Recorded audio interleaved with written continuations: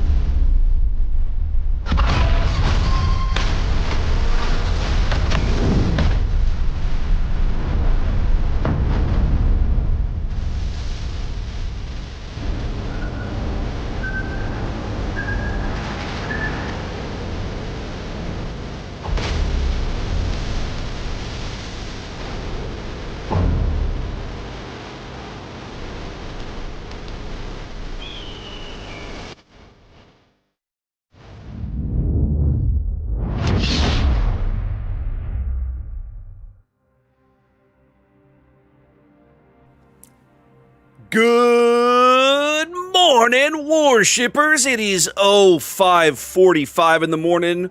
What does the O stand for, Zath? Oh my God, it's early. Why am I here? Oh my God, why am I up this fucking early? That's exactly right. Oh, Welcome Jesus. in, ladies and gentlemen. It's day Yeah, three. seriously. Day three of the international bracket here of King of the Sea. And now, Zath, things get real, don't they? Oh my goodness, do they get real indeed? Yes. What makes it get so real, Mr. Raptor? Well, we've had 32 teams enter this field, 16 remain, and now every single match is single elimination. For years, it feels like we've been doing these double elimination brackets in international play, and we are kind of going back to our roots, as it were. Now, it's a double-edged sword. I always say double-edged sword. It's good and bad, right? Up to this point... Good and bad. It's good and bad, yeah. Up to this point, all of the matches you have seen in international play have been best of three. Today, that ends. Everything from here on out is best of five. Now, there's good things to that, is that, you know, you and I have cast a lot of best of fives over the years, and you and I both know how possible it is for a team to have back-to-back bad games and still win a match. We've seen it countless times. That's right.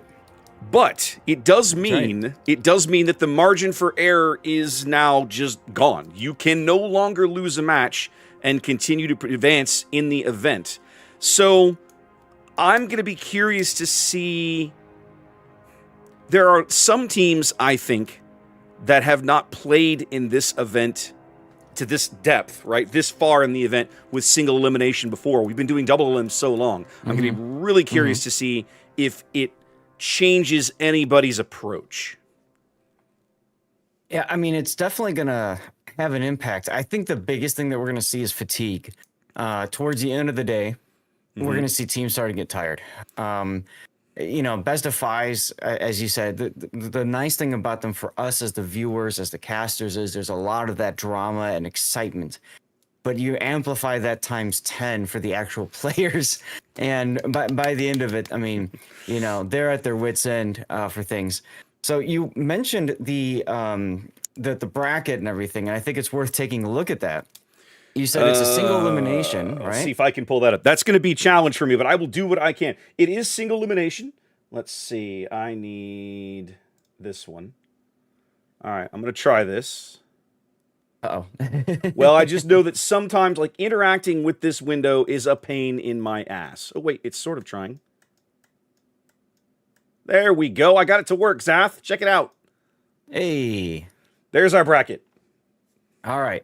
So because it's single elimination, you'll note that the teams basically are going to work their way down. And today, what we're bringing you is essentially round 1 and round 2, and that's going to be it. Tomorrow will be round 3 and then round 4. Round 4, of course, being the third, fourth place battles, and then the grand final.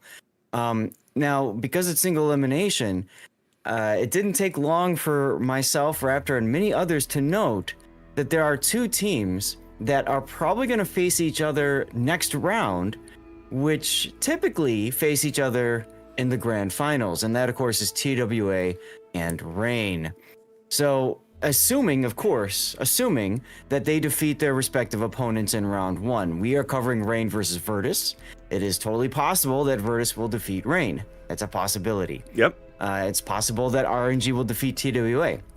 However, it's important to highlight that the chances are Reign and TWA, if they fight each other, it will only be in round 2. And once that's done, one of them is out of the tournament. They don't have a shot at anything. They don't even get any money because the prize pool is limited to teams 1 through 4. Bingo. Oops. Yep.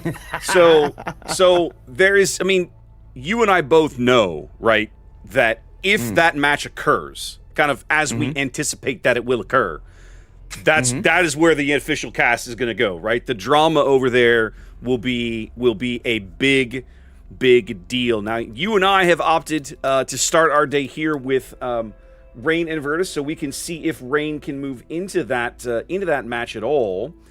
After that, we're going to be moving to presumably moving to Tivat and Eris. Now, let's talk briefly about the schedule, okay? Because the starts are staggered, which means that we're starting with Reign and Virtus, and then we're going to stay through this match through its entirety. If it goes all 5 games, you will see all 5 games. What that does mean, though, is that we will be missing some of the games of our next scheduled match, which is Tivat and Eris. Now, Tivat is the China number 1 team? China's number 1 team, that is correct. Cian's number 1 seed, and we have not seen them yet, but they have been playing exceptionally well. I'm really curious to see that match. So I'm going to say something that I don't normally say, Zath. There's a small part of me that hopes this match doesn't go to 5 games, because I'd love to see those guys. But we will see. Well, we will absolutely see. With all due respect to Virtus, when we were choosing matches, one of the things that I thought about is what's the best likelihood of going 3-0? And that would probably be TWA versus RNG or Reign versus Virtus. Again, all due respect to the teams they're competing against, but Reign looked extremely strong last weekend. They look good. Virtus has got their work cut out for them here, right? I mean, exactly. Reign and TWA are essentially the EU powerhouses in the tournament and have been for a number of years now. And that's not to say they're undefeated and they win everything, but they win let's say a disproportionate amount of these kinds of events. So, coming in that kind of pedigree, you have to be you're certainly cognizant of who you're up against. I don't know, is that intimidating to climb into a training room with somebody with that kind of tournament pedigree, knowing that you're about to push the battle button? In a single elimination, hell yes. In a double elimination, whatever. Okay, whatever. We already know we're probably going to lose this one. Let's focus on who our opponent's going to be. Let's watch what they do in the bracket. But because it's single elimination, we just pulled Reign. That's the exact response. Probably. I'm willing to bet from most of the Virtus team members, and I'm sure RNG might have said the same thing when they saw TWA. So when we were looking at this, Raptor and I said we want to cast an NA team. Well, there's only 2 right now. That's Resin and Virtus. And the reason for that is last weekend during the Swiss stage, those were the only 2 NA teams out of 8 who managed to win 3 of their 5 best-of-3 matches. Okay? All the other ones lost 3 of them, and therefore were eliminated. On the EU side, there were 6 teams that managed to win 3 of their best-of-3 matches. Okay? And then Asia 4 and China 4. So at least those are even. The disparity is once again EU and NA, as it always has been. It always seems to be. Yes. So we wanted to cover either Resin or Virtus to start. We originally signed up for Resin YYUT, and of course, then there's a fun checkbox next to the EN cast. Going to be doing that one. So immediately I said, nope, pulled an audible, switches over to the other one. And I even sent a fun little meme to Raptor saying, "Mark safe from World of Warships official." He messages me in a frenzy. He's like, "I saw they picked our match for official. I bailed us out of there instantly." I was like, "Okay, cool, Yep. good job." Yep. the funny thing, I think it was I can't remember if it was with you or Puddin when I was doing a final for, I think it was Warship Masters, and we saw like the cast like check the box, and immediately like the streamer signed up next to it just cleared out. I think it was you and I. I think it was this year or last year, because you and I have done the last 2 WMIs, and I'm with you. Like as soon as that checkbox, everybody was like, nope. Like turning on a light in a room full of roaches, man. Everybody just ran. It was really funny. You know. So if TWA and Rain progresses into round 2, the Wargaming official cast has grabbed that one, as well as quite frankly quite a few other streamers. So we will be holding off on that. And just so you all understand, the reason for that is simple. The Wargaming official cast is the only entity short of the adjudicators, organizers of the tournament that can delay the start of a game. Yeah. Sorry, guys, we're not ready talking about what you just saw 30 minutes ago. Yeah. You have to wait more. Yeah, the official cast usually the official cast usually will drag a match out by at least 10 minutes, sometimes a little longer. I don't mean in between games. I mean over the total course of a match. Just because this is best of 5. It's best of 5. It's even longer. Just you know, they have their procedures and show that they're going through. They almost always will do a complete walkthrough of the game render, the replay of the game you just watched. And there are times that's valuable, but they do it kind of as a matter of routine. And it just means that sometimes these teams in between games are ready in, you know, they can queue up again in 3 or 4 minutes. Officially, they have 10 minutes in between games. It is 10, right? I think it's 10. Yes. Yeah. Yes, they have up to 10 minutes between games, and then they have the forfeit timer. Right. But in general, most teams, once you get into a match, 5 to 7 minutes is pretty typical, right? But the official cast will use the entire 10 minutes. Like they and it's you know, they're there for entertainment. It's a production, and so they're making sure that you, the viewer, are entertained. But it does slow the whole process down. It's their tournament. They've bought the rights to King of the Sea. Baby. They own this. It's their show. They can do whatever they want. You do you, boo.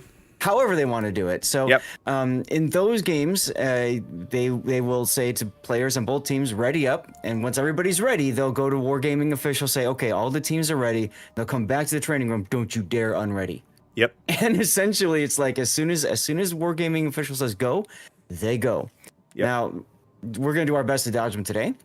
That will be pretty much impossible tomorrow. We will have one possible way to dodge them at the start, and then from there we're hitching a ride to this train, and we're just following it wherever it goes. So we'll have to see how that plays out. Real quick, because I see teams are readying up with 2 minutes to go. We do have drops today. Want to make sure everybody is aware of that. You have to watch for, I don't remember the exact amount of time, if it's 90 minutes or whatnot. I'm already getting progress on mine. Hold on a minute. Today only. Today only. Yeah. I thought it was 2 hours today. I'm looking at mine right now on Twitch, and it says 1 hour 30 minutes. Okay. So, but there was one of the ones in one of these days was 2 hours. But yes, so today you have 90-minute drops with your 1% chance at a Marceau and your 99% chance at something else. And then of course tomorrow everybody gets the mission for the fancy camo for Cristoforo Colombo Zath.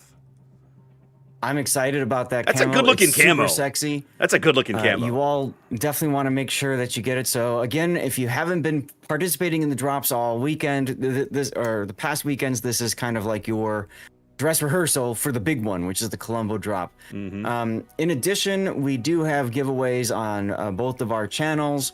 Raptor, you do yours on Discord. I do mine on my Twitch channel. Same kind of deal. You just have to be on Raptor's Discord paying attention, or on my channel paying attention, and that's it. Just follow, do the things, and we appreciate you guys for being here. Yep, appreciate you guys tuning in and hanging with us today rather than hanging out with the official cast. We will do our best to bring you matches that they are not covering, just to maximize the amount of warships you can watch, right? The more games that get covered, the better it is for everybody in my mind, just because there's always something interesting going on in almost any given game.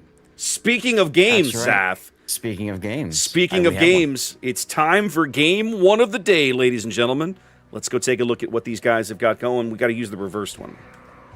Yep. Starting on the reversed. Oh, cool. I think I got the fun bug.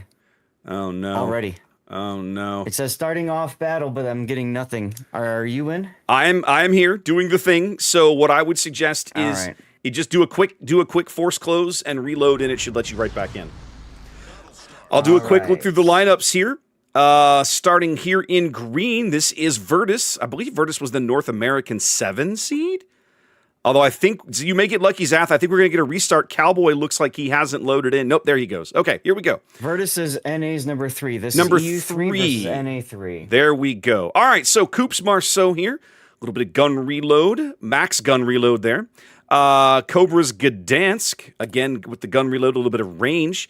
Cowboys Shimakaze. Max Super Mega Max Ultra torpedo reload build. We got a 4 cruiser lineup here for Virtus. This is Lights Napoli, the secondary build you would sort of expect, I think, in this situation.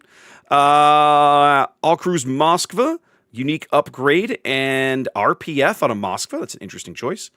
Let's look at the remaining cruisers. Another Moskva. This is Man with an RX-7. Again, unique upgrade. He's going top grade gunner, though. And then over here, headed towards the far western flank, this is Holsch's San Martin, RPF, and radar, and all the shenanigans that come with a San Martin. Double battleship. This is Black Ribbon's Bungo. We saw Black Ribbon have some amazing work last weekend in his Vermont, but here in a Bungo here to start game 1. And Danny Loves' Ruggiero de Loria, all the way back here, headed over towards the sea flank. Going to have some early action here around the BCAT. Did you get back in? I'm back in. So on the south, we've got Lulu and the Gdansk about to run into Coops Marceau. Yep. And Cobra's Gdansk as well. So he's doing the smoke and radar trick. Just built for your typical gun and range. We got the Sheep's Shimakaze, pretty much the same idea, full torpedo spec heading towards the decap with John the Ruthless's Ragnar behind in tow. And Lucar's Marseille, who's already using main battery reload booster to try to get as much damage in on these early spots as possible. Gang Barang smoking himself up in the unique upgrade Venezia, doing the same thing. I like that play. Get the shots in, but also make sure you don't take damage in return. That's right. That was Cobra getting some big hits there. I think that was Gang Barang's Sap Salvo. I think it was. Deepest Dungeon is in a unique upgrade Yamato. I don't think I've seen a Yamato the entire duration of this tournament so far. Yeah, I agree. Wow. We got 4 amazing and a Moskva unique upgrade. And note the slot 5, instead of concealment module, going for the extra consumable duration so that the radar lasts even longer, the heal lasts even longer, DCP, you get the idea, and Hydro. That's kind of neat. We got McDastard's Big Something in the Ohio. Typical build for Ohio. And then finally, Malamu all the way on the one line in a San Martin.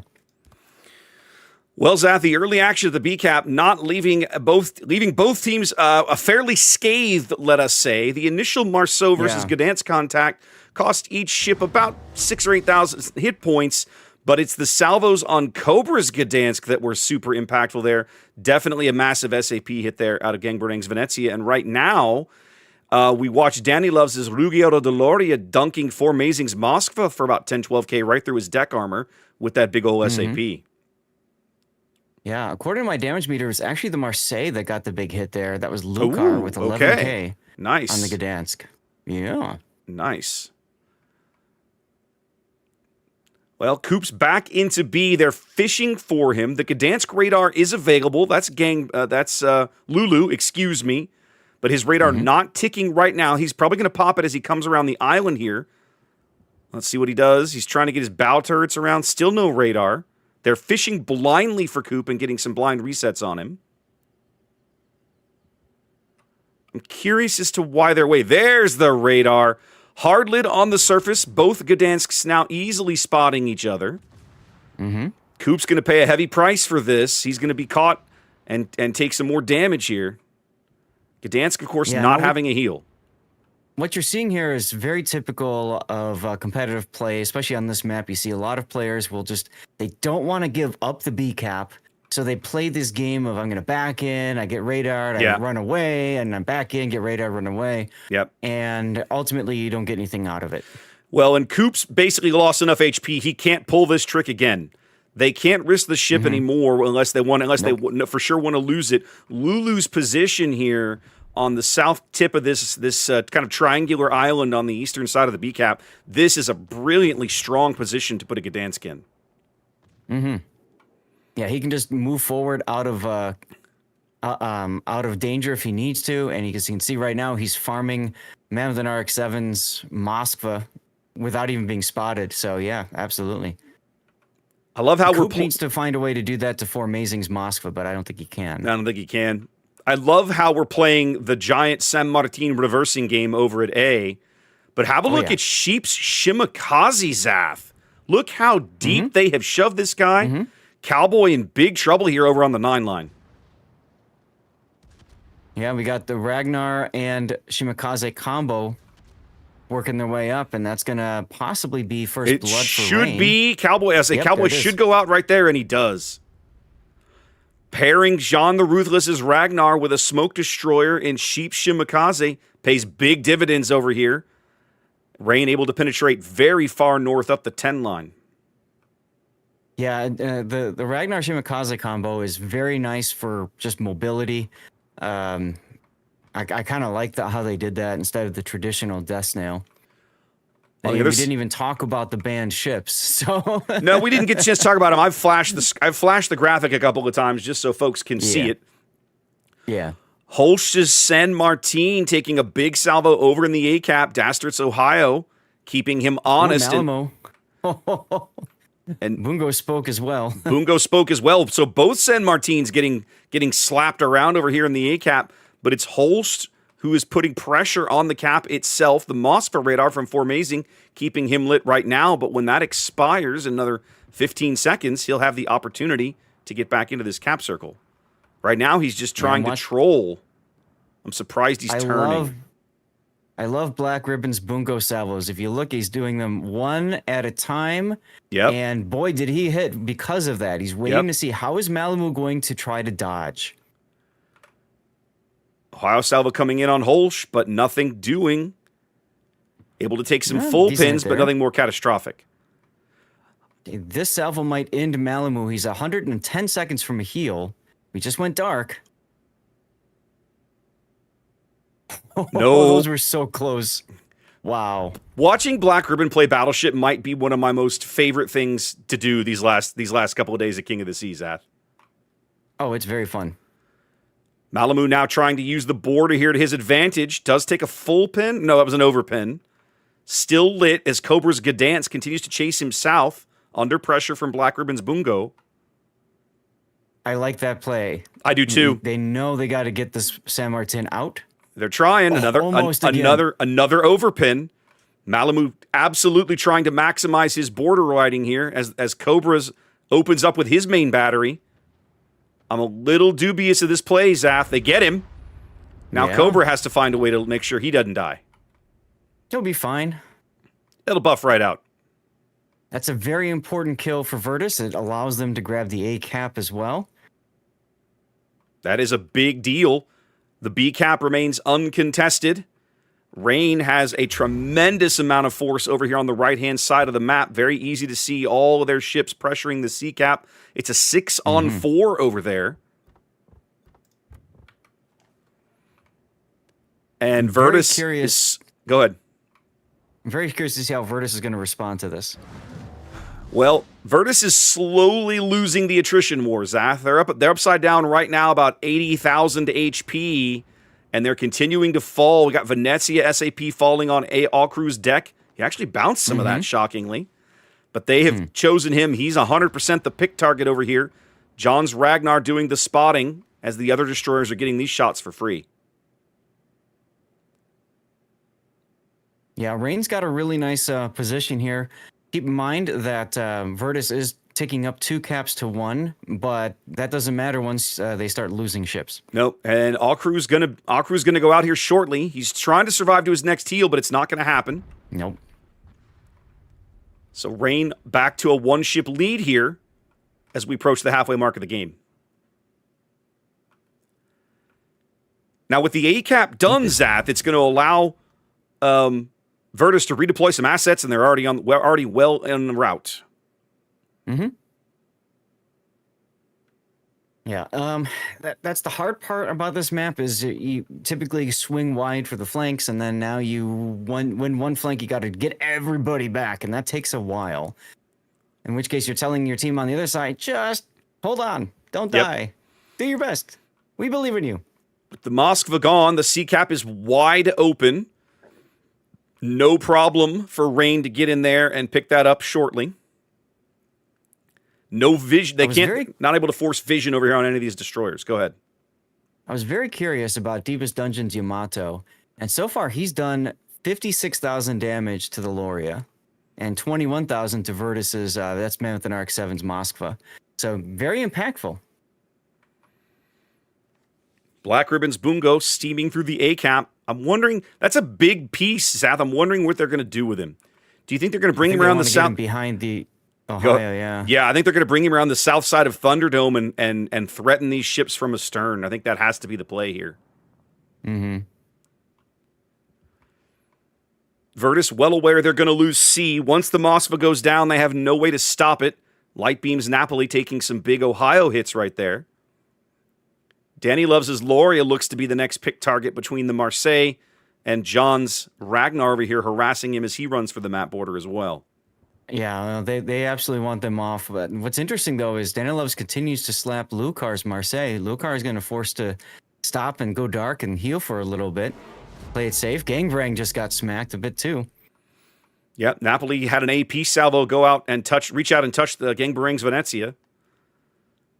The health gap has now increased all the way out to about 100K. They know exactly where Holsch's San Martin is as the Yamato gets some shells into him right there. Dunks him a little bit. Stern turret's inbound. Overpens. Mm-hmm. Cobra is taken now on radar. And Black Ribbon as well. There goes the Loria. We knew that was coming. Coop caught on radar now. Coop was coming. I'm not sure where he was going, but he's caught on Moskva radar now. Gdansk torpedoes coming in astern of the Moskva and the Ohio. That's a pretty good salvo. He does land about 4 or 5 of those. That's a very good salvo. Good damage. Not catastrophic damage, but useful damage. Now Coop just open watering here. He might as well. He's on radar anyway. Curious what they're trying to do with Holsch's San Martin, because I feel like he's a little bit too far exposed right now. He definitely was. The Yamato made him pay for it for sure. Well, here comes the next Yamato salvo. Well, I was going to say, as RX-7 now takes an AP salvo, I think from the Marseille. He's trying to give back as well. The Bungo now making his move. Here comes Black Ribbon. Yeah, we got to follow these shells. Dastard knowing exactly where to put those shells, getting good overpins through the bow as the Bungo speaks.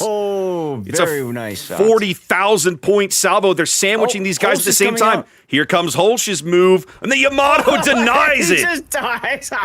The Yamato just says, no, those are my teammates, sir. Nope, you ain't getting that. Are you not entertained, ladies and gentlemen? Wow. Rain was ready for that play. Amazing's Moskva now in a bit of a pickle here. Got to probably try to duck into Thunderdome to preserve his ship as he gets clapped right through the stern. Really good Gdansk torpedoes coming in on Black Ribbon, but he is Japanese battleship, so not catastrophic damage there. And it's Gdansk torpedoes. The big problem though is, okay, so once this is done, Black Ribbon's dead. I mean, there's really nothing else that can be done about this. He's 100% going out here. And I don't even know if he can kill Formazing in time. Let's see. Whoa! I bet he can. Well, goodness gracious. There's a thing called the Yamato. Yeah. Which just took him down. Goodness gracious. So, It's a bloodbath, but I'll tell you what, that's a decisive one. That's a decisive one for Rain, right? Virtus is, Virtus, we're 80 seconds here from a Rain win. Virtus upside down 3 ships in the cap. They're not getting back into this game. But I say, because Man for the RX-7 is going to go down, just went down. They might get Lucar in this smoke. He's on 37 HP in there, so you know. have to believe that's going to happen. You have to believe they're going to pick him up, and there he is. But at the end of the day, this is going to end up being Rain's game. But goodness gracious, Virtus with a big play there. Moving the Boongo up and putting tons of pressure on those guys. Oh yeah, they made Rain work for this win. It's cliche to say at this point, right? But obviously the early kill on Cowboy here, way up in D9, the big play of the match, right? Because from there, the whole thing just starts to spiral out of control a little bit for Virtus. They do win the A cap, they win the entire western flank. But in the end, it's not enough here in game 1. That's right. That's right. Well, go back to our best of 5 screen, everybody. Best of 5 screen. That's right. And get prepped for our next game. Okay, let's come back to here. There we go. All right, I need to. And actually, what I might do. I'm still having an issue with my damage monitor screen, so I think I'm gonna restart. Do a quick restart, see if you can get that cleaned up. You got time. See if I can get rid of that mod. Yeah. Yeah, you got time. Yeah. Oh. Okay. Yeah, let's do that. Okay. There we go.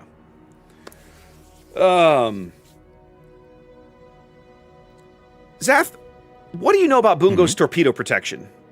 Right? We expect Japanese battleships to have really good torpedo protection, but Boongo's not really a battleship, is she? She's a battle cruiser.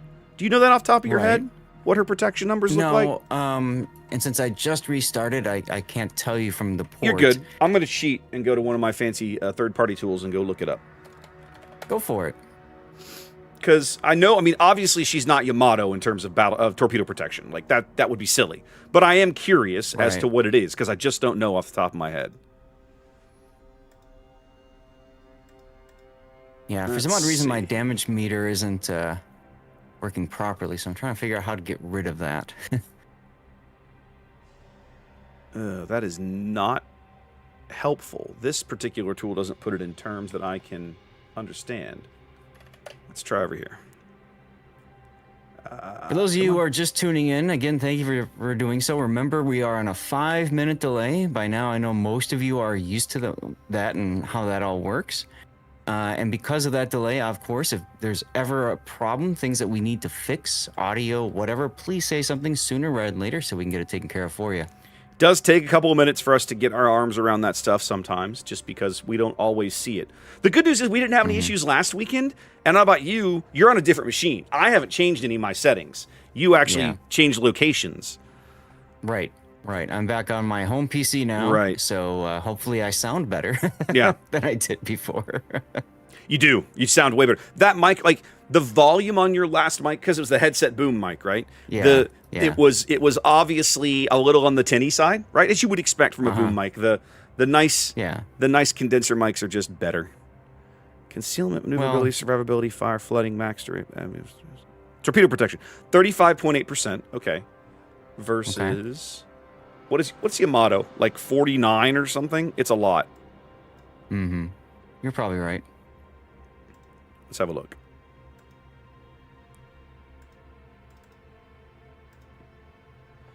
$55. Okay, it's way higher than I thought.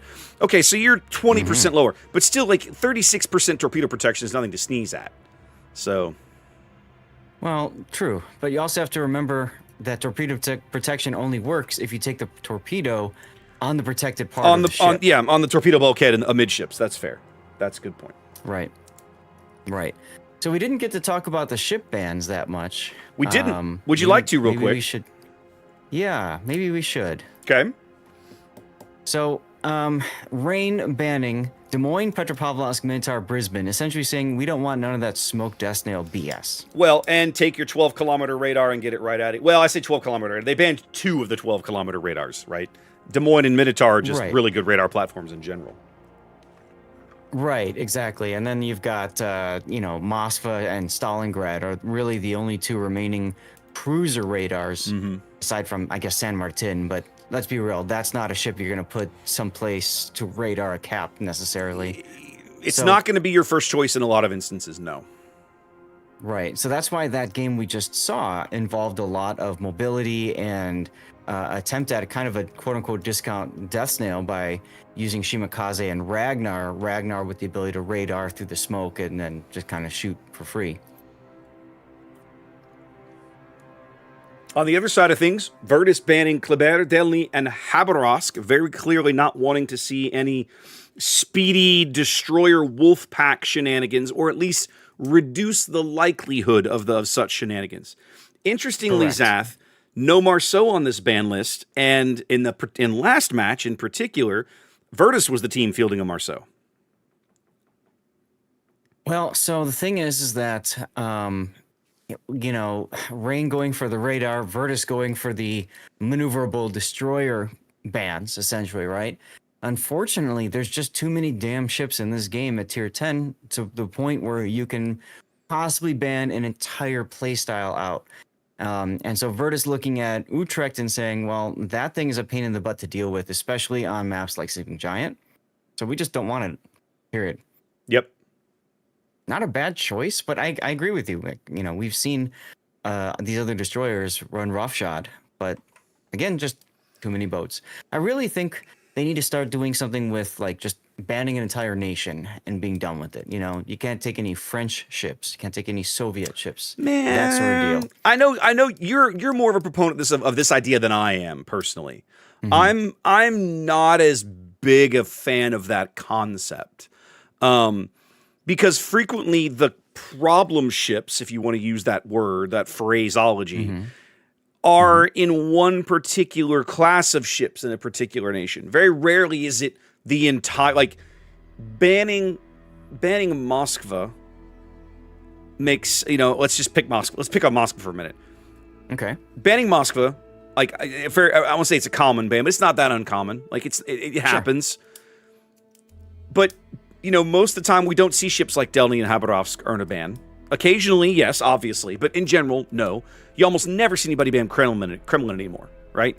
Kremlin's just a good, solid, hard-to-kill battleship. Most people know how to deal with it at this point, so it's like, why bother? So it's kind of. We did see them ban Sibir last weekend. Now, Sibir is a bit of a pickle. That's a fair point. So what your proposal is I understand it would be each team picks a nation and says, right? That's where you're thinking. Yeah. I think you would always see the Americans and then possibly the Soviets banned, and it would just be the battle of everybody else. I mean, it's a possibility, but the way I see it is with 4 ship bans plus the overall tournament bans and restrictions, that's a lot for teams to keep straight, and it's very easy to make a mistake. You're not wrong. If you ban a nation, it's a lot harder to make that mistake. Okay, I can't take any American ships. Fine. Just filter them out. Oh crap, that's an American. Yeah, you just filter them out at this pick screen so you can't even see them. You just filter out the entire nation. Now, exactly. For many, many years, we had a number of ship bans in the rules, a fairly lengthy one actually, but that list has been significantly reduced because we've seen the return of ships like Summers, who didn't used to be allowed in the event because she was a limited time thing and so on. What's left on that list, Saf? Do you remember off the top of your head? On their rules settings here? Yeah. Let's see. I gotta pull up the link collection and I'm doing the same thing here actually. I think Louisiana is on that list. I feel like Louisiana's on that list. Yeah, the hybrids are. Pretty much anything pretty much anything hybrid with a manually driven plane. Let's see. Restarts. Glossary. Banned ships. List of banned ships. Here we go. Okay, so unique upgrade Colombo. Correct. All of the tier 10 hybrids. So that's Hildebrand, Commissar, and Louisiana. Nevsky. I hadn't caught that one until this moment. But it makes sense. Yeah, everybody bans it anyway. Well, and then you saw what happened when you gave Kinimod a Nevsky. Like, you don't do that, folks. You don't. That's going to end badly for somebody. Okay. I don't even know what a Lartigue is. Adalbert is just brand new, and generally new ships are given time to settle before they're allowed in the tournament. Yes, Lartigue is a Lartigue, French excuse me. Hildebrand. Oh, so it's another hybrid. Correct. It's another hybrid. Okay. It's more gun focused than Hildebrand. Hildebrand is more plane focused. And boy, is she fun to play, by the way. Okay. All right. Well, All right. We got the next game starting. We do indeed. Why don't we head to north? Let's see. We need the main. Hey, I got in this time. Hey-o. All right, Zath. We're on north. Take us in. Talk to us. All right, so Rain up on the north end looking for Game 2 victory is bringing his Z52, the sheep, with Lutyen's. Good to That's see. a 40, John the Ruthless is 42, sir. Z42.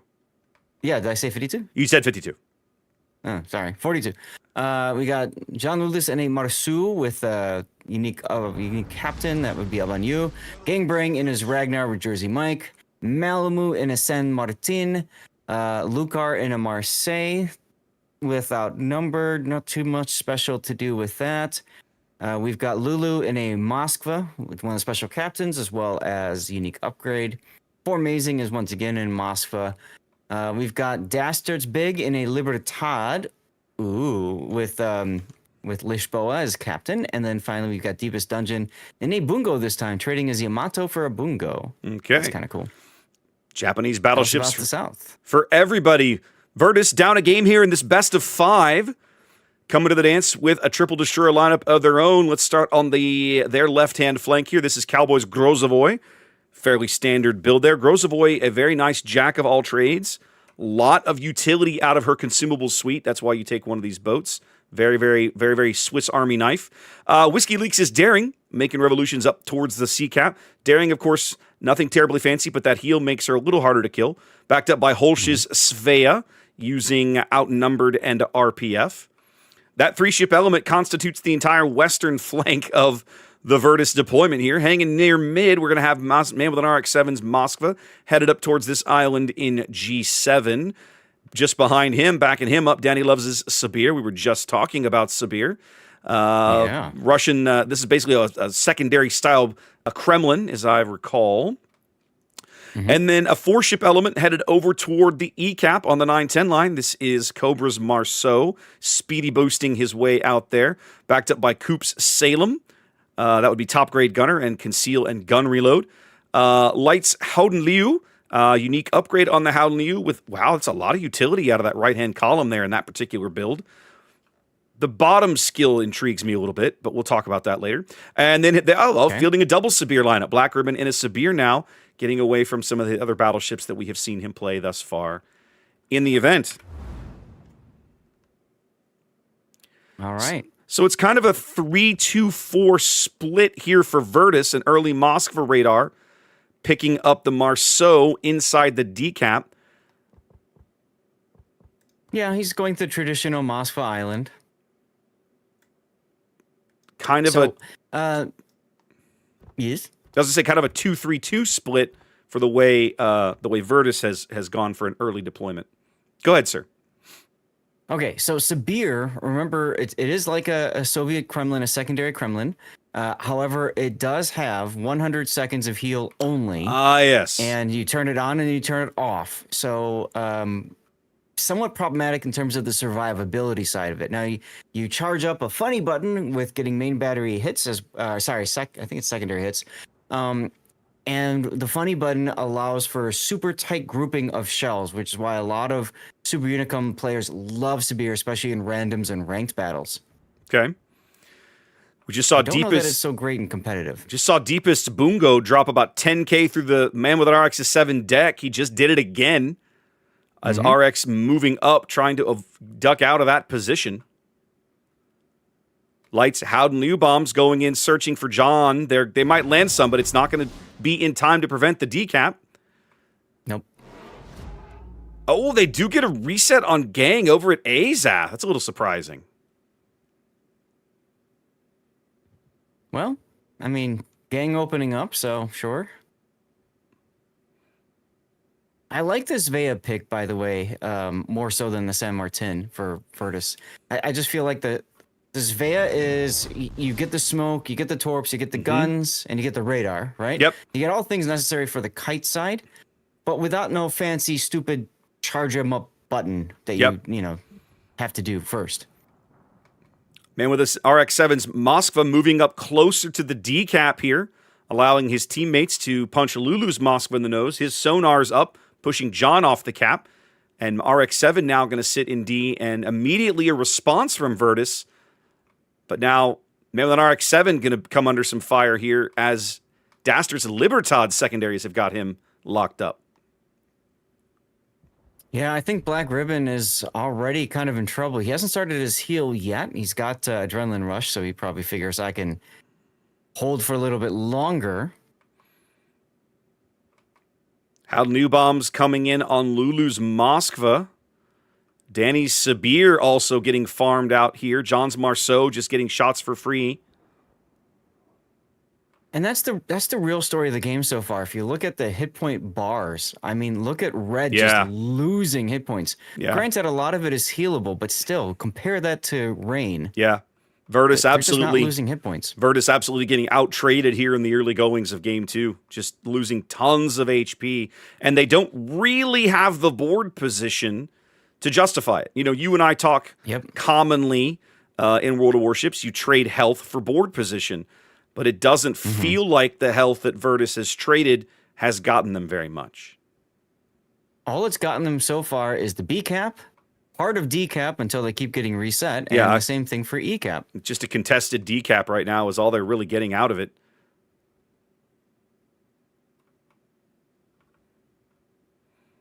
They are finally grabbing E here as Sheep has reoriented and decided, nope, we out. It's only a 15-point lead here. 6 minutes gone for Rain and Virtus. But that's going to start to whittle away now as Virtus picks up the E cap. Yeah, Sheep backing off now. Probably the smart thing to do because with so many forces at the E cap, they can just let him sit. Okay, sure, have your cap. We'll just kill the rest of your boats. Yeah. No, I think it absolutely is, Zath, because, you know, one of the things that Rain, I'll just say many of the EU teams in general do, they're very good about knowing when to cut and run, right? They're typically very reluctant to risk a ship for capture zones. And we're seeing that here. We've seen it before. We're going to see it again over the course of the day, over the course of the rest of the tournament. And usually, it's usually the right play, isn't it? Oh, absolutely, yeah. All right, a Moskva radar going up. A little info. They can see John in the gap here in the channel, threatening C as Formazing's Moskva has moved up. They have pushed RX-7 back off the D cap. He's no longer holding those points back. I'm looking over at A right now at Gangbarang getting into a little bit of a tuffle with this Vea and Grozovoy, but coming out the victor of this engagement. I love how aggressive that Holsch and Cowboy are being on this flank, Sath. This is essentially a 2v2. And the issue is in doubt, right? to use some historical phrasing here. Oh, absolutely it is. And they did a nice job of pushing Gangbarang out. I think Virtus realizing that they can't allow Rain to either redeploy forces or just hold the cap. They have to push on all sides here.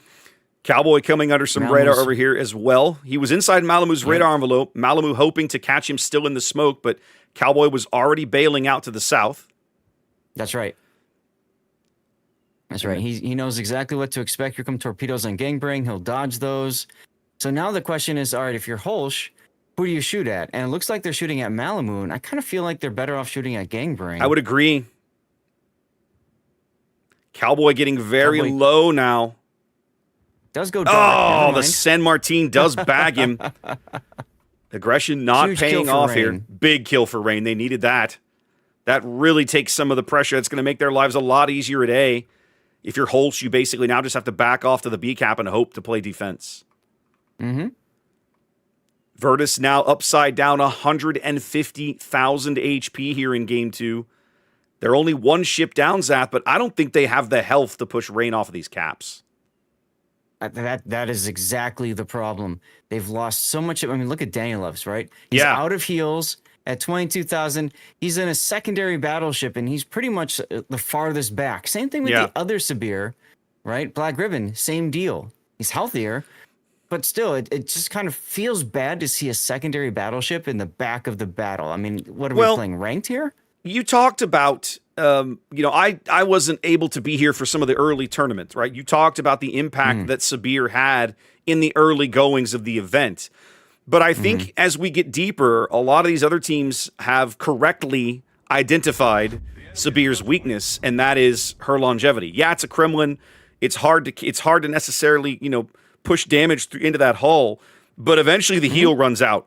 You just keep hitting it, and eventually the heal runs out. Yeah. I mean, Daniel Loves is currently burning. He's out. Yeah. Nope. No.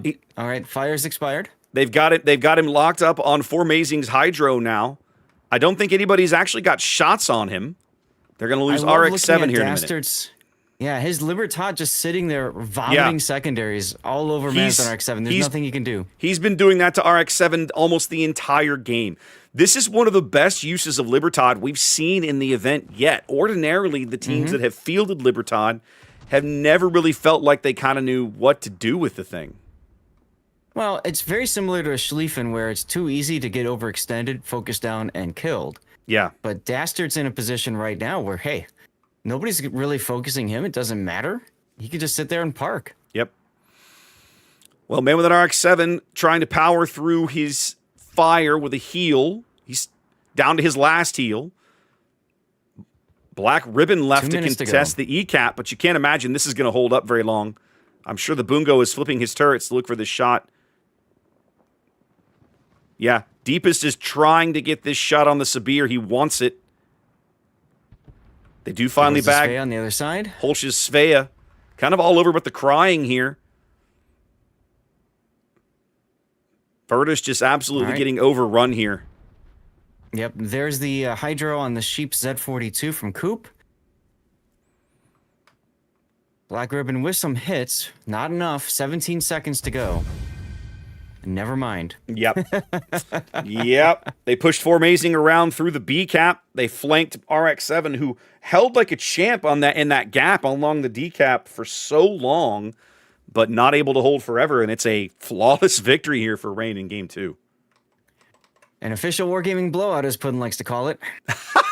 I've never heard that term before. That's hilarious. Oh, he says that all the time when we're casting together. That's so funny. Oh, goodness. Well, we have possibly as few as one more game in this series, Raptor. It is possible. We'll have to see. Best of 5. Yep, best of 5. So Rain up 2-zip as we head to Hotspot next. Yeah, a couple of corrections coming in from chat, and thank you guys for listening in 5 minutes in the past and sharing your thoughts on this. Just a reminder that the Prince Aldebert, which is the new tier 10 of the German cruiser line, it was banned not because it's new, but because there's a bit of a glitch with it that can be abused. Okay, this is not what I was thinking of then. What is it? So the glitch works where you switch ammo types quickly between like your gun and secondaries, and then if you click quickly enough, you fire all your secondaries in like a shotgun burst, and it doesn't matter like what the angle is. It's really silly. Interesting. Okay. It's really useful against ships that are barely moving. A lot of that in King of the Sea. And that's the reason. So as soon as that came out, as soon as that got kind of public knowledge, the organizers like, yeah, we don't want any of that here. So they just added it to the ban list. It was, if I remember right, not banned the first weekend, and then afterwards, it was banned for the rest. Yep. So appreciate chat bringing that to our attention. Good to know. I was also reading chat's suggestions about what to do to quote unquote fix the ban situation and all that. Okay. Some interesting ideas, Raptor. Bring it on. Let's chat. Like a white list. So in other words, only these ships can be played. Instead of a ban list, you say only these ships. Or Here's another one because I can see you don't like that idea. Yeah. Another one that I thought was interesting was it's similar to, remember the flagship system that they used for Warship Masters I before? remember. Yep. Right? You lose your ship and it's gone for the rest of the tournament. Okay. And that might be kind of interesting to see as well, up until a point when you've lost all your ships and you're still alive. Yeah, in which case, I guess you reset or something. I don't like the idea of losing it for the rest of the tournament. I like the idea of losing it for the rest of a match. I think that's reasonable. And I think that's how that rule used to work in Warship Masters was. Now, no, Warship Masters was the flagship system, tournament. was the whole tournament. You're right, but that was specific to the flagships, right? Yes. They had a list of designated ships that were flagships, and if you took one of those, great, good for you. But if you lost it, you were donezo. You couldn't take that again. The struggle with trying to enforce that in a tournament that has as many games as King of the Sea does is sooner or later, as you point out, you're down to where you just don't have anything. Now, I'll say this, as I think through the idea a little more. It does encourage you to field a roster of people who are capable of playing a lot of different things, right? In the sense of, let's look at somebody like Gangbarang, who is typically a destroyer and or cruiser kind of savant. Like, those are the things you generally see him in these events. Okay, great.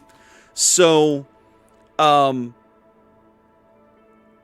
or later, he's going to lose ships, right? So, as his available roster, maybe the first few weekends you have him, maybe he's your battleship player, right?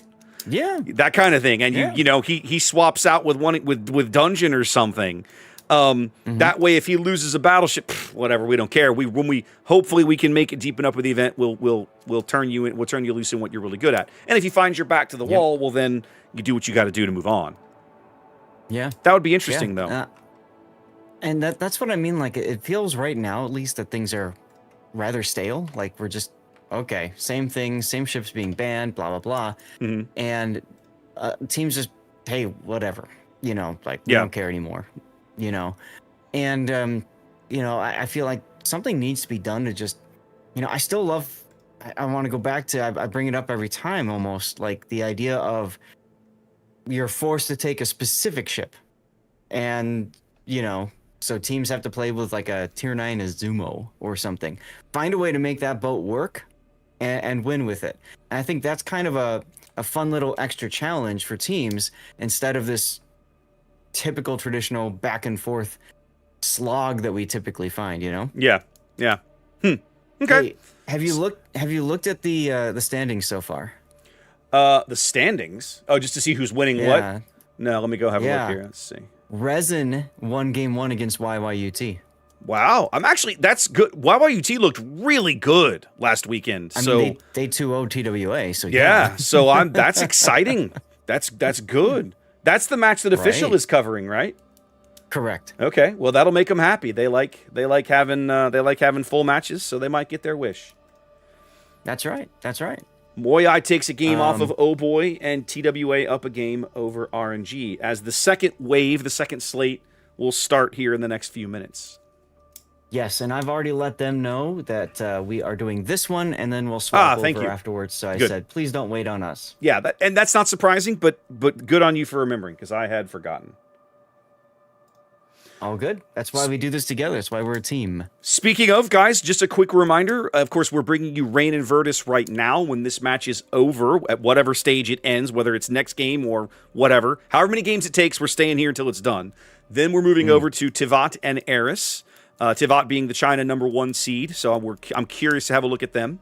And then from there, we won't know who our next two matchups are until the current round we're observing finishes, and then we'll be able to, as then the next round finishes, we'll be able to have a look at our last match of the day. But we've still got about, I'd say at least 4 more hours of coverage to bring you guys here. So stay with us and get your drops. Bring your coffee. We're all running on caffeine this morning, I think. Buckle up, everyone. Buckle up, warshippers. We're just getting started. Goodness. I miss making those intro videos. Those were fun. Oh God, me too. If it wasn't for the fact that I only had this weekend, Mhm. I almost wanted to like revoice all of them, or like just reach out to you and be Oh. like, hey, do you want to take half? I'll take half. You're you talking know? about the map intros. Yeah. I'm talking about the I know old. You go ahead. you're talking about the videos that they used to put off to excite people about the tournament as a whole. Yeah. Well, I used to make back for King of the Sea 7 and 8, and I might have done it for 9, but I haven't done it since. 9 or 10. I quit somewhere in the 9 or 10. I used to make a new intro video for every day of the North American bracket. Okay. And pass those out to anybody who wanted them. And it was a little fun thing, maybe 90 seconds or 2 minutes. And I haven't done one of those in obviously a very long time. But I always would close it, buckle up, worshippers. That was exactly what the phraseology I used to use. You triggered that memory. The good old days. The good old days. Yeah. Speaking of which, do you want to run the map intro video, or do you want to just forget about those? If you want to run one, you go right ahead. I'll be honest, I still have not watched the things. That first one you showed me just made me so angry, I have no desire to look at the rest of them. No, it's fine. I had a feeling you were going to say that, so what I did is for my intro scene, I replaced the B-roll with those map intro videos, so at least they get some coverage. That's actually not a bad idea. Or you could even run it now. It's like off to the side, right? Yeah. Just because, just as one of the tournament setups that we used to have did that. They would play the map intro video muted, like in the background, as you got prepped for the thing. I should think about that for tomorrow. That's maybe not a terrible idea. Okay. Yeah, the hard problem with that was always making it work with programming it in the Stream Helper program. So. Yeah, it's doable, but yeah, so okay, whatever, it's fine. So both teams have readied up. They're saying that they will drop in 1 minute. My watch is telling me good morning. Screw you, watch. I've been up for 2 hours and 45 minutes. I know. Already. Somebody in my chat goes, how long till the next match? I said at least 5 minutes because we haven't dropped yet and we're 5 minutes in the future. Yeah, right? If we're not back in 5 minutes, keep waiting. Exactly. All right, well, we're starting. We are indeed. We're back to the reversed again. Back to the flipped again. All right, ladies and gentlemen, game 3 inbound here. Virtus with their backs to the wall. This is their tournament.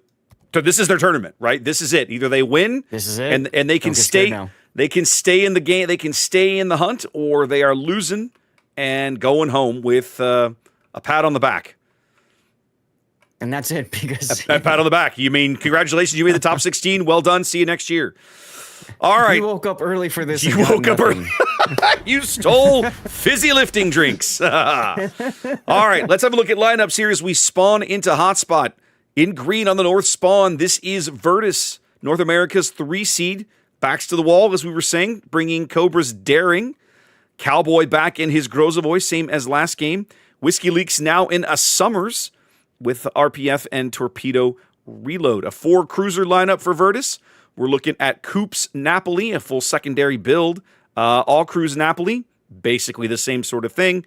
Then with an RX-7's Moskva, he's had one of my heroes of Game 2, an unfortunate losing battle there for Virtus.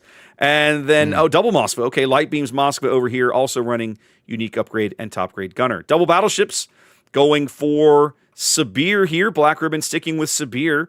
He had a little more success keeping his in the game than Danny did last time. So Danny's like, oh, you're going to farm me out? Fine. We'll go British. Yeah. And here he is in his Conqueror. To the south, Sath, talk to me about Rain.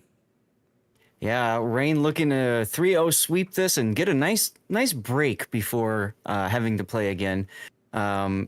They've got Gangbrang's Marceau and John Luthus's Ragnar. Interestingly enough, they're not even caring about the C cap Raptor. They're just going to looking like they're going to go straight to the B cap here. C cap was a trap, Saf. They'll come back to it later. That's right, your typical build. We got Formazing's Mosfa with Unique Upgrade. following them. Malamu as well in the Marseille. Now, he's a little bit aggressively positioned here. I'm a little bit concerned a little bit farther forward in a Marseille. Deepest Dungeon doing a more cautious advance behind the island, but Rain definitely swinging hard for the 1-2 line. On the other side, we've got another hard push from McDastard's Big in the Ohio. We got Lulu's unique upgrade, Moskva, Lucar's Svea now this time, and Gateau's Marceau. So basically, the reason I'm bringing up the hard push is typically we see teams leave 1, maybe 2 assets over on this corner. They're putting 4. Well, as I sit here and watch Rain's deployment, right, they've simply gone for a straight 5-4 split that just ignores the middle of the map completely. Like you said, they're looking at the Sea Cap. They don't care. You want it, it's yours, you can have it. And what I like about it, Zath, is it enables them to, A, pick up D, pick up B, start ticking up positive points, judge the opposing deployment. Maybe they want to push up the 2 line. Maybe they don't. But if they own the flank, Zath, and this is a very common theme as we see throughout all the years of competitive boats we've cast, if you own the map edges, sooner or later, the stuff in the middle becomes yours too. Right. And you can see, like, Dastard's Ohio stopping short of going all the way in. He wants to have shots for the middle for anything that gets spotted. We got some contact already over on the decap as Cobra was taken's daring is detected. Yep. He sussed out Gateau's Marceau briefly, which caused the Moskva's radar to come up from Lulu, and they want to push him back off this cap and get whatever damage they can get right now. Big hits there on Cobra. Wow. Yep. Cobra's going to need those heals.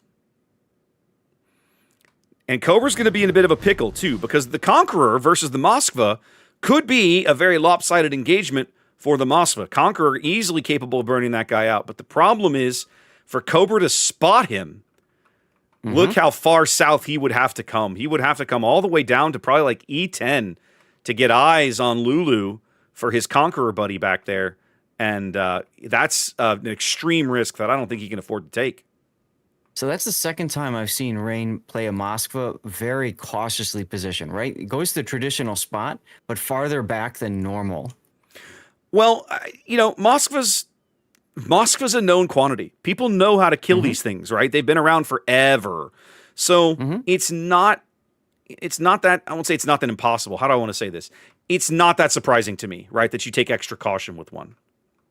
How about we take a moment and appreciate Gangbrang's position in the Marceau? Look how far north he is on the 1 line. Yeah. Doing some really, really good spotting work over here.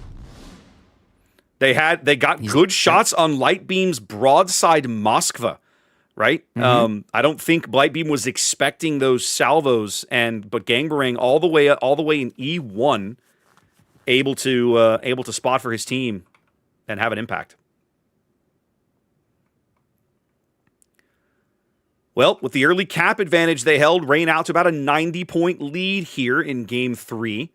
That's where we sit right now as the shots begin to be traded here. Shells begin to fall. That's right. Both teams ticking up 2 caps, so we're going to hold here for a spell until something changes or people start dying. And dying they shall. Look at Black Ribbon Sabir now moving forward. I think they might try to smoke him south with the Napoli, with Coop's Napoli. That'd be kind of fun to watch. It would be entertaining to watch, to put it lightly.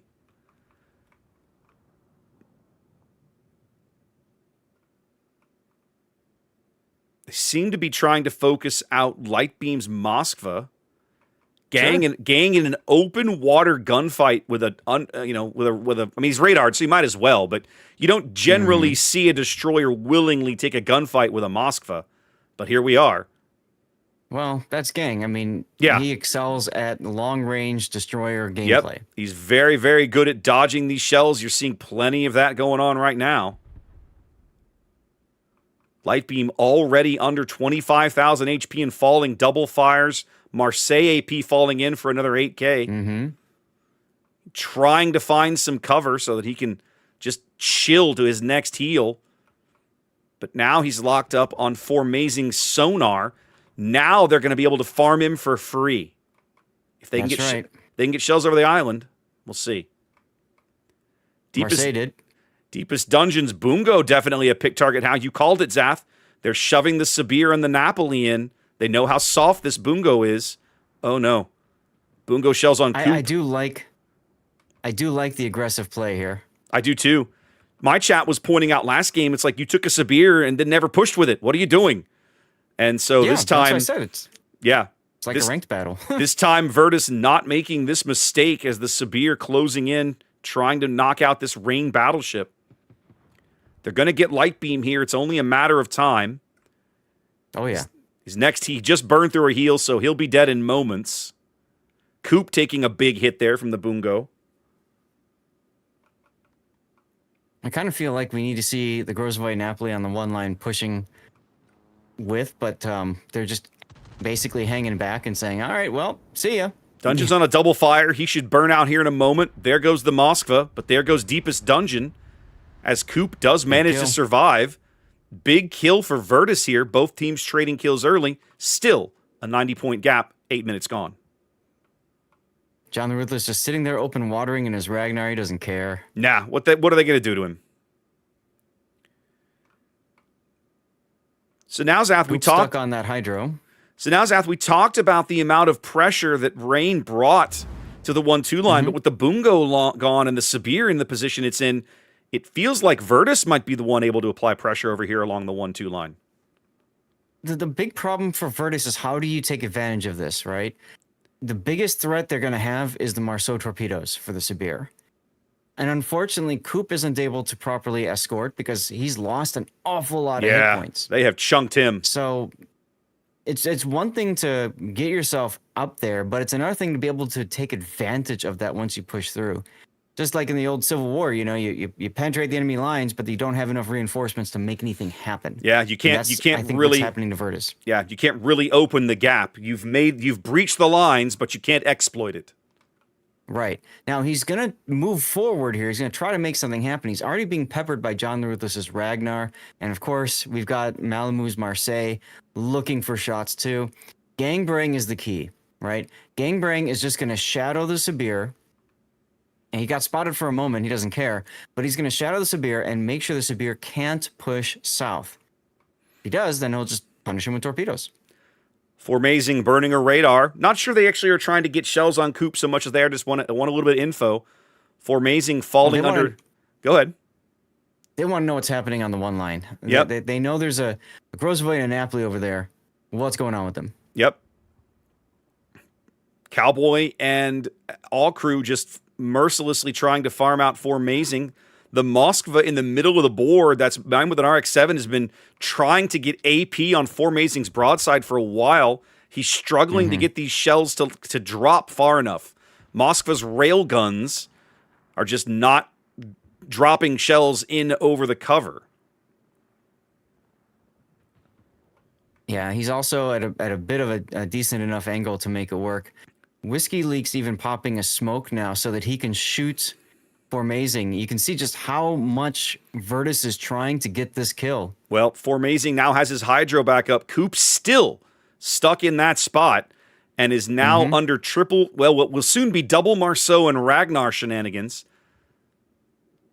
Yep. I'm surprised he's stuck around there for so long. So have I. Sitting there in the Hydro and the radar. He's finally going to pull out. He's going to burn the smoke as he escapes the Hydro. That's going to allow him to break detection. Formazing's going to be gone here in a moment. That'll be a big kill for Virtus if they can pick it up. And they do. There it is. Yep, so Coop's Inky is going to allow him to get away safely for a little bit. More importantly, I think it'll keep him from being farmed until he gets to his next heal. Black Ribbon Sabir beached himself pulling out of this spot. The smoke buying him a short reprieve. But that's it. Oh my gosh, Sad, look at A, the daring. Cobra taking his life into his hands here, touching the decap. I'm not sure I would have made this play. That seems ballsy when your team has just moved out to a 20-point lead. Why would you do this? You do it because you want to ensure that Rain can't rotate these forces. No, I He's agree. paying a very heavy penalty. That's my point. I think the timing is bad here. I like the play. If it looks like they're pulling out ships, yes, but not. You've literally just taken the lead. You had a 10-point lead, And now you might be giving it right back to them because you're out of heals. Yep, Cobra is out of heals and out of health. 116 HP, a single shell. They're going to get it. There it is. Ugh. That feels like an unforced error to me, Zath. Didn't have to die. Didn't even need to step on the cap. His team had just moved out to the lead, and now they're on the B cap. Cowboy doing good work over here. I like the idea of trying to keep these forces there. The problem is that against Rain, they're not going to let you get away with that. No. And I'll be honest, they rotated the destroyer over there out. They knew all they had to do was hold the cap, and so that's what they've done. Now, Black Ribbon out of heals. Hoops using his last heal right now. But look at Gateau and Gangbarang's Marceaus. They know this is the decisive moment. With Virtus on a 1-minute win, they have to step into B cap, and they do. They got to get on the cap. They do. It's a 40-point lead here for Rain. Virtus technically 90 seconds on the timer, still ticking up 2 caps to Rain's 1 at the moment. They can spot Gang. I'm not sure how they're spotting Gang. I think he was lit on the surface. Gang isn't the problem. It's Gateau. Gateau is very healthy. It is Gateau. My apologies. In his Marceau, and he's capping. Yeah, exactly. Now with an RX-7 needs to try to hit his shots or something, get some resets, but it doesn't look like they're going to get that.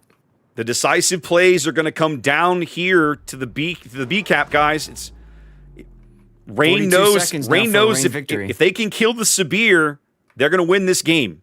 When the Sabir dies, the game will tick over, and that'll be it. Black Ribbon's got to find himself some cover. He needs to try to live long enough for his teammates to bag a kill. I don't think that's going to happen. I don't think it's going to happen. 2,700 HP.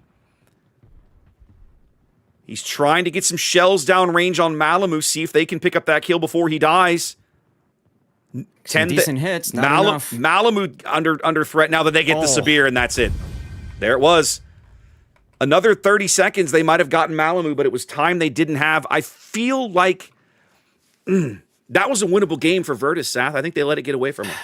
It was a very winnable game. They kited too far away from the B cap when they needed to stay, is really what did it. Yeah. And for some odd reason, they sent their Sabir down in front of everything else instead of, okay, Napoli goes, right? That was Coops Napoli making the play there. The biggest problem, though, is allowing Gateau to just go in there, walk right in, grab the cap. Hey, fantastic victory, a 3-0 sweep by Rain. Wow.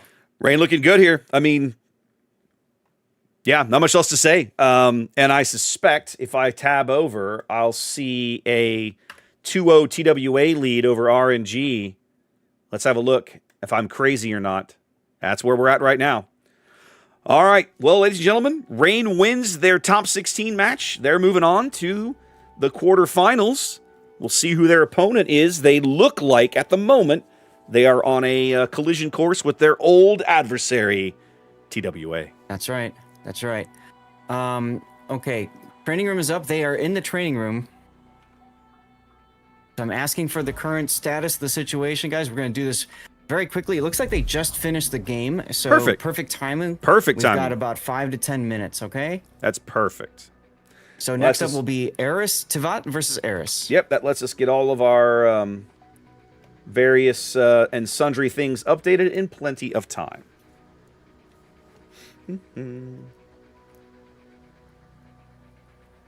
Okay. All right. Eris won game 1. Okay. So that was, okay. We're going to North now.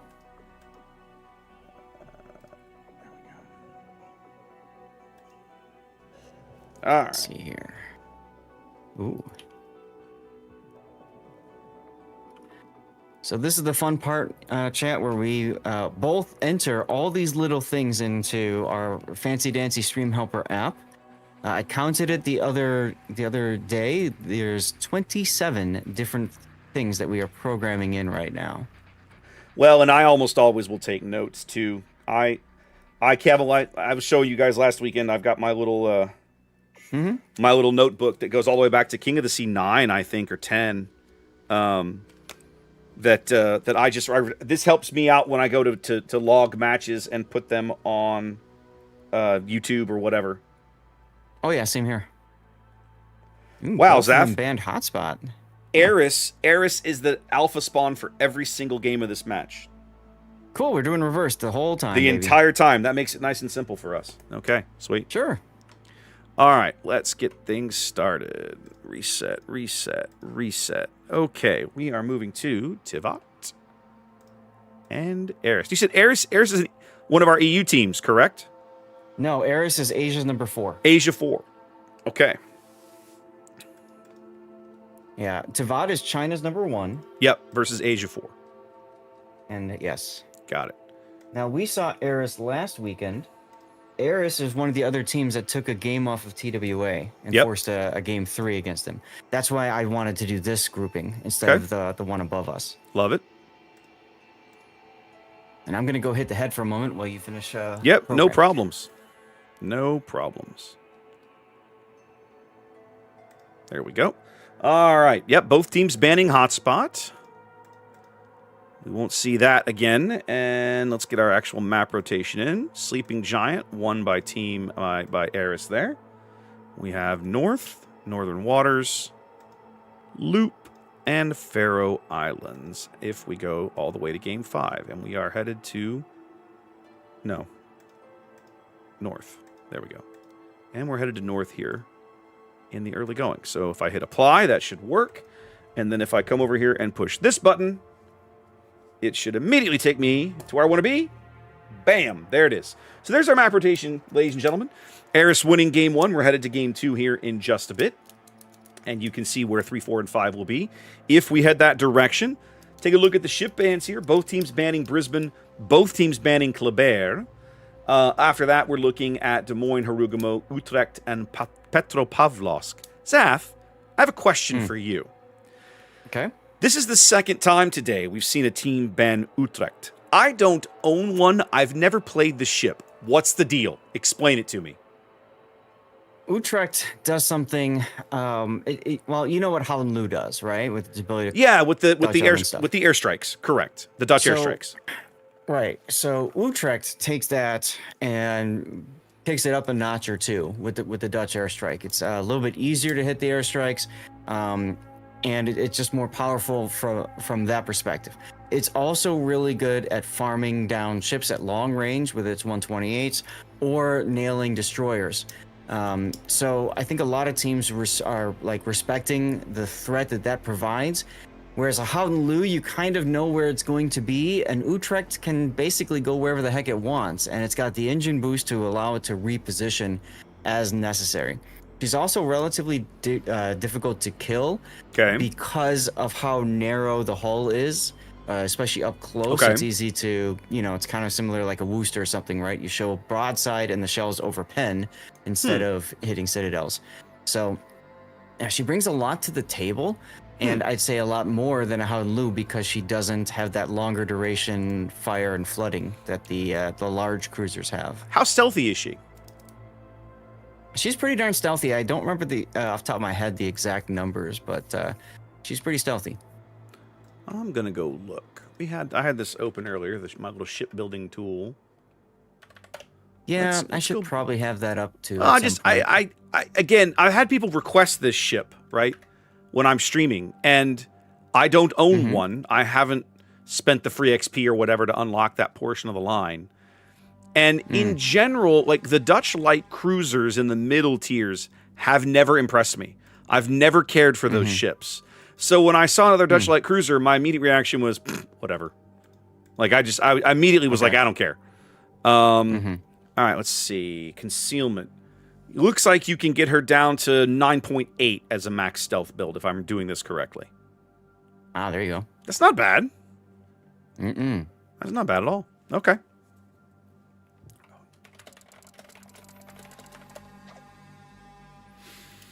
I love how the adjudicators that run the training rooms will always ask us, like, you guys ready? And I'm like, guys, don't wait on us. Like, never hold a match for us. Yeah, it is nice of them to consider it, but I'm with you right there. All right. Well, match 2 of the day, indeed. Match 2 of the day, ladies and gentlemen. We're game in here. Of course, we missed game 1 to bring you the conclusion of the previous match. Eris, as we were noting before the game, is the Asia number 4 seed.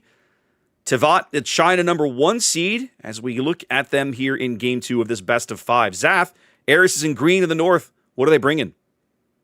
Yeah, they have Smolin, the first time seeing that today. Delny, there's your favorite iced tea. Remember him from before? Oh, yeah. Yeah, we got Marseille. Mosfa, unique upgrade. Another Marseille. Another Marseille. Wow. 3 Marseilles, Raptor. Hon. Intensifies, except one of them's not bringing a special captain. We got RBQ Yamato's Napoli with secondary plus primaries. We got Prey Q's Ohio and BYF's Sabir. Once again with the Sabir Raptor. We'll have to see how that plays out. Nothing too special with their builds. Yeah. Prey Q going for secondary range, but not manual secondary is an interesting choice there. It's in Ohio, but yeah. I don't know. All right. Tivat opting for a double destroyer lineup of their own on a map this big. I'm curious to see 5 caps, only 2 destroyers on each team. That's going to play this match very differently than some of the looks of North that we've seen up to this point. I think we're going to see a lot of aggression here. Yep. Our first look, at least you and I, our first look at Tivat this tournament, fielding a Marceau Polo King. Polo King. There it is. I got it. Aha. Headed over here towards the east, backed up by a bunch of Marseilles of his own. That's Dr. News Marseille, Gun Reload Top Grade Gunner, and Call CB, Gun Reload, but RPF on his Marseille. That's an interesting choice. Forever's Kremlin behind them. Much more of a survivability build, but also packing the AP skill. 3 ships kind of hanging mid. Savinkov's Stalingrad. Haven't seen that one very much lately, but there she is. 830's Sibir. There's another full secondary Sibir build. James Wu's Ragnar headed towards the bottom end of C. And over here making revolutions towards the the B cap. That would be Dasuki's Svea and Yang Yang's San Martin. Interesting to see 2 different kiting cruisers going to the same spot. I guess they want to kite one area, but like better than just sending the one. Early info radar here from Lala's Moskva, answered by one from Savinkov's Stalingrad. So, you choose Smoland, James's Ragnar, both lit. 830's Sibir, very clearly visible, as is Prey Q's Ohio. They caught a glimpse of the Delny on the surface. The Marceau had him lit there, but the Marseille shells from Dr. New going in on one of the opposing Marseilles. Yep. So Tivat going for a more cautious approach to the ECAP, taking the Marseilles and putting them in a kiting position, and they are going to reverse into the ECAP and try to nail whatever they can. Hiding away being a stronger position in this game simply because you have the control, the ability to run away if you need to. You control the range of the engagement and possibly the opportunity to disappear. If you can hold the range open enough, you can simply stop shooting and decide, you know what? I don't want to get shot at right now, so let's just not. Speaking of getting shot at, Forever QT taking some hits there early, showing broadside to Ohio, Moskva, and now Sibir. Yep. Little bit of punishment, nothing catastrophic, but definitely noteworthy 16K early here. An answering Sibir salvo going in on BYF, not much. And it used up a DCP as well. Forever used up one of his 5 DCP charges. That could come back to haunt him later. Very well might. It's Eris who finally picks up the first cap of the game here, nearly 4 minutes in, and it's the A cap. Remember, guys, these ships now spawn along the 7-8 line. So he had to jet all the way over here, but that is our first cap of the game. Yang Yang's going to answer him with the San Martin to the south. So it's a 9-point lead early here for Eris. Barely any time gone as James Wu's Ragnar steps into the bottom end of C. It's a nice position, but I don't think he's going to be able to come away with this cap. Well, I don't think Smolin is going to take care of that. I don't think so either. He was lit on the surface. That alerted him to go ahead and pop his radar.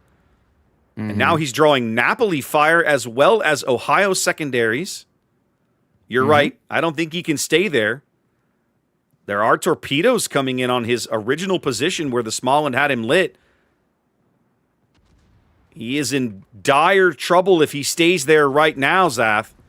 He can see them coming. He's going to speed out of there. Yeah, he's gonna run away. With his engines broken and in the situation he's in, he's just Wing out, which is the safe way to go.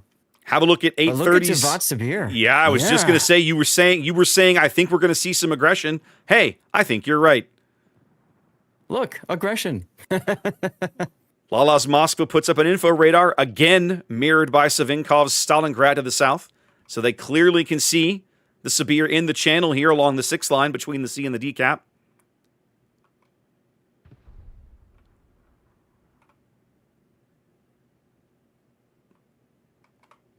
Yeah, meanwhile, both teams still vying for something at the E cap, but it looks like they've kind of both decided, we'll do something there. We'll put ships over there, but you shoot over there instead. Feels a little bit like both teams have called an audible and pulled resources away to come back for this, I guess, anticipated rumble in the middle of the board.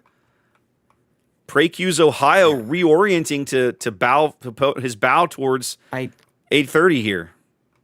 I don't like Savinkov's Stalingrad maneuvering here. He's trying. I think they wanted to put him either up the channel or pointing back in the sea, but he's giving Shikishima Mother Marseille broadside. You can't do that, so he's kind of forced to go back.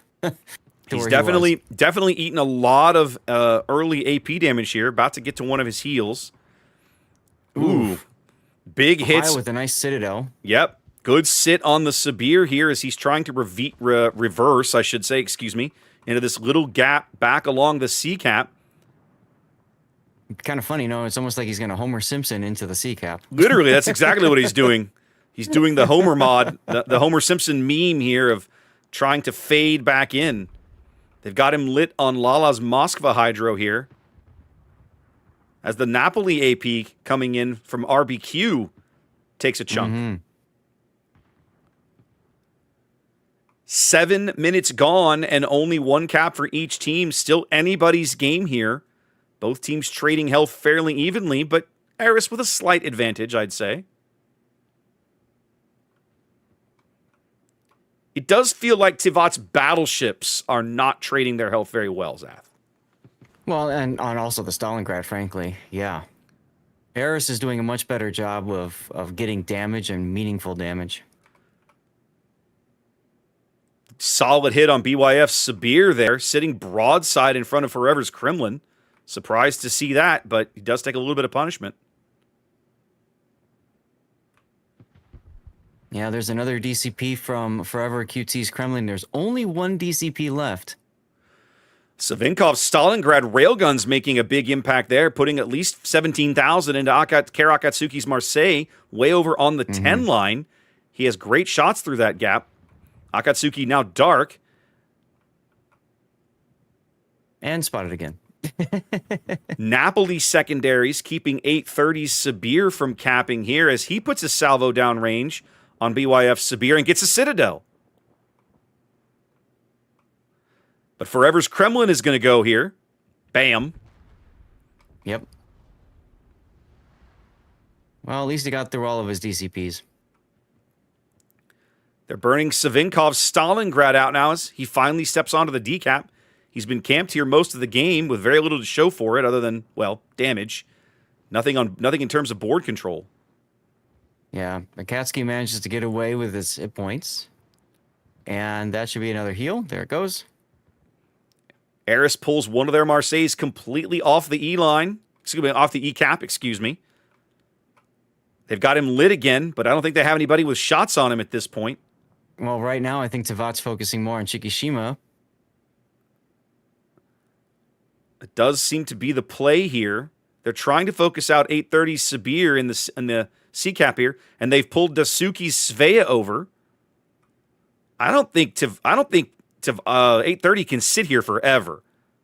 No, he definitely can't. He's tasting the small and Ramo, and they do finally back Savinkov. Yep. Akatsuki gets his revenge.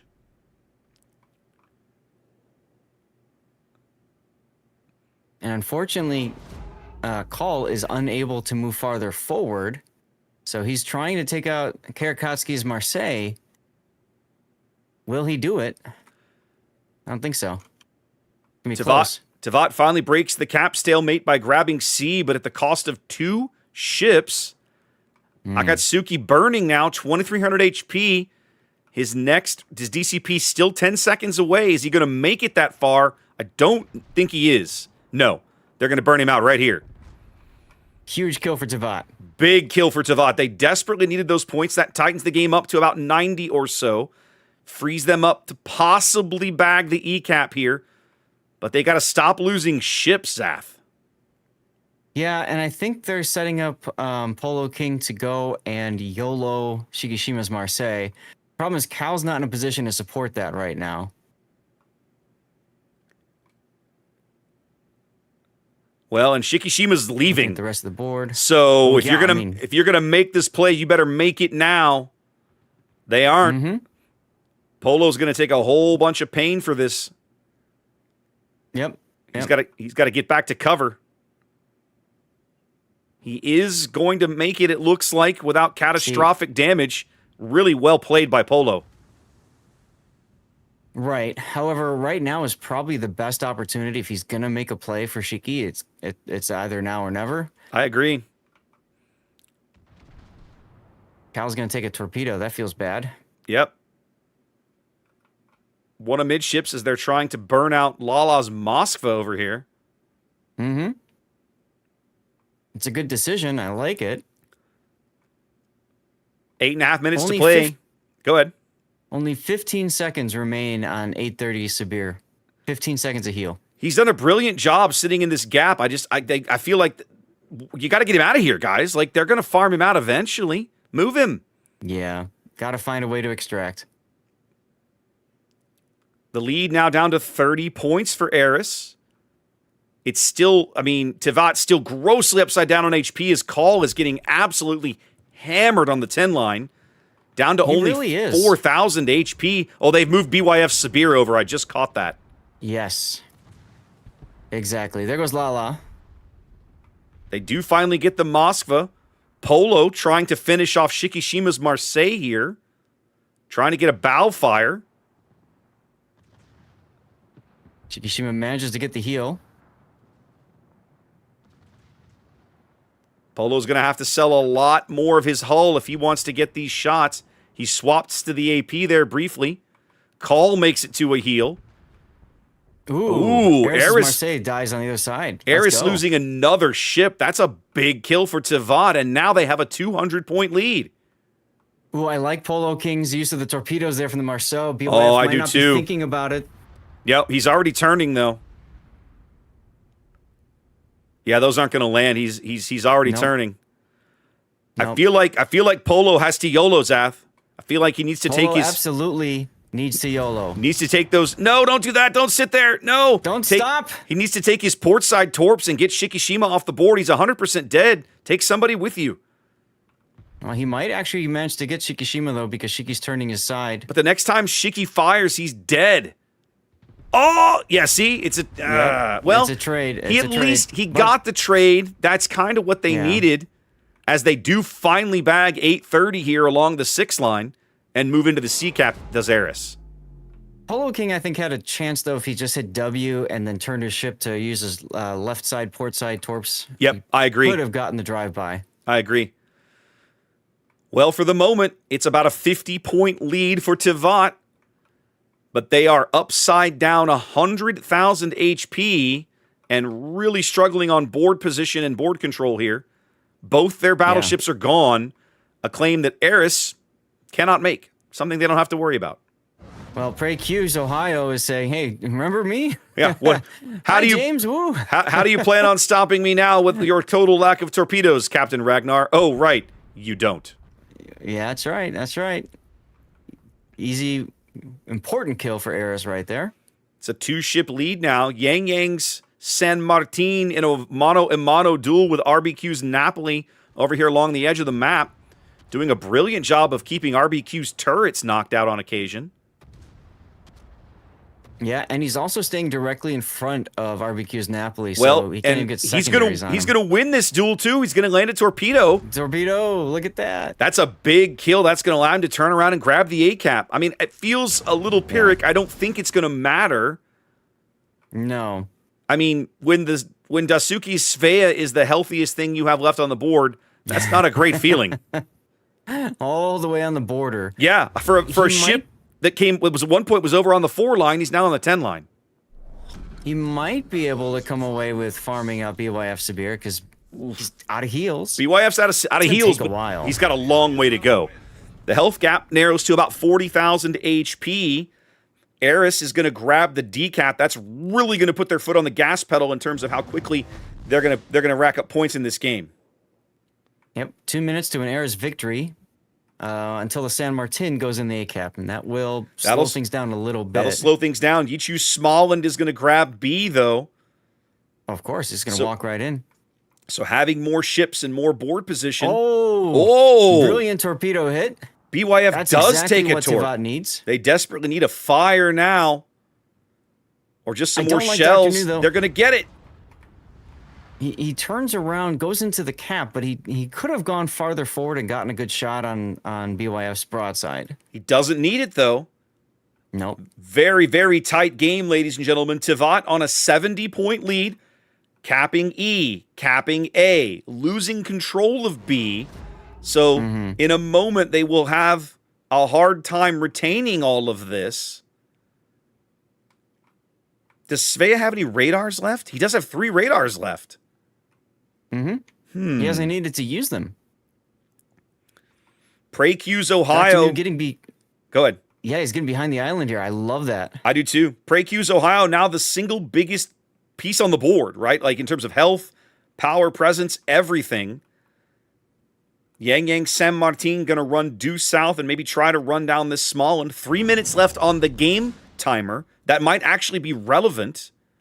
Yeah. All right, so Dr. New's going to grab the E cap. It's an important cap for Tivat, but it's not enough. Nope. Tivat has got their fingers in the dike here. 30-point lead and shrinking. 100 seconds on the game clock here for Eris. They will win in that amount of time. Yeah, Daisuke needs to, he needs to be going not there. Getting the D or something. Yichu now spotted on the surface, knows the Smallland is nearby. Does have plenty of radar. Not using one right now. He's just going to stay outside our radar range. I mean, that's the smart play, but that also means that what are you going to do? Yeah, you need those points because Yang San Martin's just going to step right onto the cap. And the Ohio is needed elsewhere.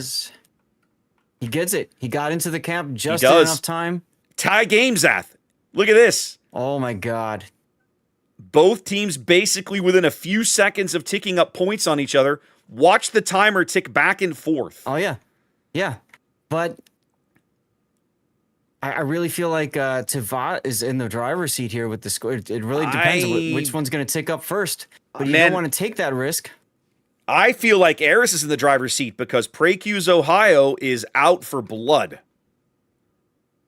Yeah, but Preq's Ohio is also spotted. So as long as the Marseille can play ring around the island, he's safe. I think the bigger question is Yang. Is Yang going to be able to kill the Smallland? He turned away. I don't like that decision. No, I don't like it either. In my book, I would have absolutely intentionally gone after this guy, close the range, force him to do something. Let's take a look on the other side at the Ohio play. Svea trying to make something happen now. Dr. New pulling forward. Why are you pulling forward? No, don't do this. He's trying to make a hero play when one may not be needed. No, and more importantly, that can get him killed. I think all he needs to do is live, although admittedly right now, because the E-cap is contested, Eris has moved out to the lead, Zath. Yes. That's the problem. They're ticking up more points. The game ends in 8 seconds with an Eris victory. Yep. And they can't stop it now. Another reason why Yang Yang needed to keep going and go for the kill. Yep, he needed to bag one of those destroyer kills, and he doesn't get it. And Eris wins the game by 16 points. Wow. Whoa! I don't think we've seen a game that tight in a long time. No. And looking at the scoreboard, ticking both ways, not knowing exactly where it's going to go. To me, that's what makes casting fun. Right? Oh yeah, you've got the question mark in there. We just don't know exactly what's going to happen.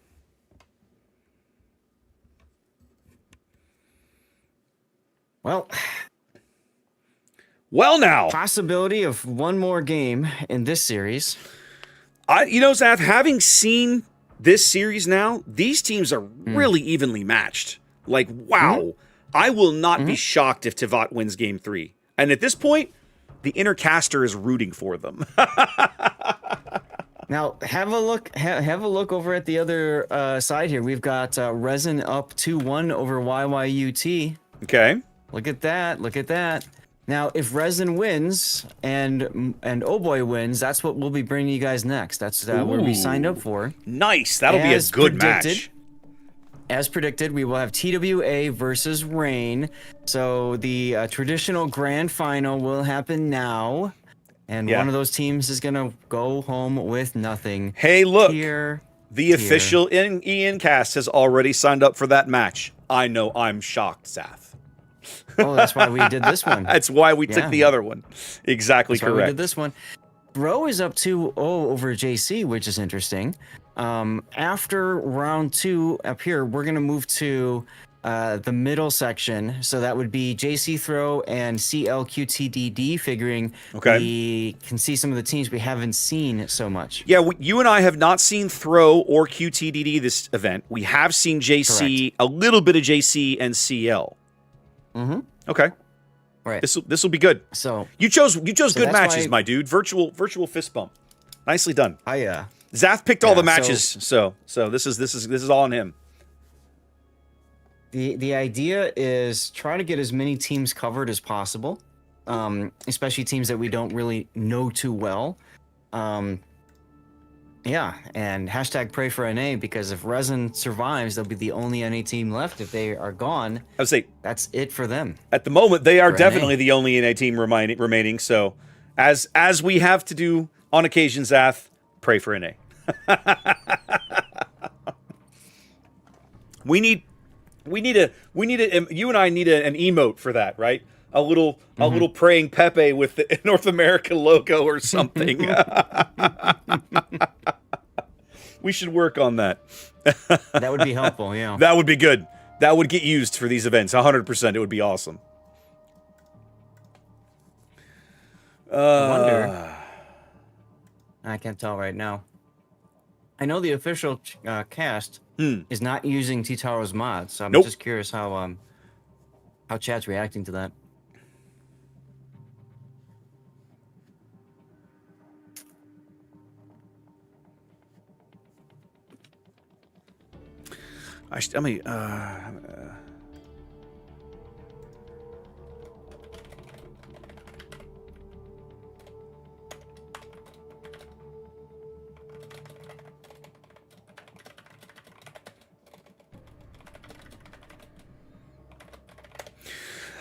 Quick note, guys. Of course, if you're watching the channel, you are still getting, you're still working on your drops for the weekend. I'll put that screen up real quick so you guys can see.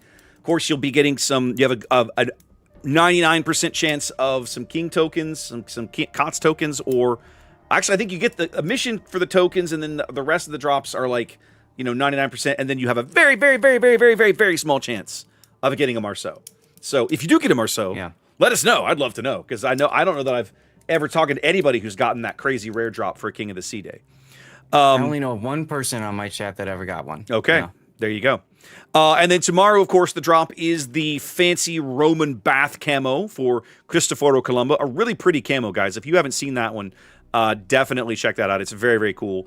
And all you got to do is come show up, hang out with us, watch about it. And it's 90 minutes today, I know. I think it's 90 minutes tomorrow as well. It might be 120 tomorrow. Wargaming wants you to earn it, so I wouldn't be surprised if it's 2 hours tomorrow. Okay. I feel like one of the days this weekend is supposed to be is 120 minutes. Let me have a quick peek and see.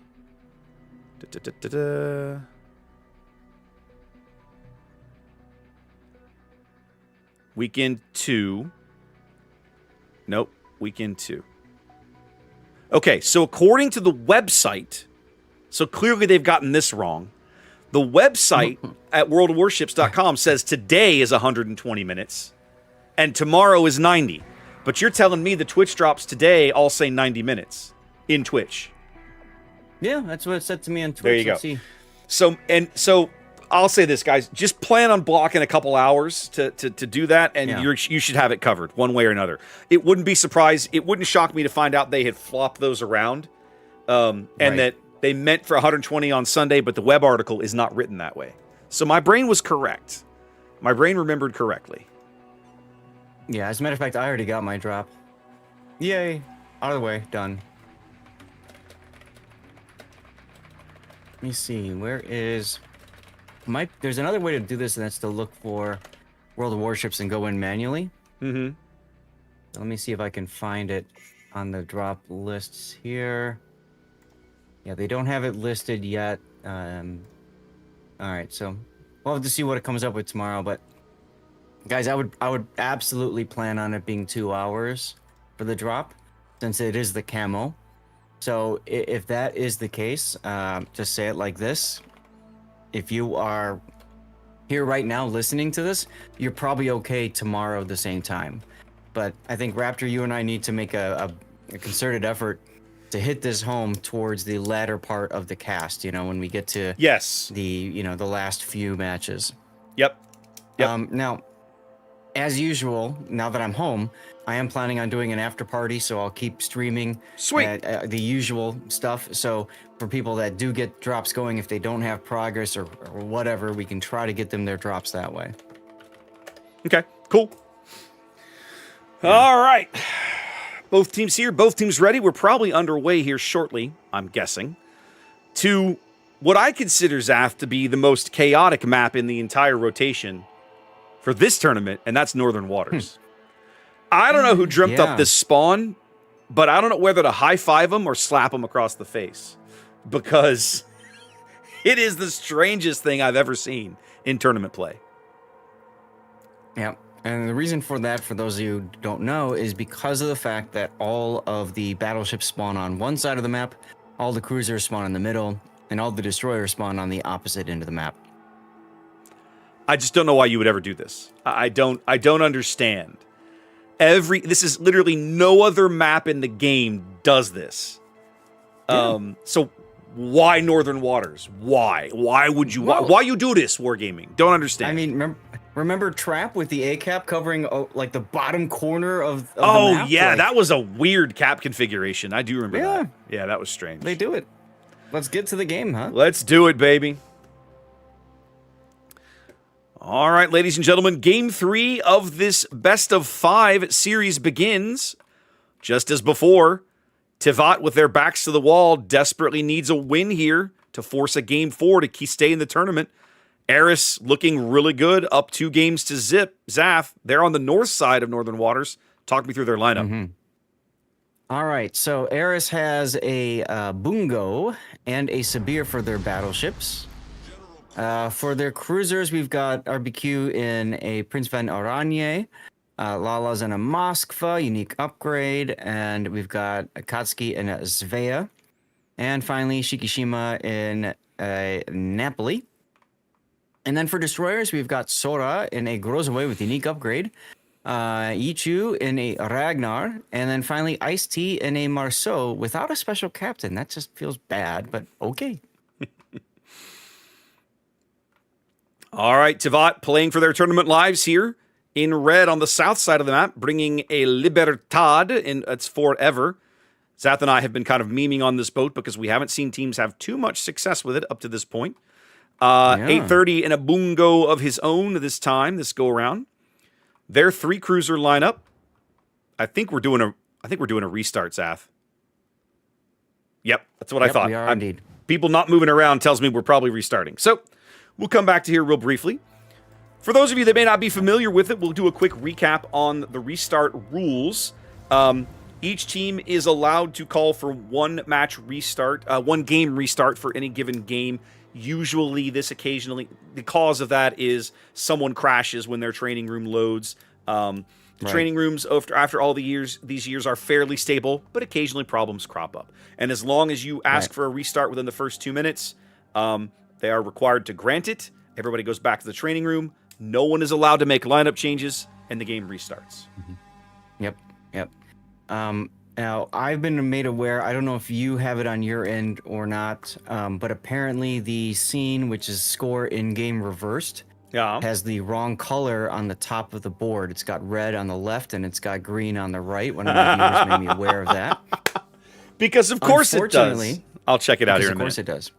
Unfortunately, it's very difficult to make that fix. Because it's nested in another scene, I have to go to that scene. And in order to do that, either everything goes dark for a moment, or I put studio mode on, and both of which are bad, because studio mode makes OBS even less stable than it already is. And with a 5-minute delay, I don't want to risk that. So just do it after. Sorry, y'all, if I'm triggering your OCD, but you're going to have to deal with it until tomorrow. That's fine. We'll make it work. All right, let's have a peek at this again. All right, game 3, take 2. See, my bars are correct. So this is a quirk of your early. You probably have that quirk left over from weekend 1 of doing the event. So, but mine are good. They fixed it somewhere along the way. Yeah, I don't know. I downloaded the new pack, and who knows? Anyway, all right, Zath. Real quickly, let's do this lineup walk again.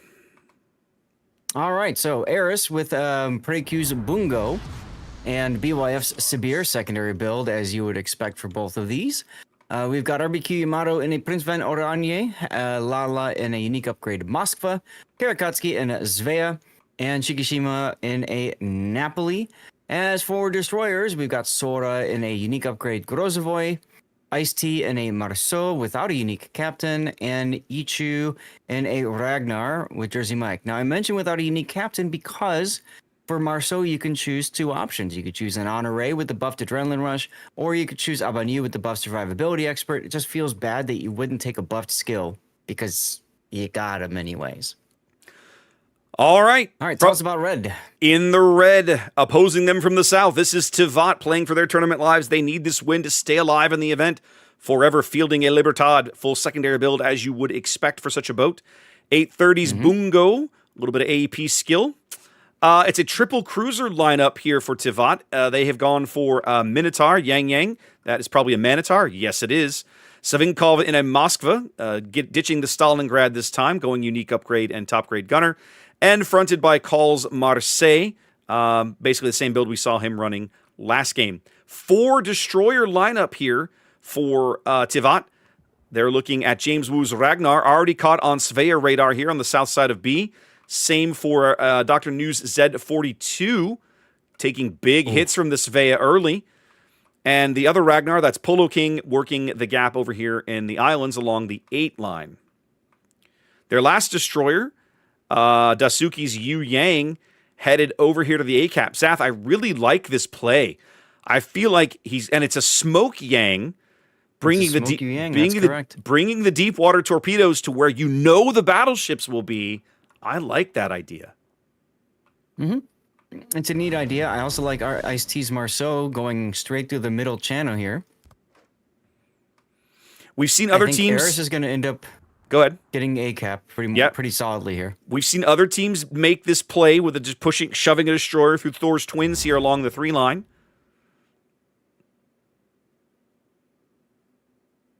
We're about to have. Savinkov coughed up a lot of hit points early. Who nailed him? Oof. Bungo. Probably the Bungo. Yeah, it must have been the Bungo. And we're about to have a little bit of hot Marceau on Yu Yang action.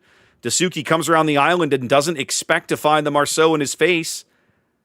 Going to blow smoke and try to preserve his HP.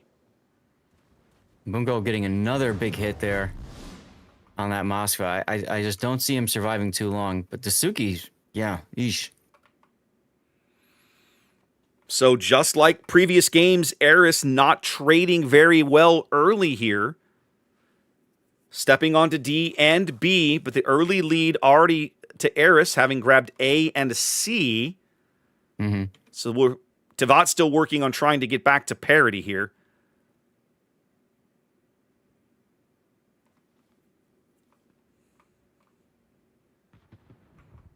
Savinkov's Moskva about to drive into Svea radar.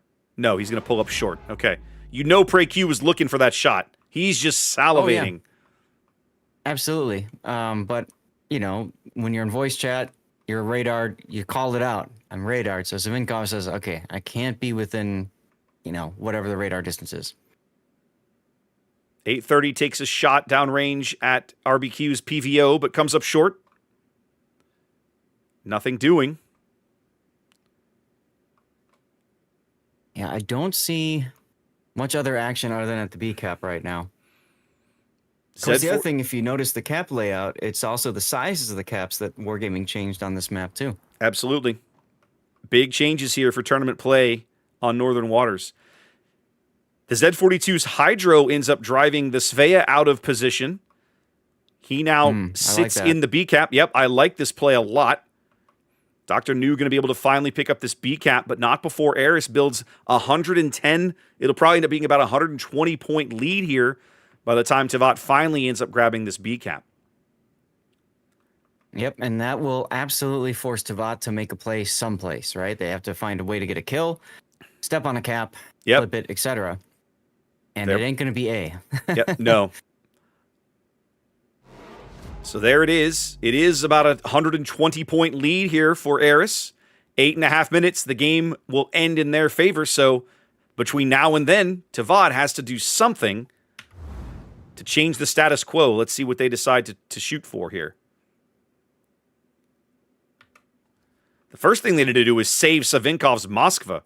Good Lord, this guy's getting pounded. Yeah. I don't know that they can, frankly. I'm not sure they can. He needs to turn and, like, he needs to be over here. I'm drawing on the screen on the other side of that island, right over there where Dr. New is. That's where he needs to be. But so right now he's lit. As soon as he tries to make that turn, the Boongo's just going to crush him. Yeah, I mean, Dr. New's got smoke available, so I'm sure that's the play. He's going to smoke him up and then allow for the turn. Savinkov turning a little bit earlier than he should be, in my opinion. The PVO just mercilessly farming this Moskva's HP.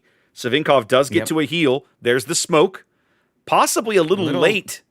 Yeah, I was thinking the same thing. But it will allow Savinkov to make this turn as they... Oh, Yang's Minotaur. Ouch. Oh, no. Disaster, ladies and gentlemen. So Savinkov is now on a sticky fire. His heal is out. They're going to catch a brief safety. They're going to catch a brief glimpse of him in this gap. Yep. That fire, okay, the fire burns out on its own. It'll burn out. It's just like you said, you know, they know his hit point situation now, and they know that he's on fire. Tivat basically trying to force this push up the 10 line, but they lose the Minotaur. As the Svea gets dunked. I think the Marseille hit him, and then the Ragnar shells finish the deal. So a couple of big cruiser kills over here on the eastern flank, and the issue remains in doubt. But James is getting hammered. He's Napoli SAP just brutalizing him, and he's dead. Flew a little too close to the sun. But I think the problem is that, you know, both Polo King and Call don't have torpedoes. Yeah. And that means that they can't prevent this. They can't even slow this push down. Exactly. He can just walk wherever he wants to go.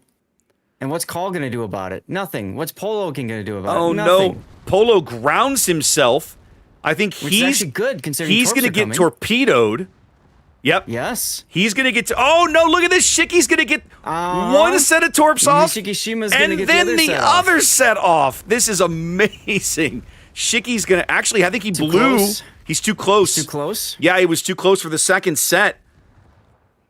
Probably would have been better off just going for the ram, but hey, probably. whatever. I think I would have taken the trade there. I would have just ran. Yeah. I would have torpedoed the destroyer and rammed the Marseille.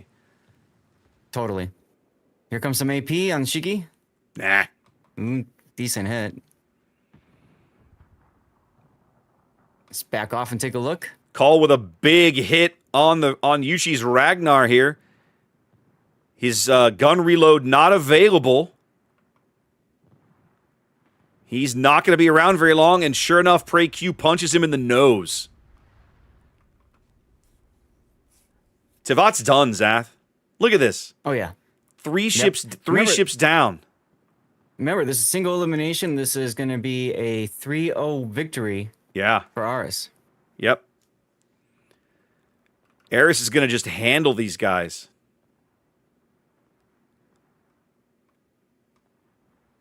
Well, at least we got to grab 2 of their games. I'm glad we got to come have a look. Ooh, big hits on Lala's Moskva from the Bungo. So it was we weren't able to really kind of highlight it at the time, right? But Tevat with a big push up the 10 line, right? But Aris had enough assets in the area. They just rotated some stuff over and hung. Oh wow, they do finally get Savinkov. And hung around in this area to the northwest of the sea cap and just received this push. And again, just kind of like, yeah, what are you going to do about it? You know, we killed some ships and held our cap. And that's the important thing about getting that early cap advantage with the points is you put that timer on. Yeah. And the onus is on your opponent to find a way back in the game. So that's an enviable position for you if you get that point gain. They got to push into you. You just set up to receive. Yep. Well, and it's 100% one of the strengths of the French destroyer lines, these speedy destroyer lines, the Russians, the French, to some extent the Italians. On these maps that are so spread to hell and gone, they allow you to get to these caps quicker and possibly, depending on the map, just put a little bit of pressure on your opponent that might not have been there otherwise. All over but the crying. 90 seconds left in Tevat's tournament life here. They're going to lose control of B in a moment. They've never been in control of A. They're trying to push the Libertad and the Yang up here, but it's just way too little too late. Way too little too late. The enemy is about to win. When the Bungo dying will do it. When the Bungo dies, that's basically seconds on the timer. There it is. Actually, now we're down to 53. Yeah, because So A another kill. A and B are both contested. In a minute, when the B cap flips, that'll speed things up a bit. Dr. New looks like he's just checked out of the game. Like he's just like, yeah, I'm done, whatever. He's actually going to sit here and he's going to drive into these torpedoes to end the game. Oh, we who are about to die salute you, ladies and gentlemen. Wow. He's like, it's over anyway. Call the wipe. Meanwhile, his teammates are on the other side, like, actually fighting. What the hell, dude? We had a shot. I mean, he knew those were coming. That were spotted on Hydro. He knew those were there. That was not a surprise. Jeez. Too funny. It's like he's going into the sea, everyone. Well, it's a convincing sweep here for Eris, sending the China #1 seed home as they're moving on to the quarterfinals round here in King of the Sea 18. That's right. Now, my chat is letting me know that YYUT Resin is now tied up at 2 games each. That's correct. I was just going to mention that. So is Moai and Oh Boy. Ooh, my. All right.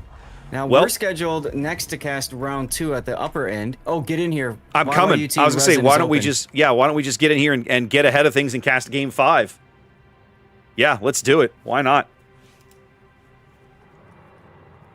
All right, guys. So we're going to get to bring you a short preview of whoever wins this match is going to be playing in the next match we're going to cover. Right. All right. Looks like Resin won game 1. I'm guessing I'm not going to get to do all the goofy setup shenanigans that we're used to, but that's fine. I can still try it. Oh, I'm going to try it. I'm just guessing I'm not going to have time There's so many buttons to click. Okay, here we go. Yep. Like I said, 27. Oh, yeah. It's a lot. All right. Keep an eye on it. Let me know if they drop. Will do. All right.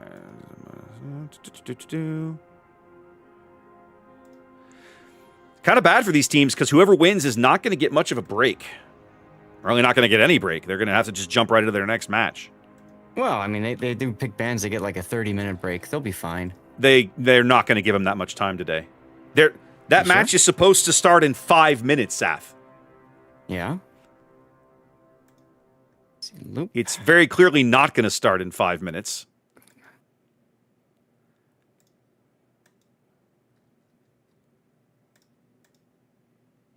Okay. I got my fancy schmancy thing pulled up.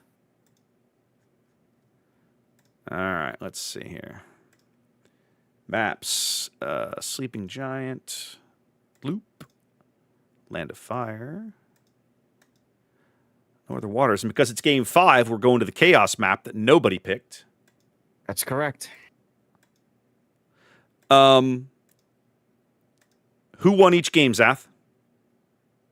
Resin won the first 2 games, Okay. according to what I can see. And YYUT has won the last 2. The last 2, correct. Got it.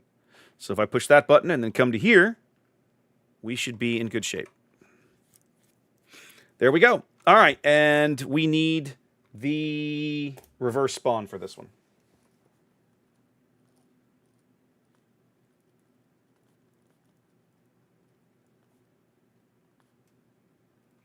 This is hotspot.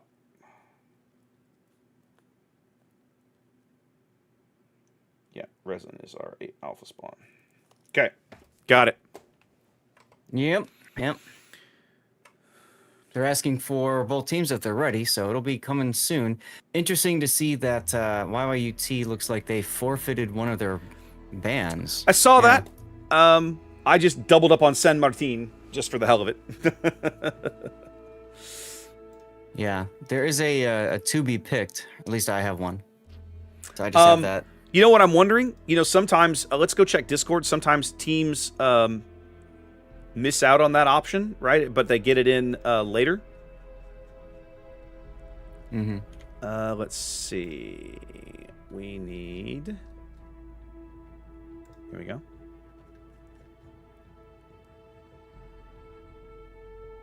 One, two, three, four, five. No, they just missed it. There are only 7 banned ships in this match. Okay. Okay, got it. So the forfeited ban is correct.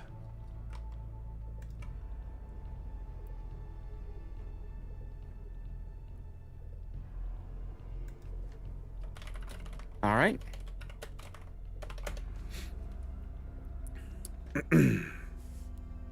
Trying to get these guys ready to go.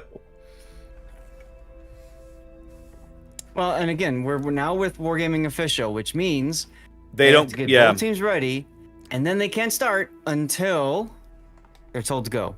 Yep. Okay, and has been confirmed. I double checked in the training room that they did forfeit the 4th ban. No, I went and checked myself. Yeah, you confirmed in the training room, and I looked in chat. And the adjudicators do a really good job once pick bans are done of kind of doing a little written summary over in Discord. And there are only 7 ships on the ban list, which tells me that yes, YYUT just didn't make their final ban pick in time. Right. Now, for those of you that have never participated in one of these events, the way this all works in the background is there is a website where the teams go in between. You know, in a match setup, they're told, hey, timing starts now. The timer starts now. They have like a 10-minute timer to do all of this stuff, okay? So they have to ban their maps, pick their maps. When they're not picking a map, they're picking the spawn on the map that their opponent has chosen. And then at the end, all of the ship bans are done. If your timer runs out, if you run out of time before you get to make all your picks, you just forfeit the ability to make those picks. That sounds like what happened to YYUT here.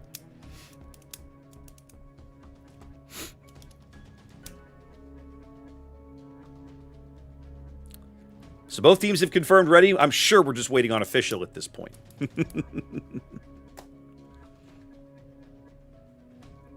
I am going to go ahead and push a quick ad roll. Get that done at least. Yeah. Yeah.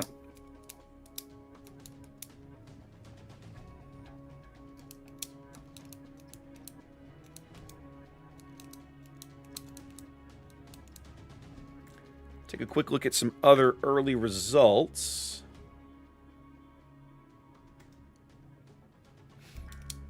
Yep, so far you and I have managed to cast the only 2 3-0 matches so far. Feels bad. I will say, normally we're pretty good about not getting that situation, although Yeah. we did plan on 3-0 rain. We did say, okay, good chance of that so that we can catch the other game going on, and it just so happens we caught the other 3-0. Who would have known? Although CLQTDD could also be a 3-0, so Yep. yeah. My apologies. I'm looking at the schedule now and realizing my start times are incorrect. This next, you're correct, Zath. This next best of 5 is not supposed to start until 8:45 a.m. So 45 minutes from now is when our next match should begin. Yep, they got plenty of block time figured Yep. out. Yep. As a matter of fact, I just read this all wrong. Go ahead. after this game is done, we probably have time to pick up one other game while they're doing pick bands. We probably do. Like, we have time to probably go find one of these matches that's still running in the lower half Yeah. of the bracket, like JC or Throw Exactly. or Ortis, and go and just hop in there. But let's ride with these guys, and get an early look at who our next match is going to be. Because the winner I of don't this, know. go ahead. I don't know about you, but my viewers were all like, "Go do resin!" Like they were like, Okay, there you go. Go there." Okay, so the winner of this match will play in the next best of 5 series that you and I begin at 45 after the hour. So we're about to find out who that's going to be. And they will play against the winner of Moyai and Oh Boy. That's Which also is tied up to game 5. Still going on. Yeah. Lots of good coverage this morning. Lots of good things going Yeah. on. So what'll happen, guys? We're gonna bring you this game. We'll find out who our next opponent is. Then we're gonna probably duck back down to the lower bracket and look at one of those other top 16 matches that is still going on, and try to sneak in one of those games while these guys go do all their pick band map shenanigans, and then we'll bump back up here and see, because we don't even know who they're gonna play. Like, No. neither of these teams know who their next round opponent is going to be, presuming they win at all. Yeah, first get the win, then worry about that later, right? Winning is important, I'm told. If you want to continue to play, Right. that's the deal. So I'm being told that they were supposedly going to ban Ragnar, but they got timed out on the pick ban system. Well, I mean, if you take too long, that's how it goes, kids. It are what it are. This is not YY2. This is not their first day playing in the tournament, so they know how this system works by now. Oh, sure.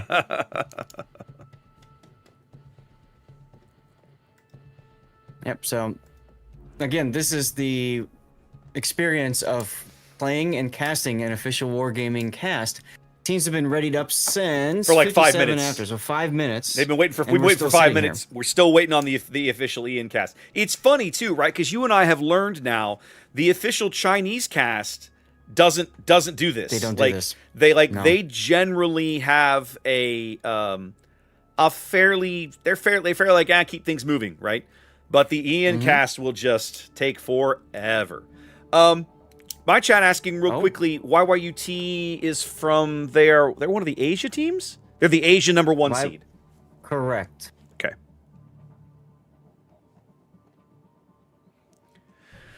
All right. Pivotal game begins, Zath. That's right. Let's see. This one. Woo! Ladies and gentlemen, we bring you Game 5. Everybody loves a good Game 5 because this is the tournament life for both of these teams. Somebody's going to win and move on. Somebody's going to lose and go home unhappy here as we spawn into Hotspot. So let's have a look at these two teams real briefly. Resin in green, starting here with Mad Dog's Shimakaze.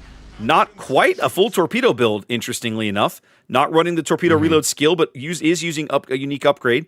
Frice in a very standard torpedo build, as Zath likes to say, a COTS build gearing. Very stealthy. Eagle Lances in a Gdansk, a little bit of extra radar duration and gun reload. It's a 4-cruiser lineup here for Resin. Hungary is Napoli, going for lots of secondary power. Triarch's Moskva, going for top-grade gunner and unique upgrade. Big Six's Moskva going for the identical build.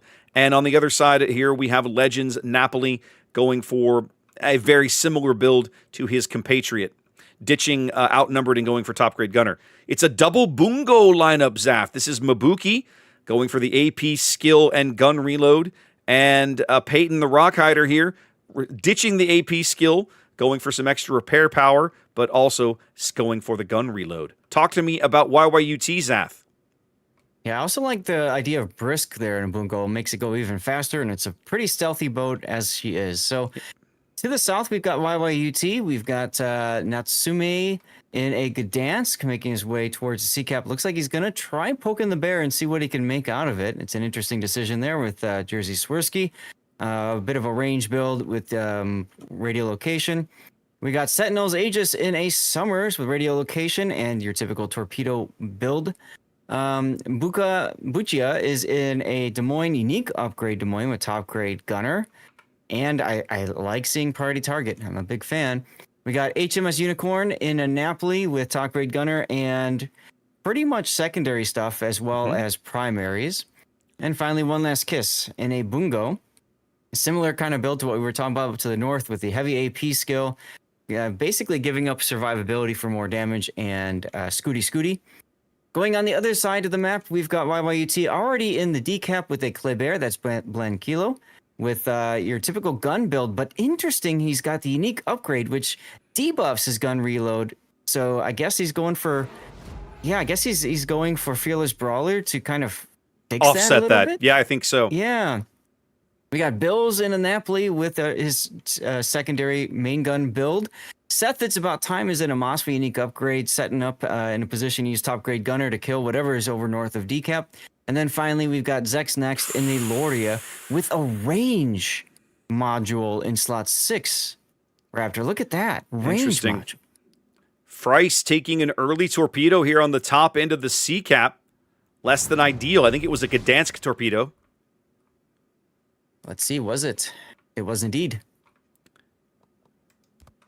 For the moment, the early YYUT push up the 10 line, developing nicely for them, puts them out, I want to say out to an early lead. About, 15, 20 points here. Mm-hmm. Usually on this map, the north spawn gets into the Sea Cap a little bit easier. So it makes sense that Resin was able to grab that. Yep. Hungary is Napoli now starting to take fire. Mabuki's Bungo backing him up, putting shells out on Seth's Moskva, but I don't think those are going to land. Seth pulled the brakes. Oh, I lied. I lied mightily. And Seth gets dunked again. Both Bungos. Yeah. Both Bungos citadeling the Moskva early and Seth getting chunked early on. Yeah, Bungo is all about using that spotter plane to help with not only range and vision over islands, but also accuracy. Seth manages to back off there. Early aggressive push up the 10 line demands a response. Mabuki's Bungo and already in a position to kind of help slow things down a little bit, but they're bringing Frice's gearing back this way as well. Mm-hmm.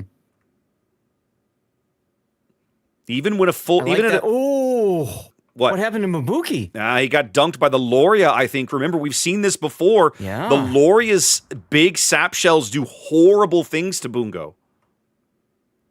Let's see, Mabuki was a 27k salvo from the Loria. Yeah. Well, Mabuki just got some of his own back there, dunking the Loria for 20k. Yep, that's true. Sap does not care about your angle, and I mean, Bungo is what, 32 millimeter all around? So Just should be lots to just chew about. in. Now, even with the unique upgrade on Blanquilos Kleber, right? Frice outspots him by over half a kilometer. Oh, here comes some Bungo salvos on Bill's Napoli. Gonna follow this in. Bill's riding the map order, not really Wow. not really taking much there. Gonna smoke up now. Yep. Tie, literally a tie game. Actually, YYUT has a very, very slight lead in terms of seconds. Right, because of that earlier cap. But look at Bukia. Yeah. Look at Bukia at B cap. Bukia getting hammered here, now under the Napoli secondaries. And oof. Big Six has been Something else. That APing was him. Moskva. Yeah, that was Big Six's Moskva shells coming from the middle of the board. This is very similar to what we saw happening. Oh, he gets him. Oh, huge kill for Resin. We were about to. I was about to mention, like we watched the earlier game with who was our first match of the day? It was Virtus. Virtus had a Moskva in that position. They were they were struggling to get the Moskva shells to drop in here, but Big Six able to do it. Big early kill for Resin here in game 5.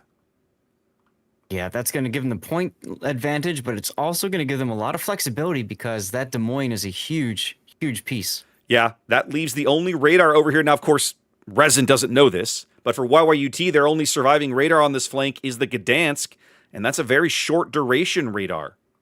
I mean, at this point, Resin does know it because the only other radar is Moskva, and Seth's been spotted over there. So Fair enough. They know it. They know that's probably what they're up against lurking in the area then. Right. Okay. Reminder, y'all, we see everything. Obviously, The teams do not. The teams do not. So Resin now, in 5 minutes, will win this game. Just all they have to do is preserve their ships and hold the caps they have. That early kill means YYUT is going to have to find a way to break into one of these caps or bag a kill of their own. I like Resin's radar there. Big Six popping up a radar, catching Zex's Loria out. Here comes a Bungo salvo. Nothing. Well, Literally come on, a Bungo, complete whiff. Yeah, I know. It's like It's the old meme, you poke it with a stick. Do something.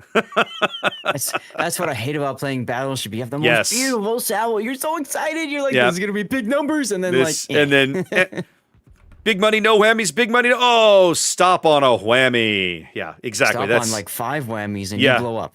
yeah. There's a reason I don't play a lot of Battleship.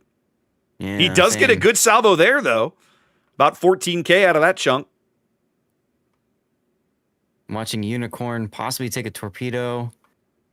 No, he doesn't. Good dodge. Summer's smoke providing some cover for Unicorn to move up here. Those two are going to have to hold this flank closed. They don't want Resin to get any fancy ideas about pushing down the 1-2 line as they're rotating Natsumi's Gdansk across the middle of the board. They're repositioning some assets off of the 9-10 line, the Loria and the Moskva, coming back to mid. 4 minutes on the timer here. Resin on track for a win in game 5 unless YYUT does something. Yeah, they're swinging to the middle of the map. Both sides are. And you kind of mentioned that before when you grab the flanks and then you can swing into the middle, but I kind of feel like they can't really afford to do this, but we'll see. Well, Resin's retained that Moskva. Big Six has been in a position all game. Eagle Lance's Gdansk lurking near the top of the sea cap, and they're bringing Triarch's Moskva back over here as well.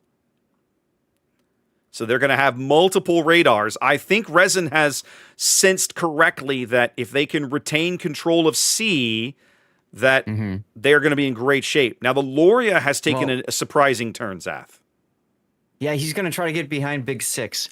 I want to point your attention to Mad Dog at A, though. Look at him in a Shimakaze Yes. backing into the B cap. I love this play. I love because this that puts too. even more pressure Yep. on the group as Peyton takes a torpedo. That looks like a Napoli torpedo.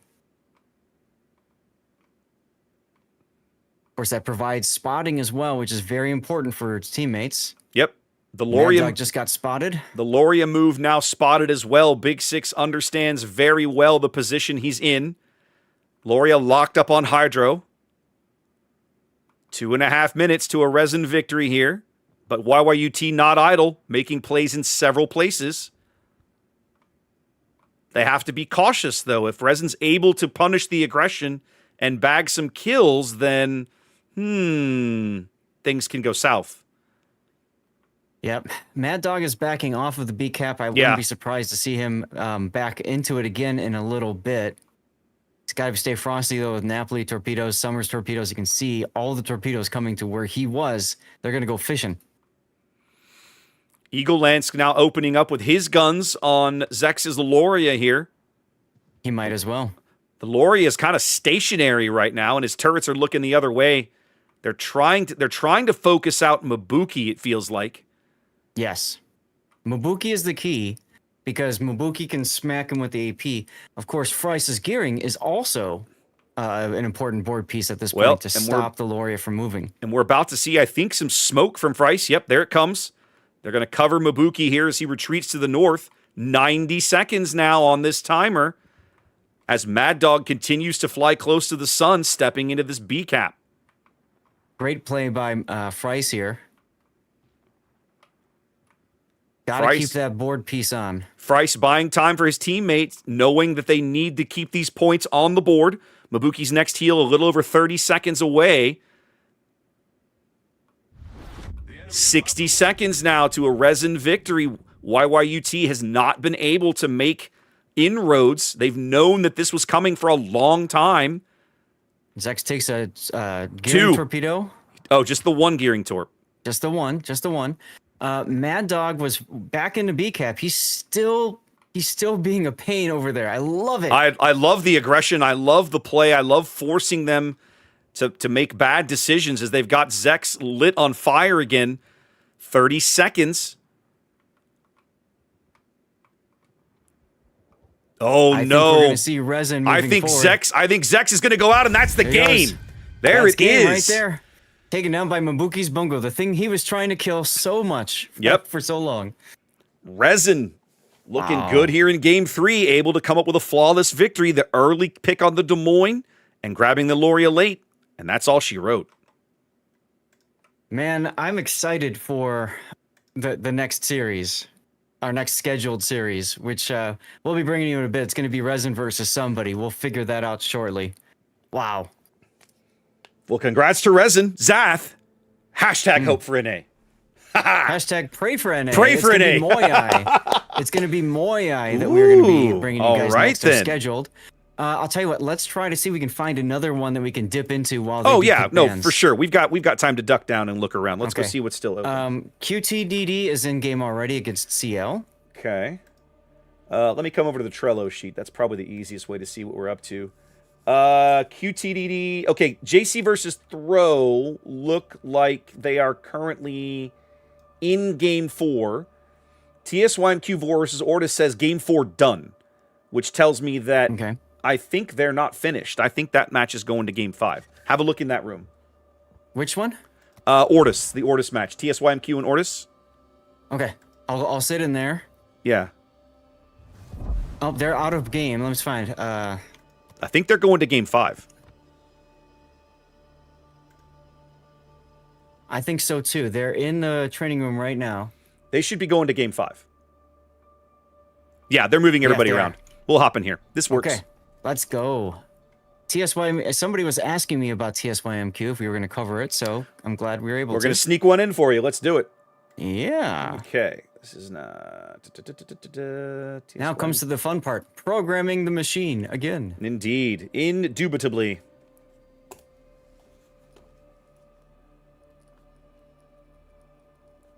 Let's see. Looks like TSYMQ won game 1. They lost game 2. They lost game 3. Obviously, they won game 4 to force a game 5. Okay. Outstanding, then. And game 5. Hey, we're going back to hotspot, Zath. Woohoo! All right, let's do this. Let's program the thing. Reset. Program the thing. Push all the buttons. Push all the buttons. Okay, give me the map winners again. Hang on. Give me the map winners again when you have a moment. All right, game 1 was Team Alpha. Okay, and then Bravo, game Bravo, 2, Alpha. Right. Got it. Okay, we're going to hotspot. Yep. Northern Waters. Faro. No, Sleeping Giant, Pharaoh, Northern Waters, and probably North. Okay, North was banned. TSYMQ banned North. That's crazy. Yep. Everybody plays North. I'm That's not a fan of North, so crazy. I'm cool with it. Well, I get it, but my point is, it's one of the oldest maps in the event. Like everybody knows that map, like the back of their hand, right? Mm-hmm. Minotaur. All right. Well, gotta write this down as a pickup game. Yeah. SYMQ versus Ordis. Say Wooshta. That's a little surprising. I know. I couldn't believe that either. That is both teams banning Brisbane means we really, really, really, really won't see Brisbane. Oh, and this is now 2-2. Nuke it from orbit, sir. Nuke it from orbit. It's the only way to be sure, Zath. Okay, here we go. We're going to bring you guys quick... Go ahead. When it comes to banning ships, it's all blind. It's not like you ban this, so I ban that. It's I'm banning these 4 ships, they're banning those 4 ships, and then they reveal. Yep. That's the trick with bans in this format, guys, is you're never told what your opponent's banning until you see their complete list. So it's very common that both teams will ban the same ship. It's not unheard of. Mm-hmm.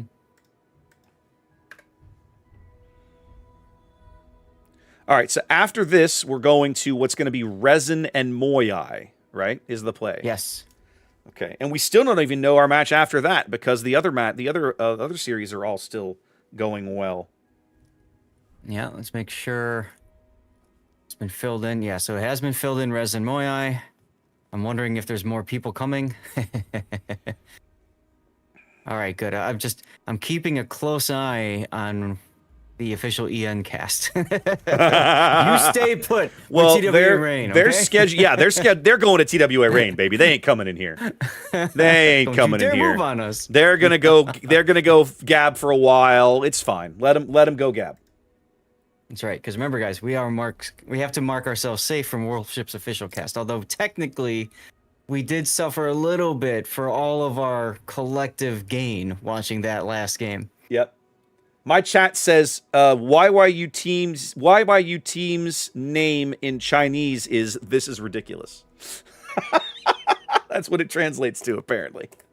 YYUT's name, it translates to "This is ridiculous." Yes, apparently so. Which okay. makes me giggle.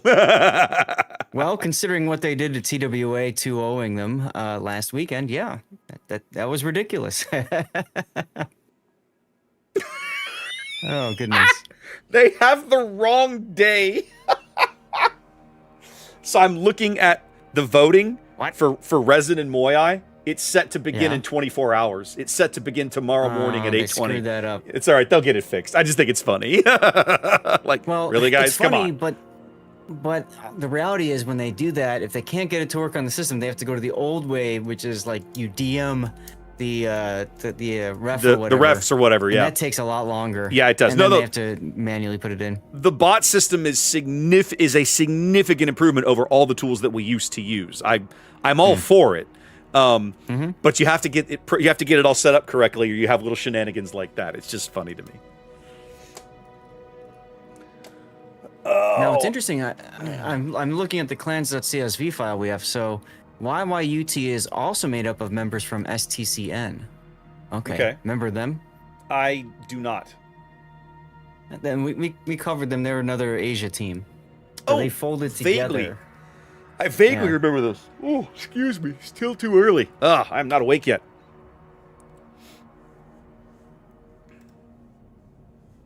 Yeah. I'm getting to that point where like the tired is starting to set in. I got bad news for you, my dude. You got a lot of games to cover still. I know, which is why I have this extra strength energy shot ready there to you go.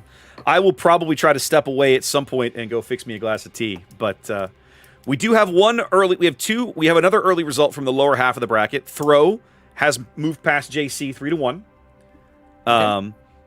And then QTDD and CL are still playing. And then, of course, these guys that we're about to bring you, TSYMQ and Ordis, are still playing.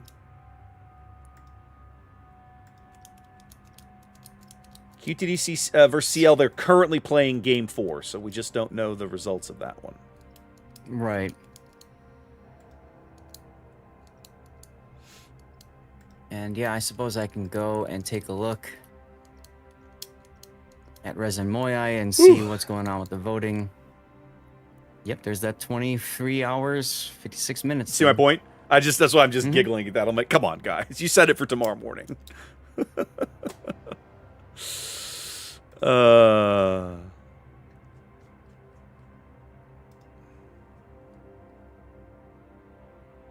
Okay, well, not too much else to talk about right now.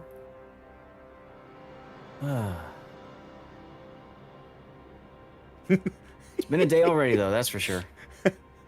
The little sub chat for Resin versus Moyai. Somebody talking about official making every gap 15 minutes longer. I'm like, yep, that's how unofficial works. They just drag everybody down together, baby. Which chat is that one in? The Resin versus Moyai thread. Ah, yeah.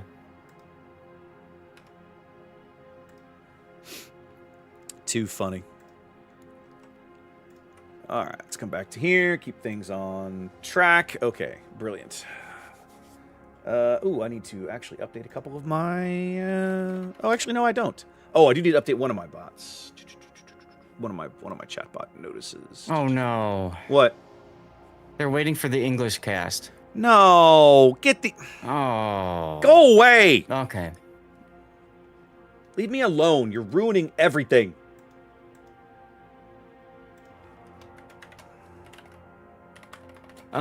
Hey, so CLQTDD was the other one that could go to Game 5, right? Yeah, you want to... They're playing Game 4 right now, so we just don't know. Yeah, I know. Can you head over to that training room and just see what's going on with them? I'm afraid to leave here. Because if the AN cast shows up, God knows how many people they're going to take up spectator slots. Yeah, that's true. That's true. We'll just keep an eye on it on Trello. That's live, at least. I don't have to be in the room to know what the result is. Mm-hmm. Oh, good. They got the voting thing fixed over with the other match. Okay. Yay. Oh, they did. Look at that. Okay. What else was I fixing? I fixed that. I fixed that. I need to fix you. There we go. Fix me. You know what I mean. Okay. And then...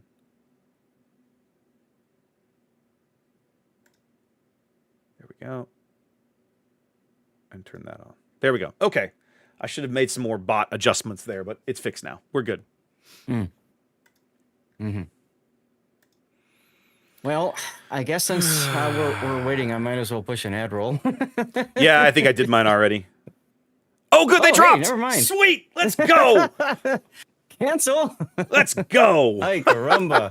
Ay, Ay, caramba, indeed. caramba.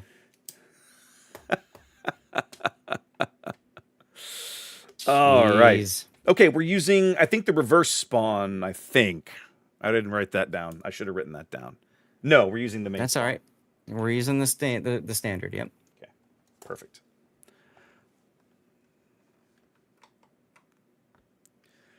Whoo, all right, Zeth, back-to-back Game 5s. Love the drama. All right, guys, we're sneaking down into the conclusion of this TSYMQ and Ortis match. They're spawning into hotspot. Zath, talk me through the TSYMQ lineup here in green. All right, so TSOIMQ has a 420 Blazit Smoke Haragumo, a Kleber with unique upgrade. There's our Gdansk, a San Martin with a special captain and outnumbered top grade gunner. Good choices there. We've got a unique upgrade Moskva that's renown. There's our first look at an Utrecht today. That's Wenru. I'm smelling restart. Fun. Yeah, I am as well. Because TSYMQ is not even moving. Yeah. Remember, rules are can't change any setup, captain builds, anything like that. I'm going to fly around and just grab them all. A good remedy for tired is dirty water. Oh, that's true. Ooh, that's not how that works. All right. All right, let's come back to the training room for a minute. That's right. We'll try again momentarily. Enough, that gives me the chance to fix this. So if I go to add source, scene, and go to add existing, and I'm going to add, for some odd reason, the reversed scene and the regular scene got flipped. Oh, so that you if can I fix. go to, let's see, so this is score in-game. So if I set score in-game reversed instead, move this over so I can make sure, and no. Okay, great. I can't fix it. Nope, I can't fix it because it changes the teams, and TSYMQ is left. All right, well, you're all gonna have to deal with it. Hey, I blame Wargaming building the streaming pack and building all these nested scenes. If they just had them as a source, I could mix it. I could fix it right away. I blame you, Zath, because all this stuff worked for me when I downloaded the pack last weekend. So you just should have updated your shit. And you know what? Hey, it worked for me all of the previous weekend. So WTF, mate. But was it actually working and wrong and nobody caught it? Is that what was really happening? That's a possibility. Now, the other thing that I could do is go into the files and swap the files and rename them. Oh, that's painful. Don't do that. Don't do that. Yeah, Don't whatever. do that. You can fix it tonight so it's all ready for tomorrow, right? Yeah. You can fix it tonight so it's all better for tomorrow. Yeah, whatever. I mean, at the end of the day, how many little tweaks did we have to make to this stupid thing? Remember the one where the B team was shaded? That pissed me off. Well, another it was sized incorrectly, right? That was the one that drove me absolutely bonkers. Yeah. Anyway. The things that we have to do that you guys don't even know about. Oh, I know. There's always a lot of setup work that goes into this stuff. All right, ladies and gentlemen, welcome to Game 5, Take 2. TSYMQ versus Ortis. We got a quick pickup Game 5 for you. Zach's going to talk you through the TSYMQ lineup here in green. Yeah, so we've got Yawen in a 420 Blaze It Harugumo. We got Panda in a unique upgrade Kleber. Labubu in a Gdansk without Jersey Mike and without Adrenaline Rush. That's kind of an interesting decision there. Lack of Adrenaline Rush is odd. Bit of a range. Yeah, well, especially because you put Jersey Mike on there for the buffed Adrenaline Rush. It just seems like a no-brainer. But they need to find a way for the range and the concealment and the radio location, so that's probably why. We got Carlotta in San Martin with the unique captain. We've got Mosfa with the unique upgrade, that's Renown. Wenru in the Utrecht. We were talking about Utrecht before. One of the other things that my chat brought in, Raptor, is that the Dutch airstrike range is greater with the Utrecht compared to the Hounlu. Okay. With the unique captain. We've got Yekwi with the Moskva unique upgrade and top grade gunner. We've got Naomi in a Willem de Rest. That's going to be fun with also the Dutch airstrike. And then Nuoli in a Bungo. Pretty much kind of a standardish Bungo build at this point. Willem de Rest, I want to mention too, has the third point anti-air skill, which I believe is the one where his consumables come back if anti-air is firing. I believe that is correct. I'm a little surprised to see him take that one and not the one that reduces the airstrike cooldown. Right. All right. Well, it's a 4 destroyer lineup here for Ortis in red. We're looking at Kim's Grozavoy, unique upgrade, and RPF, making revolutions towards B. World Spawn's Ragnar here in mid with reload and gun range, backed up by Boomdaka's Delny. He's gone Fearless Brawler along with his RPF and a gun reload. Close aboard, Sophie's San Martin, that's outnumbered RPF, and of course San Martin bringing the 9-kilometer radar to the dance. Bungo, this is Duke's. Duke's Bungo taking a very aggressive line here north of the island in H6. Want to make sure he's got his guns available in mid. Interestingly enough, TSYMQ's Kleber is the one that dives C and bags that quickly. As we look at the other flank, the other French destroyer in the match, that's Lazarotis' Marceau, has bagged D, just seconds behind the Kleber on the opposing team. He's still here at D. Dead D72 Svea headed for this nice little island gap along the extreme edge of the map. We saw that working for some teams earlier today. Rybix Moskva, kind of a little close aboard here, also lurking near the decap. All of that backed up by Terry's Bungo here, south of the island chain where the sea cap normally resides in traditional play. Interestingly enough, it feels like Ortis is still going to try to find a way into the sea cap. They're kind of taking their time to get to B. Well, I think the Ragnar. I mean, Ragnar is a really good threat to a lot of different destroyers. I won't be surprised to see if World Spawn eventually kind of lurk here, let the game develop, and then maybe reverse back into the cap just to kind of keep them honest. But let's see. Sure. The key is the Moskva positioning, right? Right. Like throwing that Moskva up there really screws with Ortis's ability to grab this cap. Well, and it's and the you same. got Labubu's Gdansk there too. It's the same Moskva position that we've seen several teams take on this map up to this point today, and I think we're going to continue to see it because it's very strong from that side. Well, we're going to have a pretty even game in a moment. Ortis is going to beat TSYMQ to the cap here. That's going to allow them to tick up a very small lead in points, probably 3-ish points. Yep, there it is. Yep. They have literally like a split-second lead on the timer. And so We now totally it's... didn't see that matter before. Yeah, I know, right? And so now it's a question of how this all begins to shake out as the Bungo Duke Yep, just caught that. dunks Renown right through the bow, right through the deck. Showing exactly nice why looking teams salvo. exactly why teams love this ship. It allows them to punish these stationary cruisers. The world spawns Ragnar now deciding, you know what? Let's just pile on here, baby. I mean, sure. Gassando's got a great position. He's got great hits coming into the Moskva again. Yep.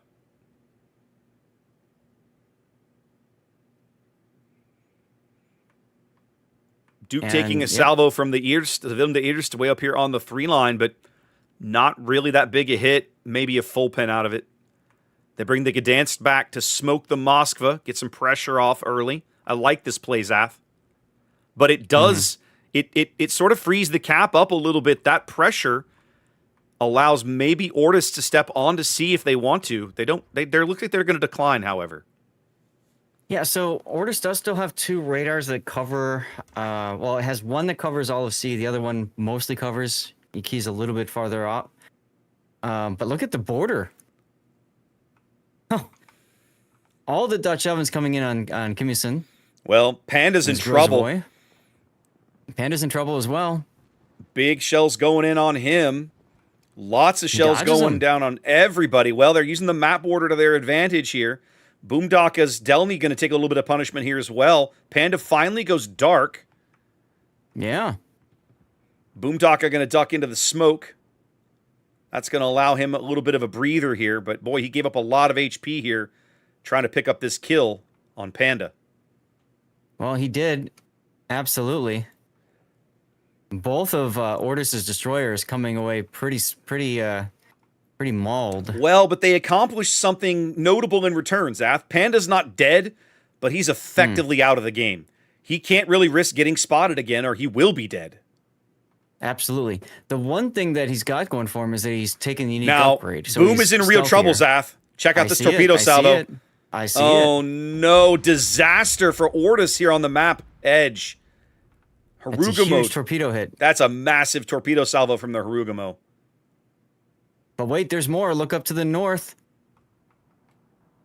Oh, no. Harugamo and Utrecht dodge. Yes and no.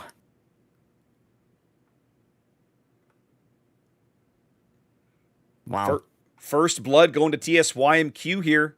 I won't call them luck chuck torpedoes because that's a lie. They knew there were targets down there worth shooting at, but definitely coming up big there with an early torpedo kill on Boomdaka's Delny. Yeah, and that's going to force Ortis to be a little bit more on the back foot. You can see World Spoon's been rotated back to the B cap now. Going to try to find some way in from there, and even Duke Gassando is moving his Bungo. Well, Ortis is not idle. Like, check out the 10 line. Well, just the decap in general, right? Rybik is moving up. Terry's Bungo is moving up. The Moskva radar susses out at least one of these plays. Rybik is spotted on the surface by the San Martin.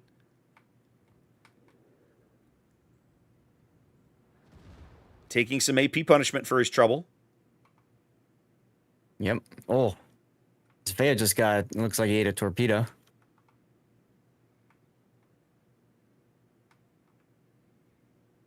Rybak moving forward, showing broadside to Carlotta San Martin. Yeah, I think he's basically just saying, Langy, you can have all the full pins you want, but your little pop guns can't citadel me, so I don't care. Seeming like he's just going to heal through the full pin damage. I wonder if... Well, that might allow Carlotta to charge up the funny button. Yeah. We'll see. Oh, watch Terry. Yeah. Took a shot at Renown's Moskva there, but it came up empty. Both Terry and the Moskva, Rybik trying to dunk Renown's Moskva here in the middle of the board. Terry sailing into a torpedo salvo that he's really not going to enjoy. Only going to take 2 of these.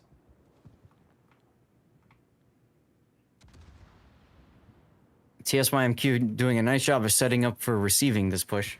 They really are. Terry's going to need to take a breather. He's 65 seconds from his next heal. He's not going to live under the amount of damage he's taking right now.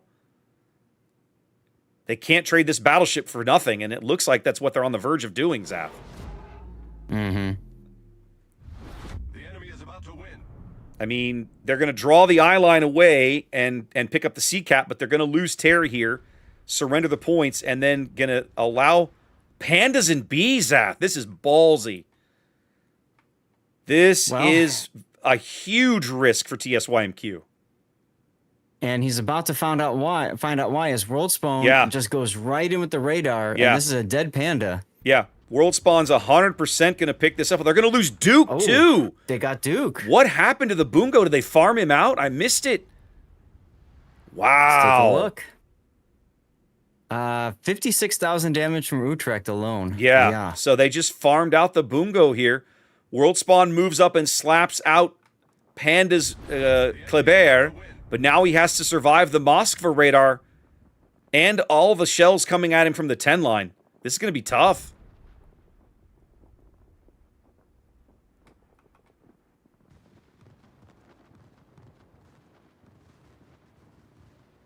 Moskva radar expiring. Can World Spawn hang on? He doesn't. Nope. So they have a cap advantage, but they're down 2 ships now. Orta's trying to find a way to hang on for a victory. They win in 2.5 minutes, but they're under a tremendous amount of pressure right now. Oh, yeah.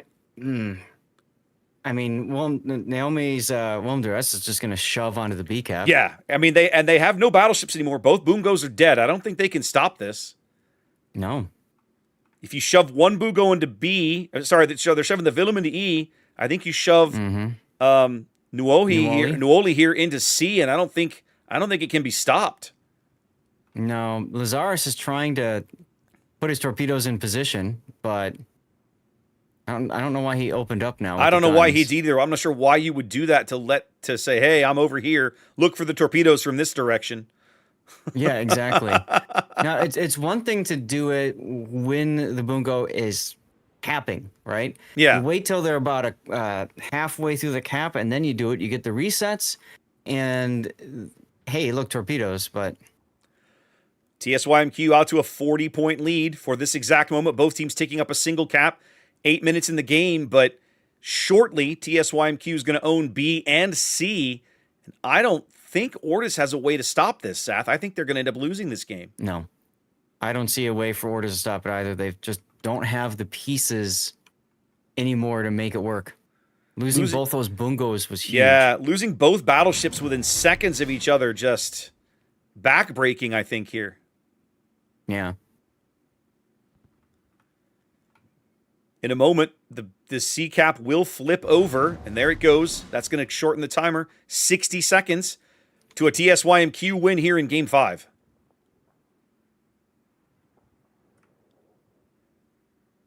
Yeah, wow. I liked the aggressive push from the Bungo through the islands here, Zath, But I mean, they weren't able to get anything out of it. It was obvious that they were making that move to try and punch out Renown's Moskva, but they weren't able to. Although they did finally get him, I guess. But yeah. trading They a paid a battleship very for hefty that cost for it. Yeah, Yeah. big time. Well, and I think that's the problem with Battleship in general. We see time and again is you can't just shove one battleship and make it work. You have to have support. All right. 20 seconds now. Can Rybik punch some Citadels into Nuoli's Bungo and push him off the board? He certainly is trying. He's going for full pins up near the bow. He's getting decent hits, but they're not the big ones he really needs to pull this off. 7 seconds. This is over.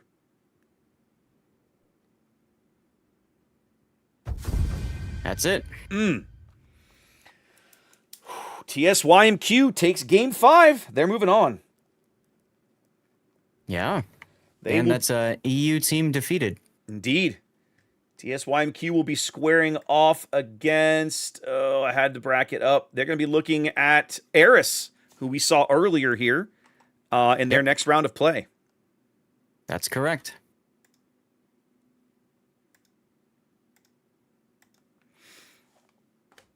All right, everybody, you know what that means. It's time for us to go and program our spot Time to again. push more buttons. Let's go. Woo, pushing buttons minigame start. Indeed. All right, I'm going to go find the training room real quick, just to make sure we don't miss out. We're going to Resin and Moyai. Yeah, we're going to lead this battle. Yeah. We got some time. I think they said they're starting in 10 minutes. Oh, good. I'm actually not going to complain. The nice thing about us smashing games is that we keep you guys busy, but I need a snack. So, chat, this is a perfect opportunity for all of us to do some self-care check. If you need to go to the bathroom, grab a snack, go outside, touch some grass. Stretch your legs, get a cup of coffee. Now is the time to do it. I'm actually going to use this opportunity to restart my rerun PC because it's yelling at me. It has an update, and it's like, please update me. Like, I don't want to. You can't make me. Yeah, well, you know, it's either you do it when you've got the ability to, like you have the control, or it just does it automatically and you wake up and it's like, hey, it restarted. Thanks. Yep. So, that's fine. That's Wow. fine. Moyai is the alpha spawn for all matches again. Yeah, there you go. Just like we had with Eris earlier. That's creepy. That, like, never happens. Right? All right. All right, well, there we go. There's our bracket, everybody. So, round 2 will start soon. All right, where's our bands? Okay, and...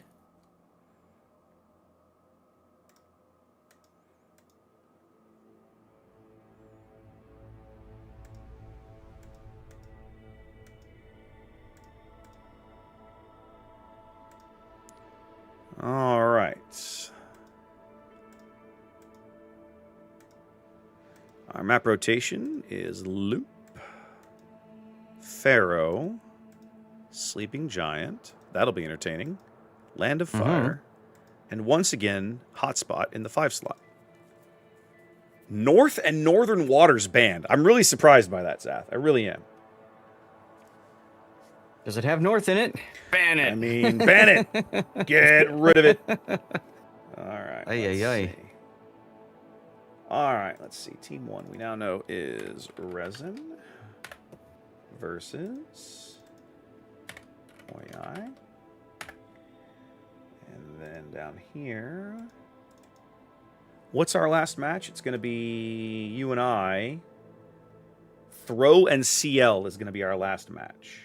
Correct. We moved to throw in CL. Yep. And then we'll pick up whatever is left if there is anything at that point.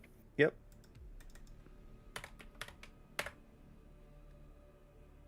Okay. So if I come to here. All right, guys. There's our schedule for the rest of the day. This match is going to be running a little behind, but we're going to start. What'd you say? They're going to start in 10 minutes-ish? 10-ish minutes? Yeah, they said 55. So. Okay. So for us now, that's about 7 minutes. So this match will begin shortly. We'll cover as much as there is, and then our next scheduled match, that says 9 at bottom of the hour. Is that correct? 9:30. Yeah, that's right. Yeah, 9:30. Okay. So we will, depending on how Resin and Moyai goes, we'll see how much of Throw CL we bring you. But at the moment, that is what we're scheduled to do.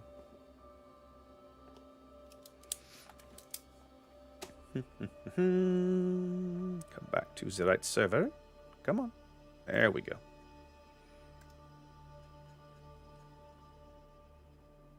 All right.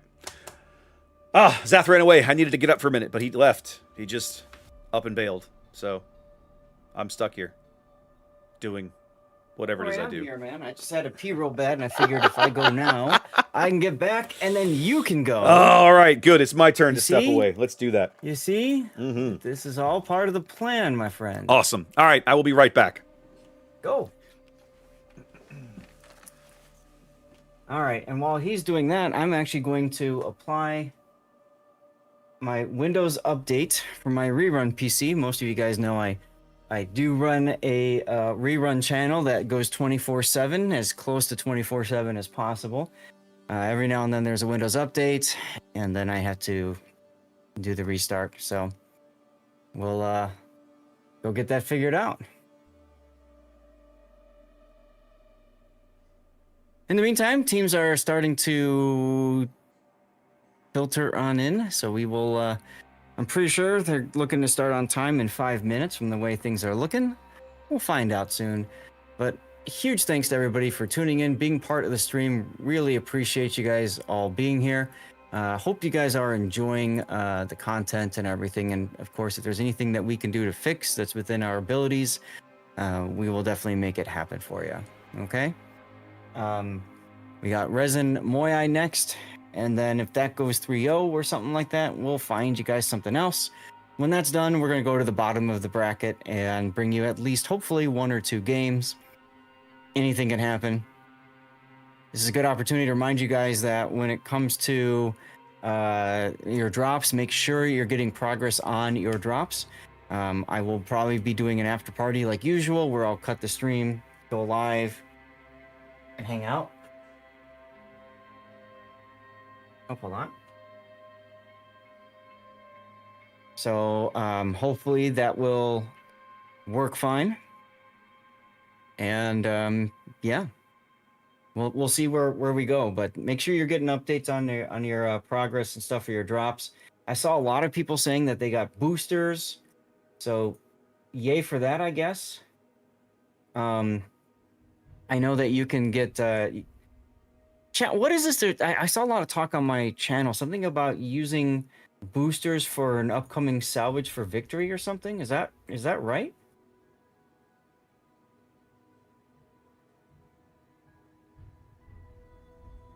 Just getting my rerun PC back up and running here. Looks like just about everything is going. That's excitement. Yeah, awesome. I do like to try to, while I've got the rerun PC up, another monitor over on the side. So I do try to keep the stream going as well over there. Gives me a chance to make sure everything looks okay with that 5-minute delay. Raptor multi-streams, and so do I. I stream to Twitch, to YouTube again vertically, to Rumble, and to Kick. And also to Twitter now, too. You stream more places than I do, but I'm slowly working on the vertical stuff. I'm going to start that probably soonish. It is such a pain. It is. I know. Yeah. I know. But I think it's worth it. Once you get it going, yeah, it's nice to have. Absolutely. I think once YouTube finds a way to merge so that you can have vertical and horizontal at the same time. They already have. They have. Yeah. I'm like 98% positive. But my struggle is because I use Restream. Restream doesn't support vertical streaming yet. So if I'm going to stream vertically, like for me, I could do horizontal and vertical to YouTube, but I'd have to do that manually and then pump everything else through Restream or something weird. It would be weird. Twitch is adding vertical as well, but it's still in like beta or something. Correct. Yeah, I'm in on that beta, so I'm also doing vertical on Twitch. Okay. Now, the one thing I don't like about this, from what I've seen so far, is that my clips, because I'm streaming vertically, the clips cannot be edited, like the framing and stuff. That's So lame. a lot of times when I get clips, I like to be able to move around the camera, Yeah. zoom in on the important part of the clip or something. Mhm. Can't do that anymore for that. So that's kind of a feels bad thing. But it is what it is.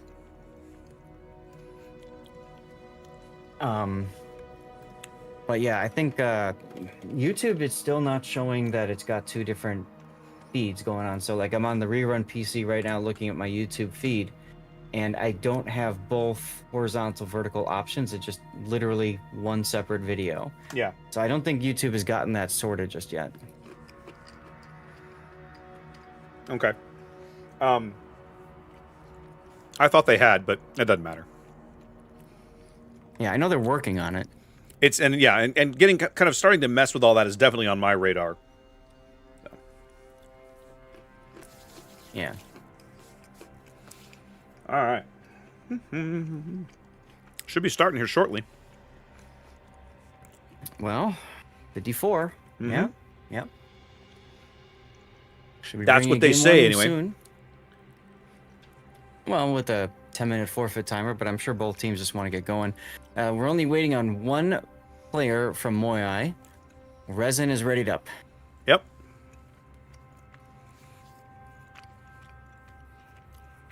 Resin has reported that they are ready. Moai is typing a minus in, which I'm guessing means no. I don't have any idea. I mean, I think that's fancy European for we're not ready yet. Yes, they're asking for 1 minute. European. Well, I mean, you know, the plus is fancy European for I'm ready to go, right? I had So it would. I had somebody You know drop. that. I didn't know that. I had somebody else drop a new one on me this week. Somebody was tagging one of the guys that I met playing Unlimited, and he was asking me about my schedule for Star Wars Unlimited events, over the winter, and we were just chatting, and we got done with the conversation. He asked me a question, and I answered him, and he goes, "Bet."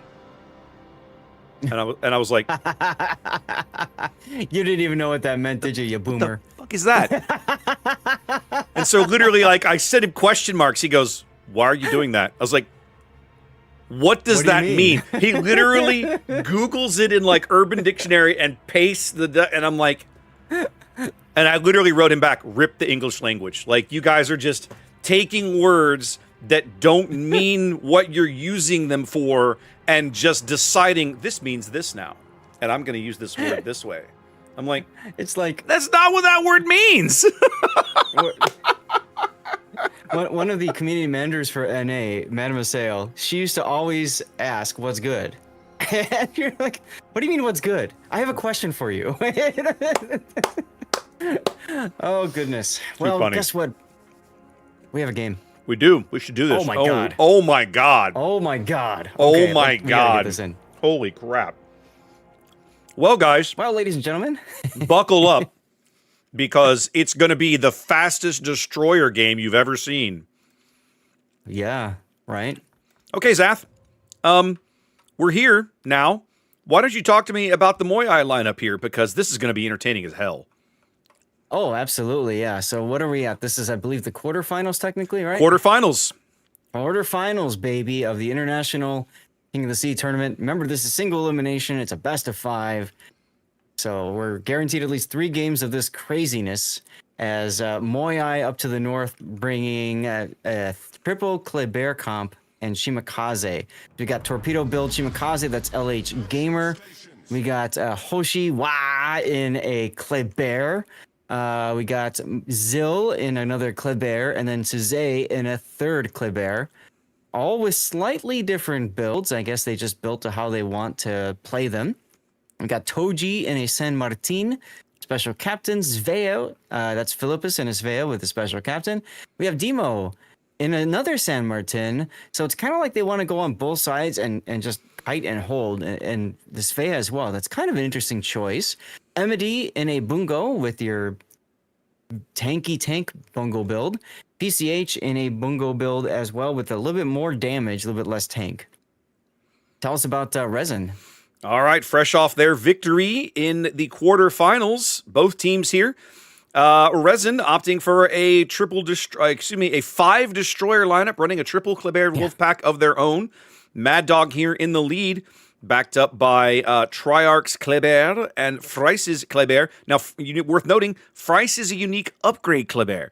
So, traditionally, when you see one of these Kleber wolf packs, one of them is running this mod. He's the spotter for the rest of the group.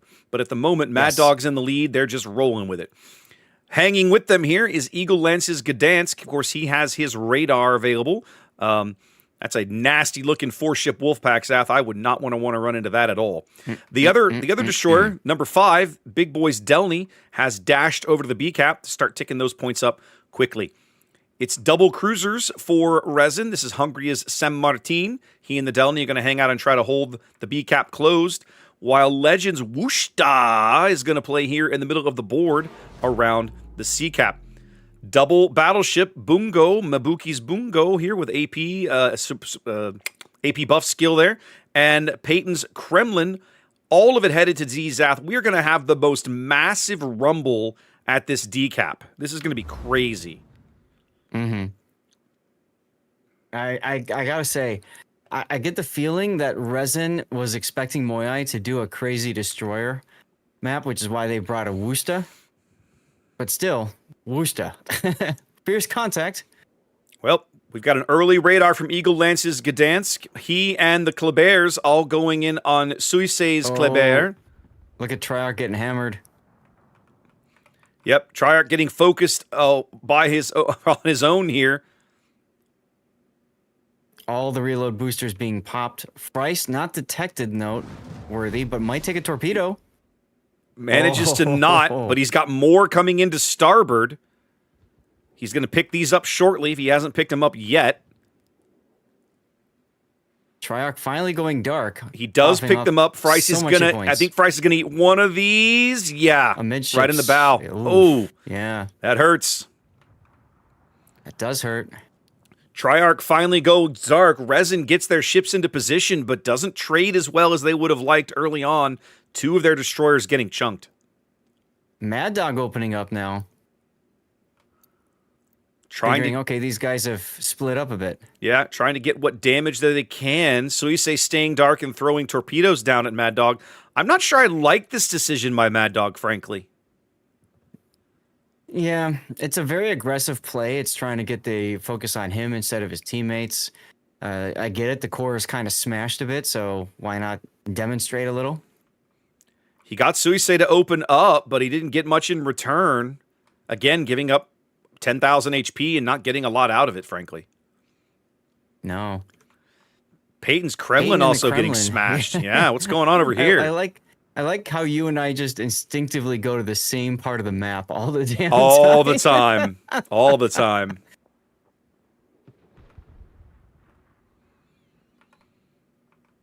Peyton putting a salvo downrange on Phillips Svea. Yeah. Nothing doing.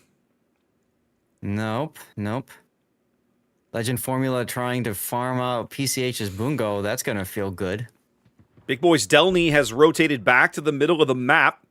He had run all the way to the B-cap, capped it, and is running all the way back now.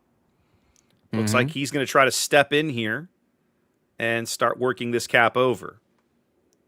I mean, clearly they're not winning D-cap, so... No, I don't think anybody's winning D anytime soon right now. There's simply too much shenanigans around here. They caught a glimpse of Triarch.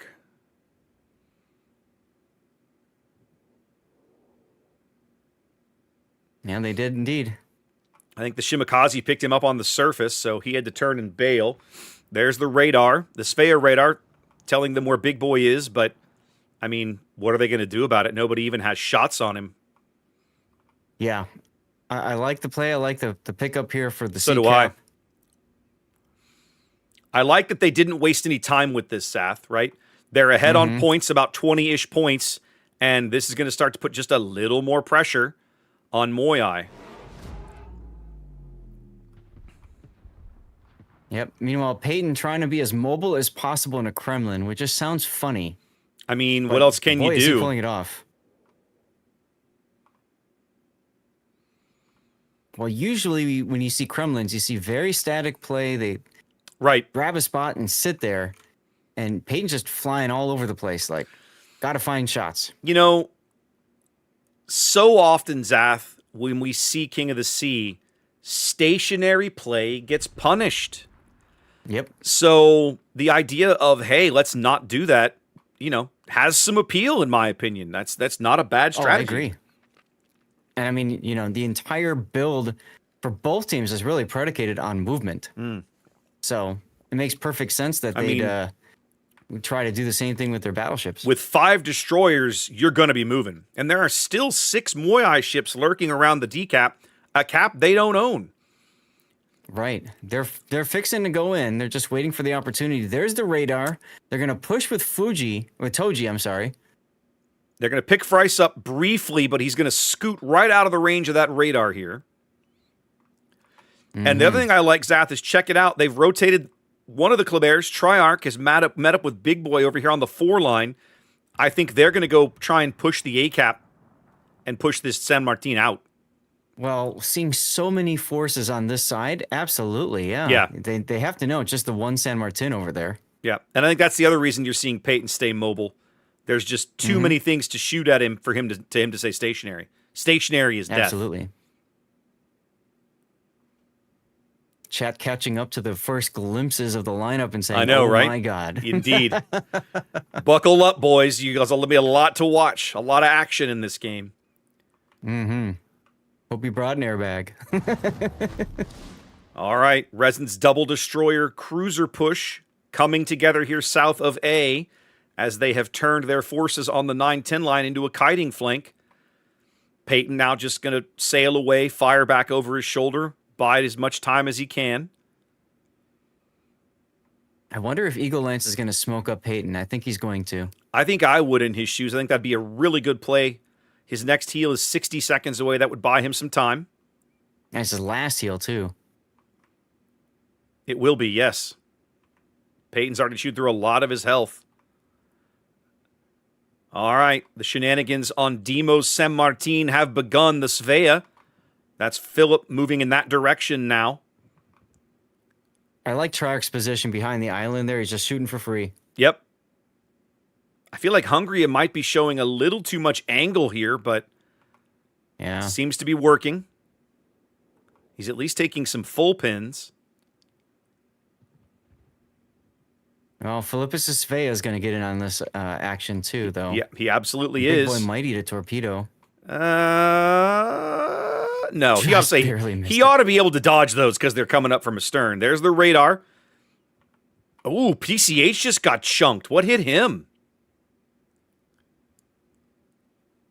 I wonder if Peyton got off a shot. His turrets are looking that way. I think Peyton got a good shot on the Bungo. Well, let's see. PCH. Yeah, Bungo and Wooster hitting him. Okay.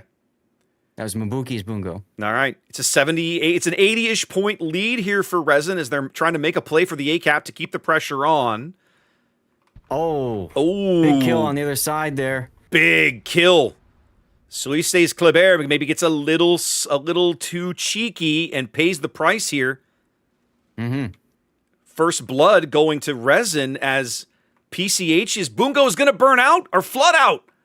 Burn out. Yep. Wow. Burned out. 2 big kills here, giving Resin a nice lead. 10 minutes gone.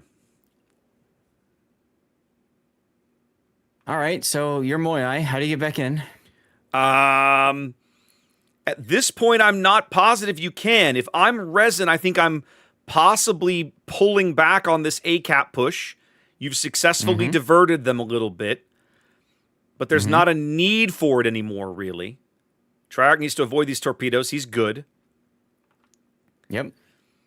Moai, I mean, they need a kill. They're never going to get to B. And with the Wushta camped on top of C, they got problems. In fact, they might lose Hoshi here just because he's spotted. Well, he's going straight down the middle. So, yeah. But between 2 Klebers and a Wushta, that's going to end badly.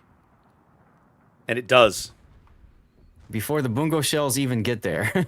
Now, Frice, though. I was gonna say, Frice might go out because the bungo took a salvo and they lose him. But I mean, if I'm Resin, I'm happy to make that trade right now. Oh yeah, at this point, that's okay. This is not a wargaming blowout anymore. Right. Like at this point, if I'm Resin, I just got to kick back. Like kick back, hold what I got. I got a 2-ship lead. Keep them out of the sea cap. They'll never get to B. All I have to do is play smart here. And if I'm Moai, I'm not sure how I get back in. You have to dislodge the Wushta. That's the only way. But how do you do that? How? Yeah. You literally have to get the bungo in front of him and somebody to stop his escape. And in fairness, I think is what the San Martin's trying to do. They are trying this. Like they're attempting this play. If they can push the Wushta from astern with the bungo and set the San Martin up to push him into, he can, he's in trouble technically. But like the San Martin's got to stay frosty too because Peyton is not dead as he fires from the south. Yeah. Speaking of which, let's see a salvo. No. Good connection. Decent. I mean, you got some damage, but nothing catastrophic there. No. And so now Legends Wushta just playing with his stern turrets, continuing to put shells downrange on Eme. He's going to continue to slide up to keep that island blocking line of sight. Okay, so now the radar comes in, but they'll still never be able to get shells on him because there's just too much island in the way. Well, somebody's trying? No, he's shooting somebody else. He's firing probably at Peyton. Yeah, he's shooting at Peyton. So now they can try to get a destroyer, and they can see they had LH locked up on Hydro. He just ducked out of it, but he's going to take a ton of damage. Wushta radar is 60 seconds away, not available. And now Legend is nose to nose with the San Martin. They know each other's there. This is not a surprise engagement. No. But the San Martin's torpedoes. This is an engagement, though, that Moai has to win. They can't trade here, and if I'm Legend, I just go for the ram. I think it's too late. Yeah. The torpedoes, if they land, are going to come too late. Yeah. And there's the ram. There's the ram. Exactly what Moai didn't need. Resin better off with the trade here. Now, this does open up the sea cap for Moai, so they are going to stem some point bleed. They're on a 3 cap to 1 now. The timer flipped back over there. Yeah. So now with the sea cap, Resin's got to get a kill or send somebody back to a cap. Now, they have pieces like Eagle Lance's Gdansk can just zip back and grab D because there ain't nobody over there. And I think that's exactly what's happening. Yeah. They're also focusing on Demo San Martin on the corner. Yeah, he's trying to power through it with a heal here, but if they can pick up this kill. Oh, no! There was Triarch! Disaster in the middle of the map. Resin now Hungry takes torpedo too. Resin now still up a ship, but only 1 ship. I think they are going to grab Demo here, but they might lose Hungry Azath. Oh, okay, they do get Demo. Hungry is going to survive it. Okay. Yeah, Hungry manages to get a super heal going. He took a couple of Demo torpedoes. Now, Eagle headed back to D. They're moving Zill out here. There's going to be a big rumble here. Eagle's got about nearly a 2-to-1 health advantage. I mean, Moai has to know that Resin's popping somebody that direction. Yep. Eagle opening up? Yep. But he knew this engagement was going to happen, and he's still got his little smoke radar trick. Zill caught out, does not have this flexibility. They're going to lose him. Yeah, but they might lose Eagle Lance too. Oh, 190. Eagle survives on 190 HP. And he pops the radar to make sure there's nobody nearby. In my opinion, that's a big mistake. Eagle opened up with his guns, then smoked, then radared. Yep. If he had controlled the engagement better by smoking first, he would have been a lot healthier out of this. If this was a trade, if he died there, poof. Eagle going to D. That would be exactly what Moai needed. Mad Dog going to C. He'll be staying ahead of those torpedoes very handily. Ooh, getting into a gunfight with the Shima. Yeah, that feels weird. Peyton the points though. 3 minutes. Yep, Peyton has the ability to move up and step onto C as well. Although he's got shots, really good shots on Philip Svea. Okay, there's and he dunks him! He gets it! Peyton with what might be the salvo of the game. 2 big kills out of the Kremlin here. Peyton changing Resin's fortune, seconds away from a win here in game 1. Well, and Eagle Land steps into the decap as well to just twist that dagger a little bit more. Yep, and Big Boyd's delving into the A cap. All over with the crying here for Moyai. Even if they can bag a kill, Resin will make up those points in a handful of seconds. You know, it's amazing how Moyai did actually have opportunities here. They did. The Shimakaze torpedo kill was huge. Yeah. Well, they did, we talked about, you asked me, how do you get back in? You got to get to C. You got to dislodge the Wushta. How do you do it? They found a way, right? It was like, bring the Boongo in his face, push him from both directions. They did it. They grabbed C. They got lucky with a kill.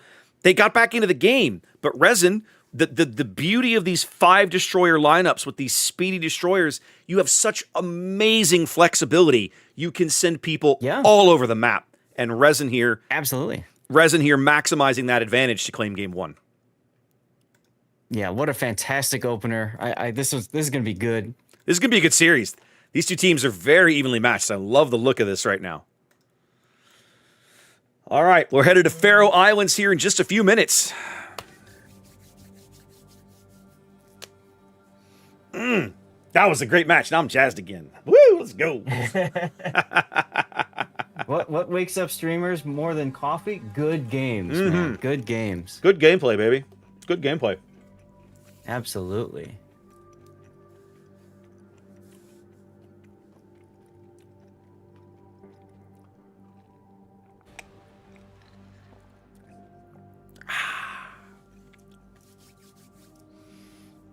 All right, there we go.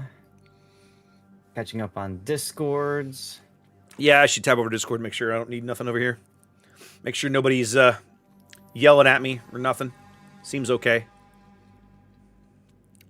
Yeah, those are always fun when you look over and you've got like 8 messages and you're like, yeah, oh no. When my mods have been pinging me for 10 minutes, I need help. What have you done? Oh, God. Right?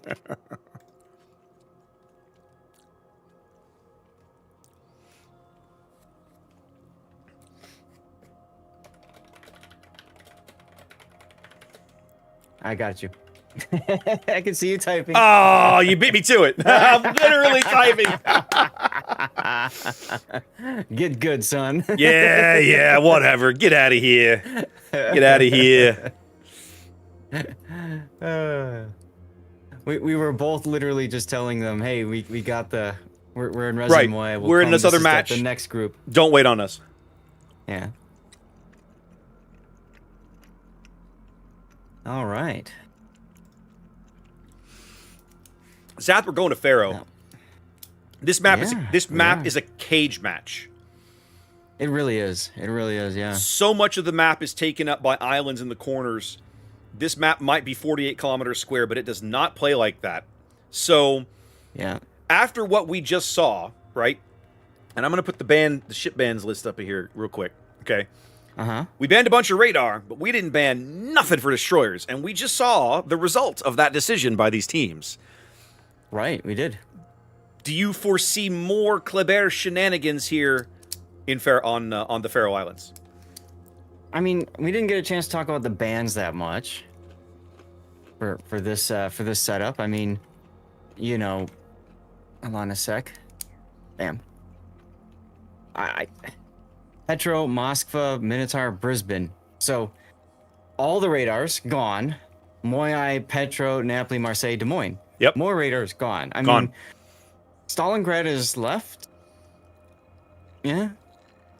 And so, like, you've kind of pigeonholed this whole match into a mobility fest, right? Mm-hmm. Versus, now maybe we can see kind of what Rain did, which was like a smoke radar destroyer combo, Shimakaze Ragnar kind of thing. Right, okay. Exactly. Yeah, I'm with you. But for the most part, yeah, I think we're going to see a lot of mobility here. I think we're going to see a lot of just crazy maneuvering. and it's going to come down to lucky torpedo salvos and, quite frankly, focus fire. Okay. So it's going to be good. It's going to be good. You say lucky torpedo salvos. I know what you mean. I want to. Yeah. What I think you mean is simply. I mean, I know what you mean, but I think sometimes I fall victim to this when I call matches. I talk about lucky torpedoes.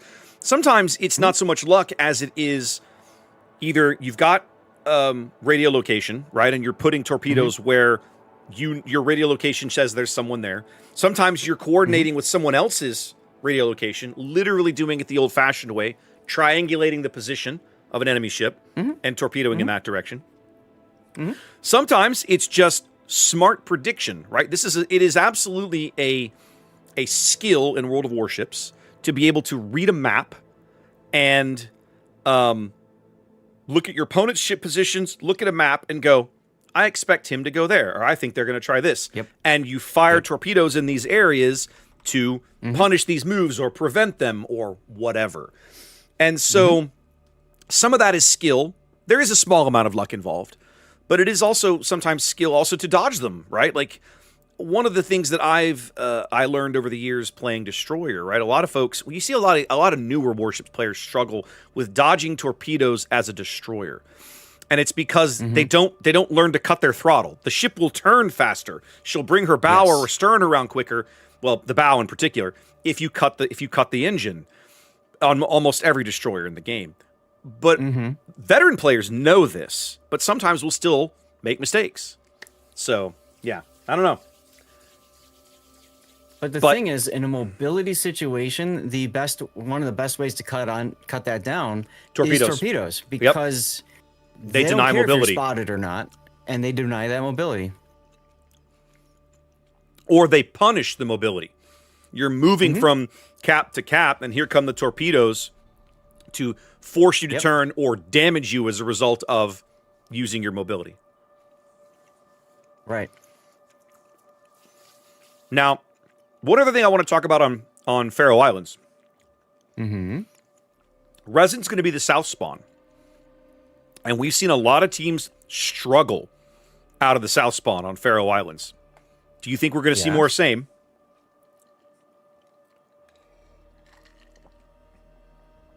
Contemplating. No. I see the computer churning. Go ahead. I'm thinking about this, and no. And I think the reason for no is because this is not going to be a standard fight that we see on this map. Okay. If this is going to be full mobility, we're going to see teams going to that everywhere. side, going up to the exactly, and they're just going to shuffle all over the place. Because the one thing that this map has, because it's so small, is the ability to relocate and really make your guns heard. It's true.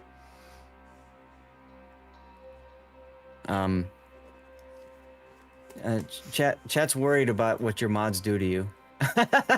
they caught up to your comment about pinging and back and forth or whatever. Oh like, no, it's his just mods it's do what to him? You know, it's more that like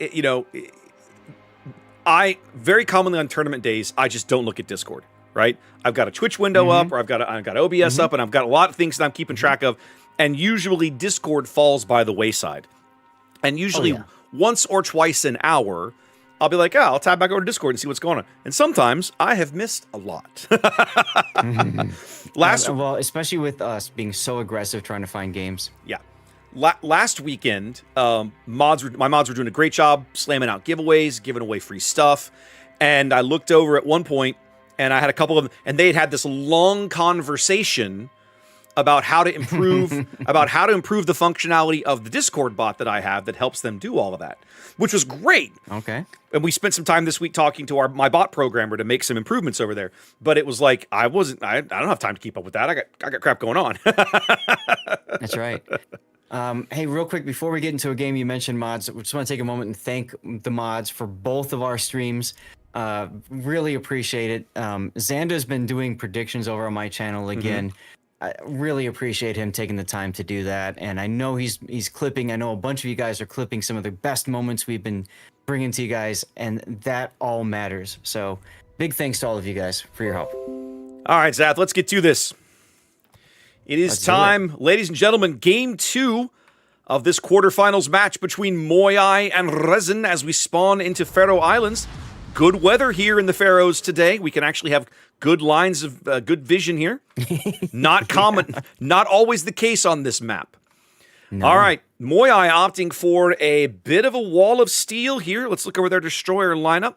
We've got LH Gamers Grozovoy, unique upgrade. And RPF, Hoshi's Gdansk, range and gun reload. Suisei in a Summers headed south with Dazzle and Brisk. Triple Stalingrads, Zath. Oh my. We've got Brody here going for range and top grade gunner. Philip Stalingrad going for reload and top grade gunner. And then the last Stalingrad over here, this is Demo going for range and top grade gunner as well. Their last cruiser is Zil's Wushta. We'll see where he lands. And then going double Bungo, this is PCH with the AP skill. And MA's Bungo going for a little more survivability. To the south, Resin up a game here in red. Zath, what are they bringing to the dance? Yeah, they've got a whole bunch of destroyers again. Not as much, but 4. We got Eagle Lance in a Gdansk with Jersey Mike. Bryce is now in a Shimakaze of his own, and we've seen him do some very dirty things in Shimakaze. We got Legend of Formulas Stalingrad. Now, this is a reload top grade gunner Stalingrad, followed by Mabuki's Bungo with that AP damage and the spotter plane mod in slot 1. Love seeing that. Big Six is in a Stalingrad as well with reload and top grade gunner. We got Mad Dog in a Ragnar with Jersey Mike and range in slot 6. That's an interesting choice. Peyton the Rockhiders in a Loria with pretty much just what you'd expect to see a Loria run. I don't see anything special there. Triarch is in a Khabarovsk with a heal instead of smoke. Running your typical Kaba rudder shift in slot 5, propulsion in slot 4, makes the thing turn into a bit of a sports car. And finally, we've got Hungria in a San Martin without survivability expert. Now, that's an interesting choice. I'm trying to anchor this side, looks like. Each team picking up their early home cap, C for Resin and D for Moyai. Resin a bit faster, Moyai a bit faster onto that. So they got about a 10-15 point lead here in the early going. Now, the other thing worth noting, Moyai looking like a big push down here to the bottom of the map, Zath. Check this out. Yeah, I was looking at that, and, it goes back to the question you'd asked me during the break, right? Are we going to see Resin push down there? And they said no.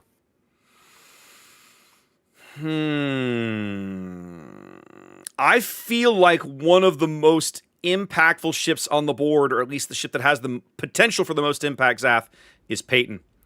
We know how much this SAP can punish Bungos. We've seen it before. We know how much possibility it has to punish the deck armor on these Stalingrads. Yep. And, I mean, this is kind of what Peyton wants in the Loria, is to be kiting away, just nailing whatever he can. So, yeah, I think he's in a good position. I'm just curious. Resin seems to be taking their time over at A. They want to obviously not go too far, too deep with all the Stalingrad radars to worry about.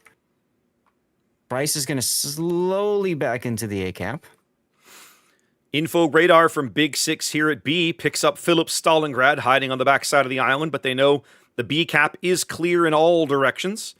I'm betting that Mad Dog is going to duck in here. Or somebody. I mean, they've got 3 forces at B. There's a clear reason for that. I mean, yeah. The thing is, they know Philippus is there, right? So they know as soon as they get into B, it's going to trip a radar. So put yourself in position. They're putting Triarch in there, obviously with the good tankiness of the side plate armor and then also the heal. He can, weather that storm quite well. Freiss trips the Gdansk radar at A, draws a few shells from Philip Stalingrad, but nothing doing, no damage exchanged. He'll reverse back in and try to draw out Demo's radar here in a moment, is what I suspect how that's going to go. One of the disadvantages of Resin's destroyer positioning, Zath, is they don't have any eyes or clear vision on what's happening down here on the bottom of the map. No, they haven't seen a thing. In fact, one of the mods that we have is the little exclamation point that tells if we're spotted. These have never been spotted. Yeah, they don't have any. They know those ships are invisible, right? And they know that they have. So these guys can read a map. They know that they have to be down there, but they don't know what they look like or any of the rest. Peyton is now the first resin player to be spotted down to the south. They don't even know either about the San Martin or the Ragnar. Yep. For Moyai. So I mean, again, that's the early sussing out of what are these teams doing, and that's why you're seeing players being so cautious. We have a Gdansk, Eagle Lance, and Fries now backing into A. They know that together they might be able to grab this cap. Well, I don't know. Hoshi's radar is back again. Triarch now radared. Yep, exactly. He's able to grab it. Triarch was getting radar there in the middle of the map. He took a Bungo salvo for about 10K. Yeah. Bungo HE, but man, they are beating Emma up back there, aren't they? Mm-hmm. Resin's going to pick up the B cap. I think eventually they're going to get this A cap as well, as Eagle Lance's Gdansk is rotated up here. Yeah, they brought him back in here so that as soon as Hoshi radars, he radars back and says, "So what?" Yeah, yeah. What are you going to do about it, genius? Go away. All right. The rumble is kicking off around the C cap, Zath. Mad Dog's Ragnar caught out. All kinds of radar picking him up. Torpedoes from the south. He's in big trouble now. He is in big trouble. The Grozovoy shells downrange. The Stalingrad will have him. He's got torpedoes coming up from astern. That's going to dictate how he can maneuver for a short while. He is still lit. Hard lit on the surface. Finally, no, he's still not dark. He's dark now. Okay, there he goes. He does finally get out of detection. Hoping for no more fires. But he's a good player, and he's up against good players, and they know he's just going to slow down once he goes dark. So they actually got a few more Wooster hits on him. And now he's spotted again. Oh, because Suze came out of the smoke. Yeah. The Summers. Yeah, the Summers has got him hard lit on the surface now. The San Martin radar not able in the range to pick up Suicide. They're going to grab Mad Dog for free. Ooh, that hurts. Yeah. That's a huge kill for Moyai. Yep. Triarch's Haba rotating back in that direction. That flips the lead over to Moyai right now. About a 50-point lead as they work on capping C. Resin not idle up north. They have grabbed A, of course. Hungary just took a big hit. Yeah, in Hungary. San Martin. Hungary just got dunked. I mean, yeah, Hungary. The San Martin versus Stalingrad. The Stalingrad is to be salivating at this fight. Mm-hmm. Mm-hmm.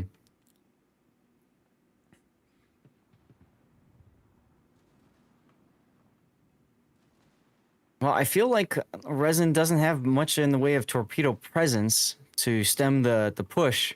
No, they've brought back the Haba, rotating Mabuki, but that's about all they've got. Well, they're bringing the Shimakaze down, and Mabuki, and Legend Formula is moving as well. So it looks like they're gonna say, "Let's see if we can counter push these guys." Yeah, it's gonna take a while. It is. It'll take time for that play to develop, and in the meantime, they can't afford to keep losing ships down here. I'm a little surprised to see Triarch just swanning around. DQing? Yeah. I'm not sure what advantage they're getting out of giving up this HP right here. I think they're trying to get Moyai to open up, get spotted, specifically so that Peyton can shoot whatever's spotted. Hmm. Here comes a Bungo salve on the Loria. Nope.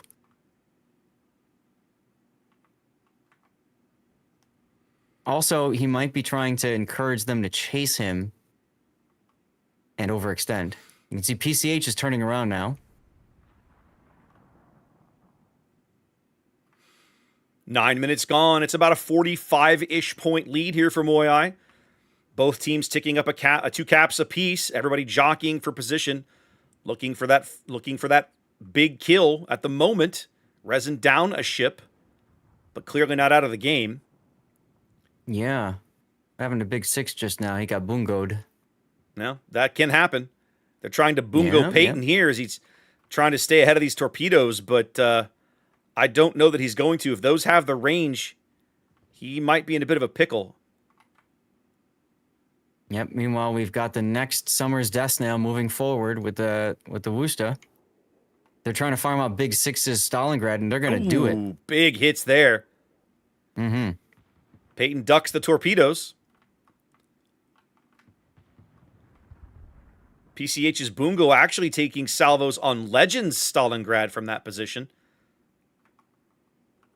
I see it. I see it. Here it comes. Yeah. The important thing is it tells Legend he can't back up, and he's already being farmed from the Gdansk in front of him and the Stalingrad in front of him, so yeah. It's going to hold him in position. Resin doing poorly this game on trades.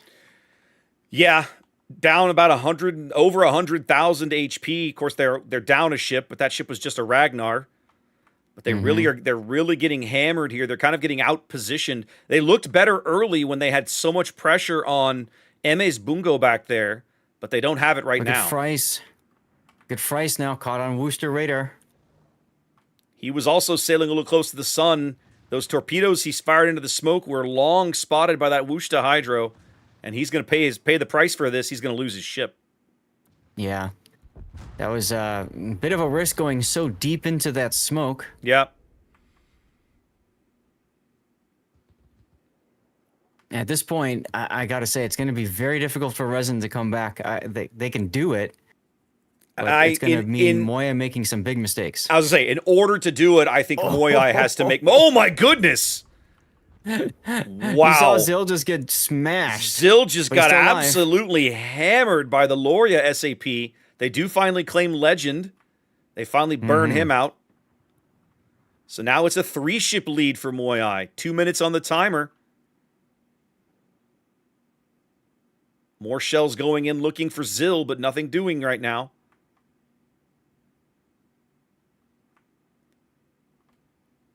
Big Six continues to burn in 2 places. If that was a kill, that might have opened the door for Resin. Not a kill, though. Yeah. And Big Six now being farmed out. He's at 4K, 3K. Yeah. His next heal is... He could extinguish these fires, but he's not. I don't know why. He was just burning when he didn't have to be. Well, now he's at 0K. Yep. 60 seconds on the timer.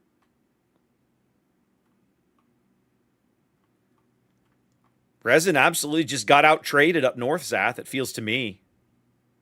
I think they took too long to get their play executed, whereas Moyai set up perfectly for their advance. Eagle Lance just going to sit here and take the torps and die. They've called the wipe. This is over. Like, they know they can't get back in, so they're just like, mop it up and let's get on to game 3. Yep.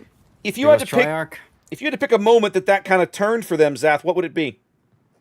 The moment it turned for Resin? Yeah, like the moment that was like, well, we effed that up. This is over. The moment the Stalingrad died, the first one, Formula. Okay. I would probably say at that point, now you're like, okay, we really don't have a shot at this, but let's still try anyway, right? Right. You saw them still try anyway. And then when they couldn't get that kill, and then they lost, I think it was Big Six's Stalingrad. Forget it. Forget it. We tried. We failed. We did our best, and it was not enough. Next time. Yeah. What is that from? Mission fail, we'll give them next time? Yeah, what is that from? I want to say it's a Halo reference. Maybe it is. I think you're right. Been a long time. I think you're right. All right, let's get back to the training room here. Is this button? Just because I enjoy you so much, I'm going to look it up for you. I'm actually curious. I can hear it in my head, but I've never played a Halo game, so it's something I must have heard somewhere on a video or something. Call of Duty 6. There we go. Okay. Okay. So I've heard it. Like, I've heard the quote. I can hear it in my head. I just didn't know what the origin was. Right. So there you go.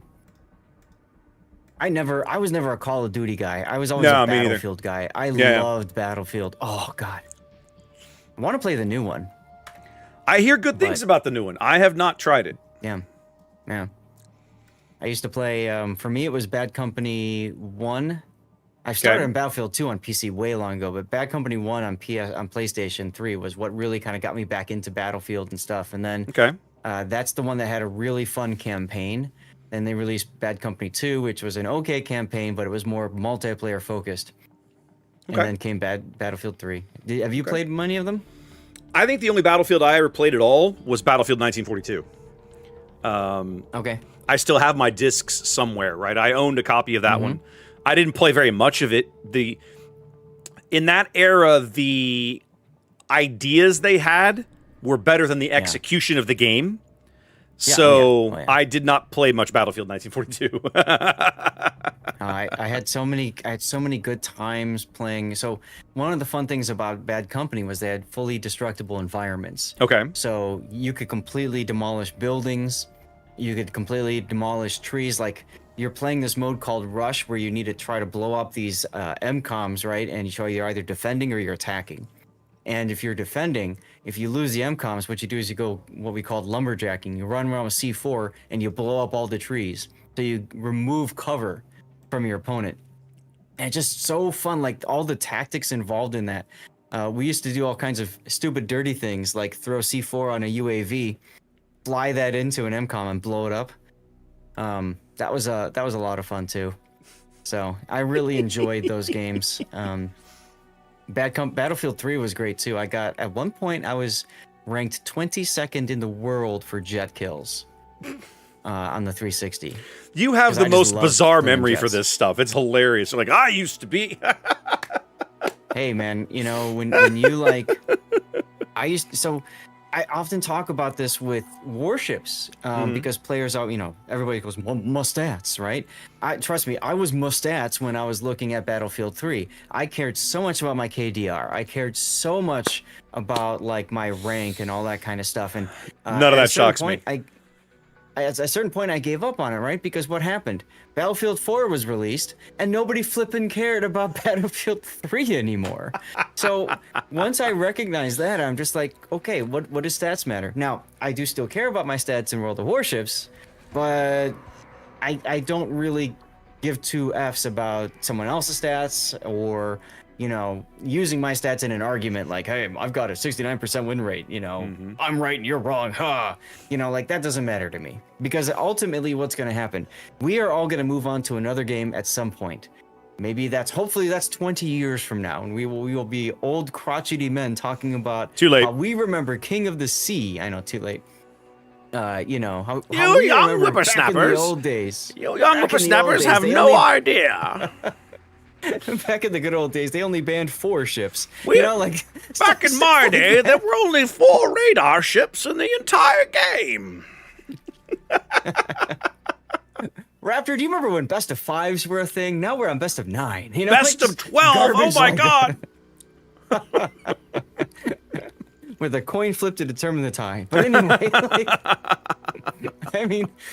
so it's just, God, it was so much fun playing those games though, and I would go on every night and just screw around on Xbox, blow ship up. It was fantastic. That was my game. If I had one to choose from, Until I've probably only had, I'd say maybe 3 games, maybe 4 in my life that I have played with the same level of dedication, let's say, that I have played boats. Only one of them I have played as long as I played boats. That would have been World of Warcraft. I played a lot of Warcraft, right, for many, many years. Nerd. Yep, damn right. But before Warcraft, I had 2 other online games that I played a lot of. The first was Star Wars Galaxies. My very first MMO. Absolutely adored Galaxies. It was, warts and all until they ran it into the ground. But before that, when I was in college, the very first kind of online game and community that I played was, especially competitively, there was a mod for Half-Life called Team Fortress Classic. Oh. And I played way too much Team Fortress Classic when I was in college. And even after college, I continued to play competitive TFC and league play with a couple of different teams that full of awesome people. I was pretty good at TFC back in the day, right? Certainly a couple of classes I was like, choice in. A couple of them, I was not so good in. But in general, I was pretty solid at that game. For me, the competitive event when I was in late high school, early college was X-Wing versus TIE Fighter. I remember that. I had so much fun playing that game. Mm-hmm. So much fun. Yep. Yeah, there's a few games that I used to play where I have like that encyclopedic knowledge still of those games, right? Still. Like PTO and PTO 2 are good examples from Super Nintendo for me, or TIE Fighter, X-Wing vs. TIE Fighter, great games. Well, like as I sit here and look above my desk, I still have printed strategy guides back when they did this for Diablo 2, Star Wars Galaxies, TIE Fighter, and X-Wing, the originals, right? X-Wing from 93, TIE Fighter from 94, Civilization 2. I still have my manual for Civ 2. Warcraft 3 is still up there as well. Another one I enjoyed. I love a good strategy game. I was never an amazing RTS player. I loved Blizzard's RTS games for the stories. I was never a competitive RTS player, not even remotely. Me neither. I'm with you there. Yeah. They were fun to screw around with. Build big ball, go kill with ball, laugh at ball killing things. Smash. Yep. Yeah. Yeah. Every now and then, chat's coming in with all their games. I know. That's why I love these conversations. Every now and then, even today, I will still boot up StarCraft 2 and go back and work on old achievements. Right? There's a whole million achievements in StarCraft 2, right? And I have never completed like all of them for all the various campaigns. So I like to go in there every now and then and just be like, I want a little bit of RTS, right? So let's go do that for a spell. Now, you still haven't tried Civ 7, have you? No. I haven't either. I saw it was on sale again on Steam, and I was like, every time I put it on sale, I'm like, is now the moment? Hold! I know, right? Hold, is now the moment? I don't know. Is now the moment? I mean, well, so with Civilization, right? It typically comes out, and it's not great until at least one expansion, quote unquote, fixes the game by adding certain features or reworking something else, right? Yeah. Like 6 was fine at start, but it really picked up with the second and then the Gathering Storm. I can't remember the second one off the top of my head. The first expansion, I mean. And then it started to grow. Civ 5 really wasn't that good until the final expansion. Same thing with Civ 4, I feel, right? Okay. So, yeah. The way I look at it, I'm just going to hold and wait unless I somehow get a review copy to look at. Otherwise, I have no interest in... There's so many other good games out there. That's the problem. We're going to talk more about that in a minute. We should go cast this game now, Zath, because there's some stuff in this lineup we need to talk about. I know. Speaking of good games, here we go. Let's do it. All right, ladies and gentlemen, boys and girls, welcome to Game 3 of your best of 5 match between Moai and Resin. Responding to Sleeping Giant, Resin leaning heavily on their Destroyer lineup again, but let's take a look at Moai here in green on the north side. It's a 4 Destroyer lineup for Moai, bringing Suisei's Summers, again with the Dazzle and some Torpedo build, Hoshi's Kleber, Fearless Brawler to go with his gun reload and RPF, Zill's Ragnar, gun range and reload, and then we have LH Gamer's Gdansk, again with the range and reload to pair up with his Radar Destroyer. 4 cruisers for Moai. We're looking at Brody's Stalingrad, also going range and range and top grade gunner, excuse me. Demo and a Stalingrad, range and top grade gunner. Toji's Venezia, going for unique upgrade and top grade gunner. And last but not least, that's Philip's Wushta, going for outnumbered to go with gun reload and RPF. A lone battleship for Moai. Only one, Eme's Bungo. It's a 5 Destroyer lineup for Resin Zath. Talk to me. What they got? Yeah, well, the other big thing, of course, is if you're only bringing one battleship, then just bring Stalingrad, because that's like discount battleship. It's kind of like cheap discount battleship, baby. Yeah. Yeah. All right, so we've got Resin with Frice's Kotz build gearing heading towards the A-cap. He's slowing down a little bit so that Legend Formula's Wushta can catch up. Now, this is a reload Wushta. We got Mabuki's Stalingrad with reload and top grade gunner. Viva G is now in a Kremlin. Interesting. On the opposite end, we've got Payne and Aloria again, working his way towards the sea cap with a 4 destroyers in front of him. That's going to be Eagle Lance's Gdansk, Mad Dog's Kleber, Big Boy 69's Kleber with unique upgrade and relocation. Yeah, and then we've got Triarch in the Kleber to round it out. So usual destroyer gang squad. I do like Eagle Lance though, ignoring the B cap, going into this channel, maybe surprise one of Moyai's destroyers. We'll see. When you see one of these triple Kleber wolf packs, guys, it's very common that you'll see one of them run the unique upgrade, which means that one of them is giving up gunpowder in exchange for better stealth. So you see there, if you look on the right-hand side here, Big Boy's Kleber, 6.2 detection. The other Kleber's 7.8. So Big Boy is basically acting like a tripwire. He is their spotter for the other 2 guys who will play generally about a kilometer or so behind him, and then make that work from there. There's the radar to detect Hoshi's Kleber trying to get into sea cap.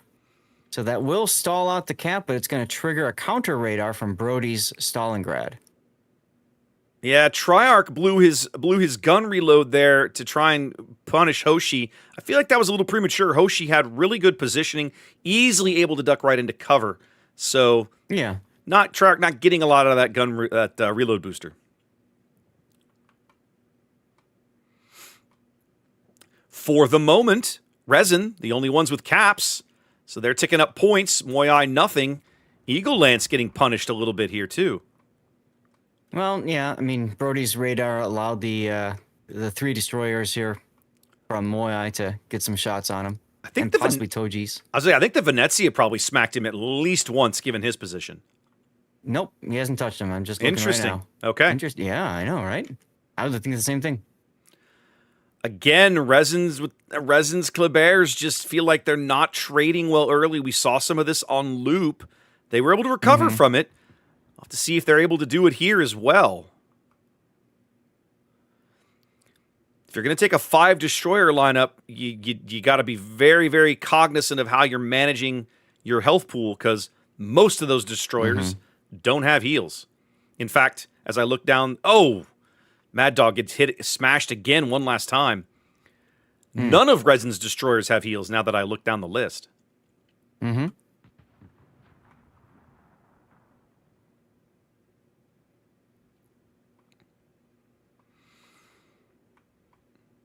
Well, Moya is going to grab the sea cap, but I like, though, Eagle Land saying, fine, I'm just going to leave and go get the other cap. Yep. Aha. They know now that basically the middle of the board is wide open, so they can grab some free points. They might not be able to retain it, but they can tick up some points off of it in the interim, and that's still a good way to go.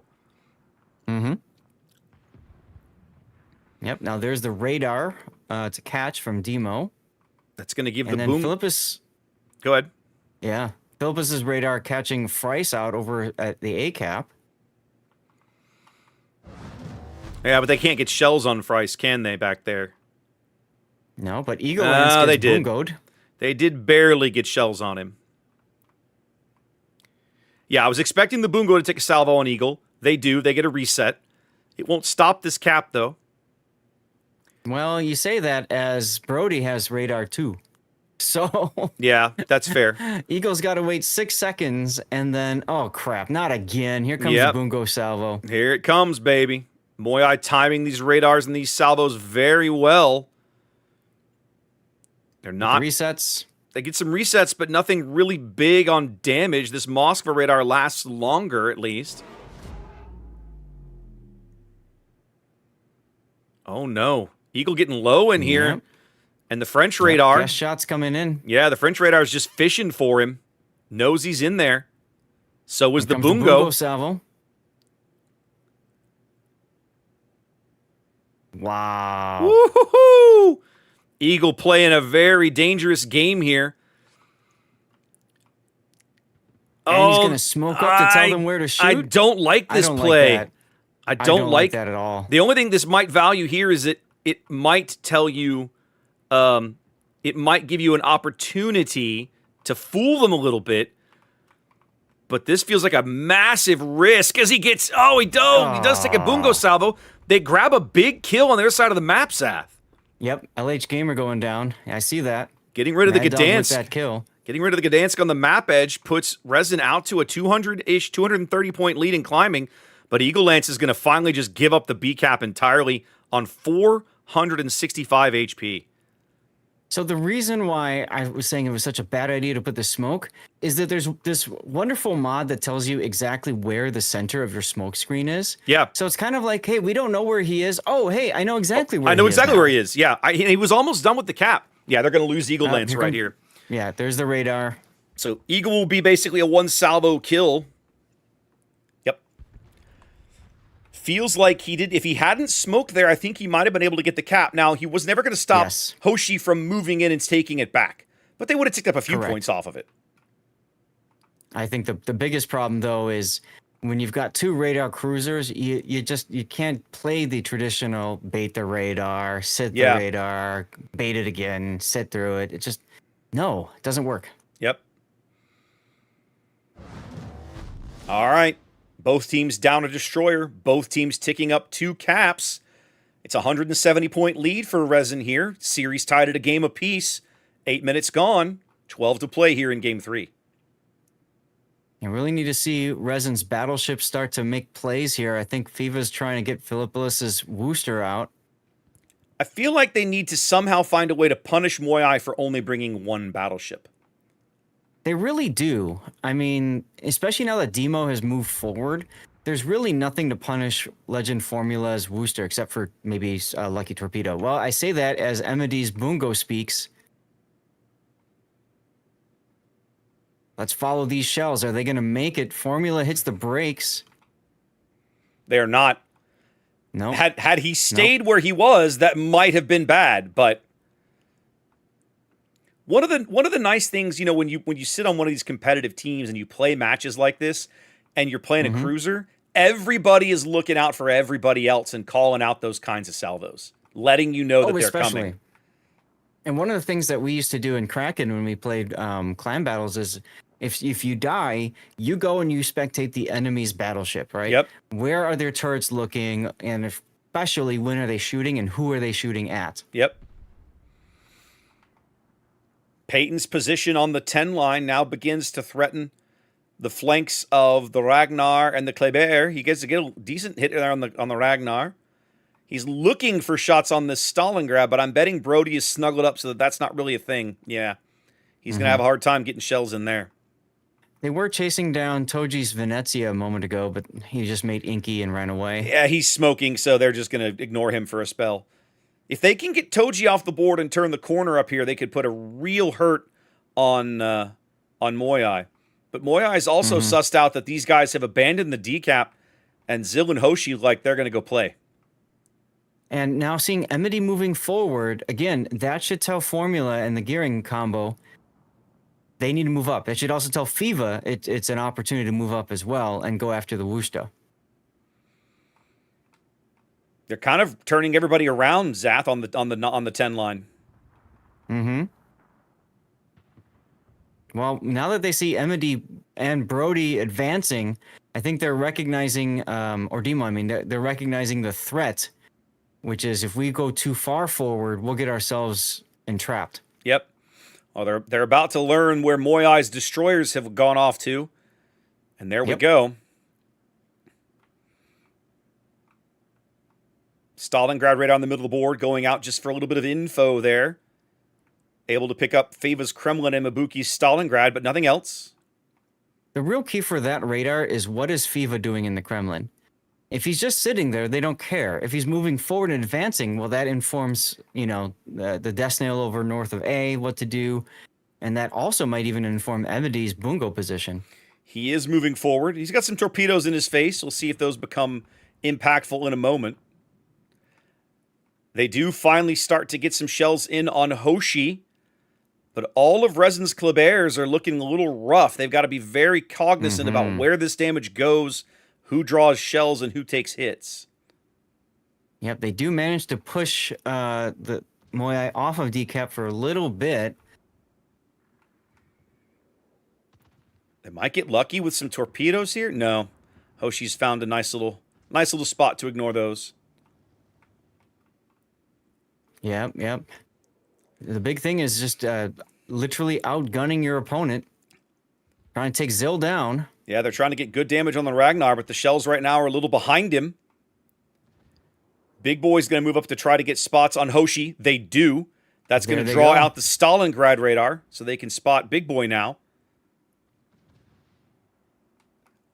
Suisei's Summer's just getting smacked around. Oh, he's under radar.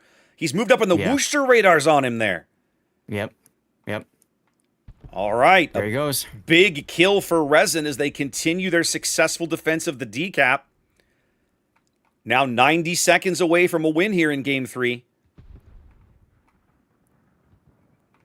Fiva's Kremlin rotating through Thunderdome to begin threatening the middle of the board. I was just going to say, I think what he was doing was he was waiting for that info radar to finish, and then once it finished, he hit W. Yep. Resin doing a really great job of maximizing Big Boy's detection advantage over this Ragnar and this Kleber in order to keep them off the decap. The enemy is about to win. 60 seconds 1 now. minute. Yeah. Hoshi's going to have to get back into the cap. He knows it. He's spotted. Yep. I think he's going to have to just sit in there and take it. Maybe try and trade with Mad Dog's Kleber to the south. Mad Dog burning his... I want to say his last. It is his last reload booster. Oh, big kills. Do they get the trade? Gets the kill. They do not get the trade. They don't get the trade. Nope. They're trying. 3 Wait, there's more? seconds. 3 seconds. They don't have time now. Zill trying. Okay, Zill steps onto the cap now. Yep. 2 seconds. Mad Dog is still lit. He lives long enough to tick over to 1,000 points. Wow. Resin goes up 2-1 here in this best of 5 with a big win here in Game 3. All right. They lose all of our buttons. They lose the Gdansk early, but pick up some other key kills, and that's all she wrote. Nicely done.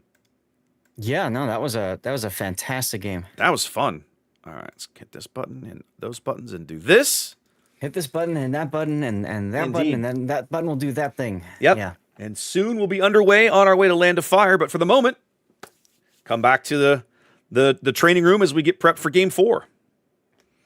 Absolutely, yes. I'm keeping an eye on our Throw CL game, Okay. and apparently there's a bit of rules lawyering that's going to start here, it looks like. Uh-oh. Yeah. I Hang think on. a forfeit was called, and people didn't quite understand what to do. Okay. Hold on. So,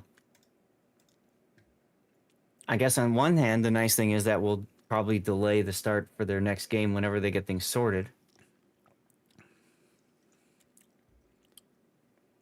So, it is what it is, especially in single elimination, man. Every little thing matters, and a forfeit you just can't afford. You Yeah, just I'm can't gonna afford a forfeit. I'm just gonna let him deal with it. It's none of my shenanigans. Let somebody else's shenanigans. No, exactly. But the thing for us though is that normally if this happens while we're casting their match, we're gonna go find another match. Yeah. Because it's gonna take 10-15 minutes before they sort that out. But we don't have to worry about that because we've got this one in front of you. Mm-hmm. So there you go. All right, I'm gonna hit the head for just one moment. Yep, no problem. I'm going to download something here. They're literally sending us updates to the streamer pack while we're online. So, give me a moment, guys. I got to download a file here. Huge fan of this. Not so much, no. Assets. Ships. Yep, there's no Laffy in here. Well, now there is. Congratulations, I guess. There we go. Okay. One of the things that we were talking about classic, like older games that Zath and I both enjoyed. We were going to start talking about like current games we're enjoying. And I'm actually really curious who else in the audience might have tried this one, and I need to recommend it to Zath. There's a really great game out now from Ad Hoc called Dispatch. Have you heard of this one? No, video game or board game? No, it's a video game. But Okay. it's from these guys used to work for Telltale. So okay. it's a Telltale style game, but it's a completely like rather than playing in somebody else's universe, they wrote their own. They created their own, wrote a script, got it. It's very well voice acted. The animation and the art style is really cool. It's a great game. I highly recommend it if you have not if you haven't checked that one out. I think it's $30. 30. Yeah, it's $30 on Steam. $30 on superhero workplace comedy. Yeah, that is that. But essentially, the gameplay of it is you work for a company who hires superheroes and then farms them out to people as needed to solve their problems.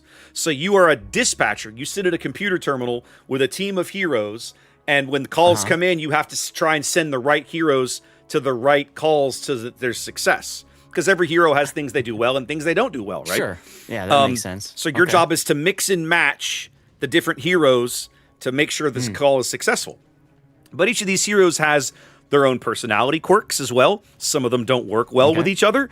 These are all, your particular band of heroes are all ex-villains that are trying to, this is like their redemption story. It is the writing and the storytelling and the voice acting is an absolute riot. It is so much fun. So that's one I can absolutely recommend. It looks like it's an animated game too. I'm surprised. The art is completely like the cutscenes and everything fully animated. It looks hand drawn. I don't think it is, but like that's how good it looks. It looks amazing. Well, considering how anti-weeb you are, I'm surprised that you're that into a cartoon game. But doesn't look like cartoons are not the problem, Zath. Weebery is the problem.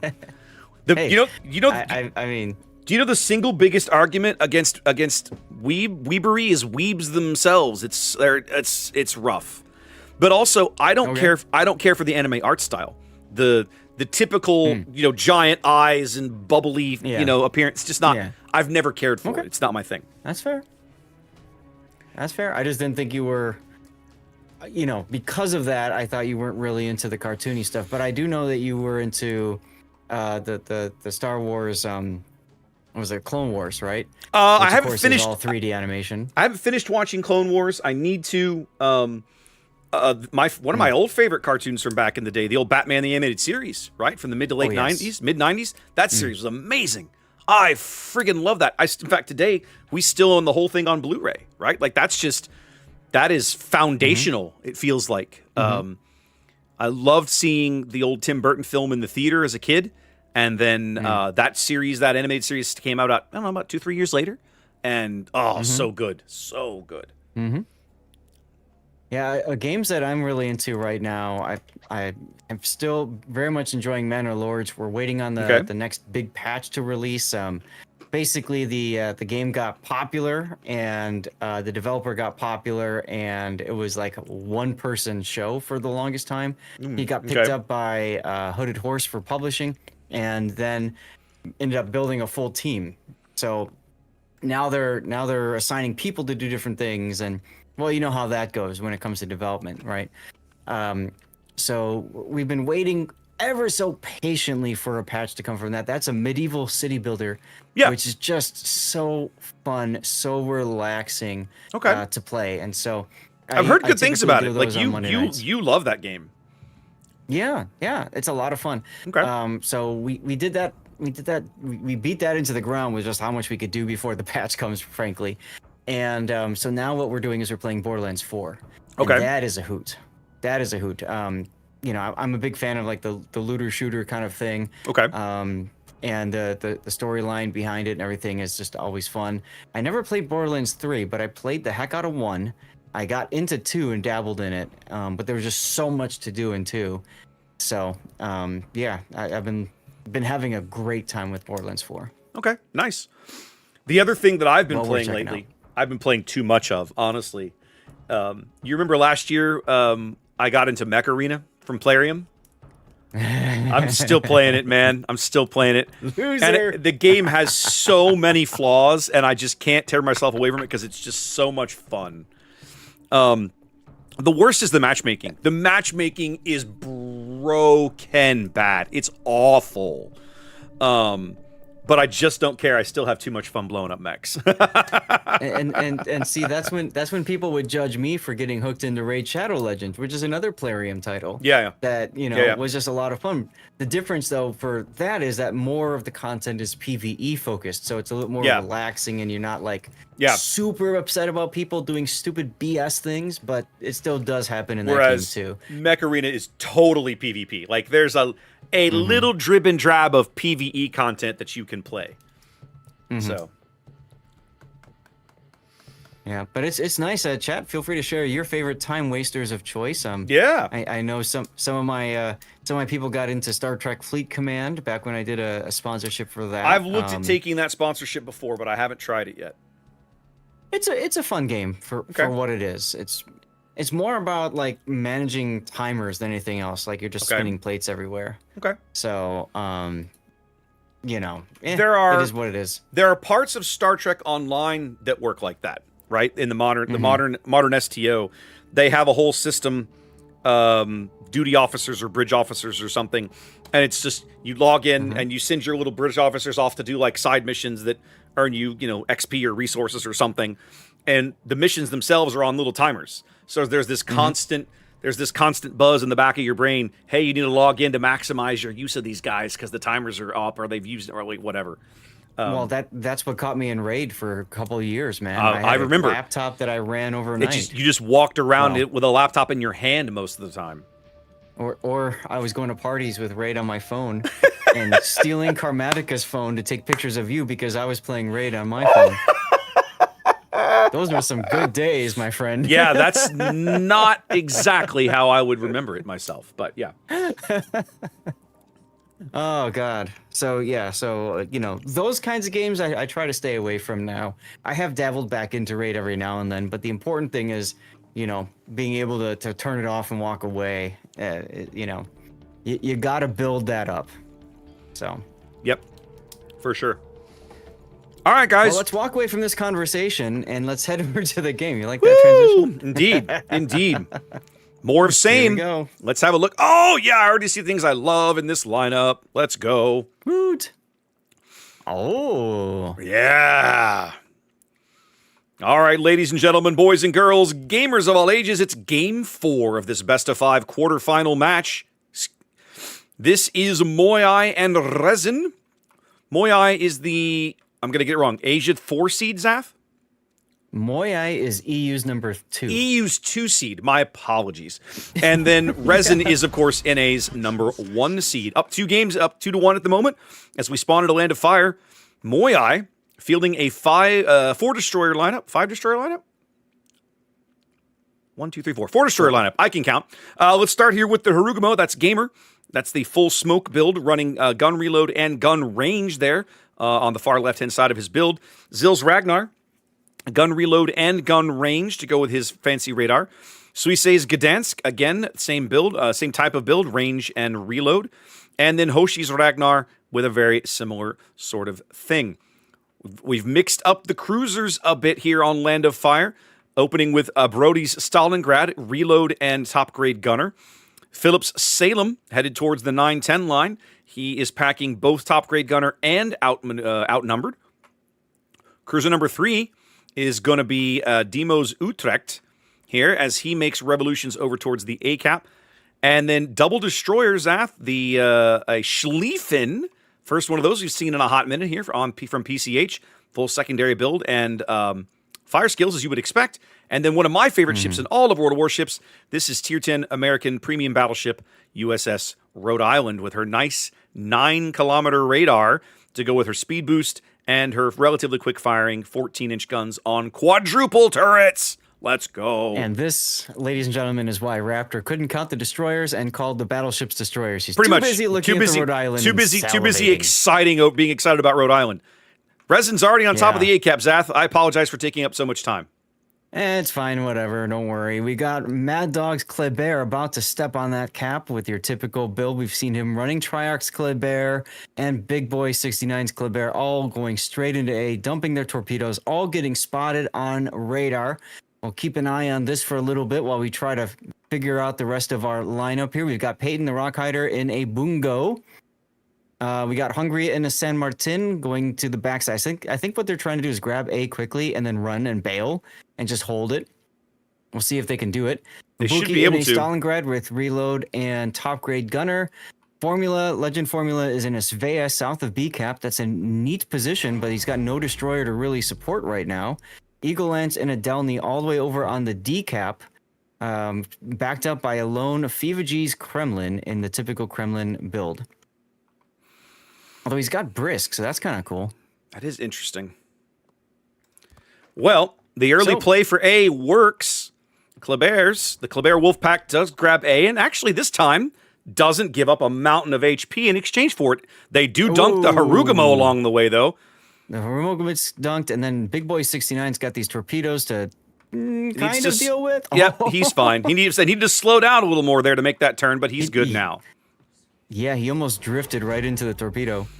Yep, he did almost indeed. It's already a 30-point lead and growing for Resin. Their early cap advantage benefiting them. Remember, y'all, this is a best of 5. This is game 4, right? If Resin wins this, they're moving on. Advance. Yep. Moyai is done because it's single elimination as well. So this is do or die for Moyai. Yep, backs to the wall here. Moyai needs the win. I'm really curious, Zath, to see how this Kleber Wolfpack plays the rest of this corner.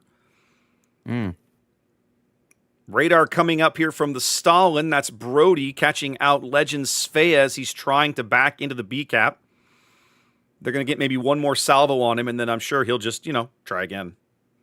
Yeah, but when he goes and tries again, we're going to see the Ragnar in position with his radar. That's Zill. Very likely. So, I don't know about this, but I really want to see these Klebers just handle Emidy's Rhode Island. He's got his radar going. Is he going? Is he going? Oh, no, he is. He's going to stick his nose out here. He's kind of going. Yeah. Is he going to manage to dodge them all? He's going to dodge them all. He is! Wow, but wait, there's more. Nah, he's fine. That was impressive, Zath, although still even more torpedoes coming in. At least one of these is going to hit home. Right on the bow. There's the one on tip. Oof. Emma getting punished. Yeah, that's the thing. DCP, and then you're going to see all of these main battery reload boosters pop up. There it is right there. Yeah. You know that they're counting 20 seconds, right? Mad Dog not using his. Everybody else has either using one or just went through one. The possibility to kill the Rhode Island here, just too much to pass up on for Resin. And I agree with them. Yeah. Just get him on fire, sticky fire, and he's done. That's a dead Emedy very early. Yep, it's going to happen. Moyai makes a bit of a mistake, loses their battleship along the 2 line here. As there's the Ragnar radar over B you were talking about to punish Legend once again, trying to cap B. Now he's going to get some of his own back here.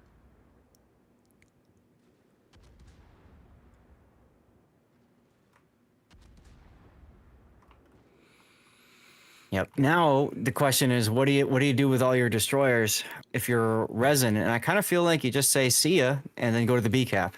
Yeah, it's a 130-point lead here for Resin. They did surrender control of the A cap, but I mean, they have the opportunity to move back in there and either Wolfpack, to use your terms, Zath, Robocop out Suisei's Gdansk, or at a minimum, just get in there and pick up the cap and be done with it. We'll see which option they choose. If I'm Moyai's destroyers right now, I am terrified.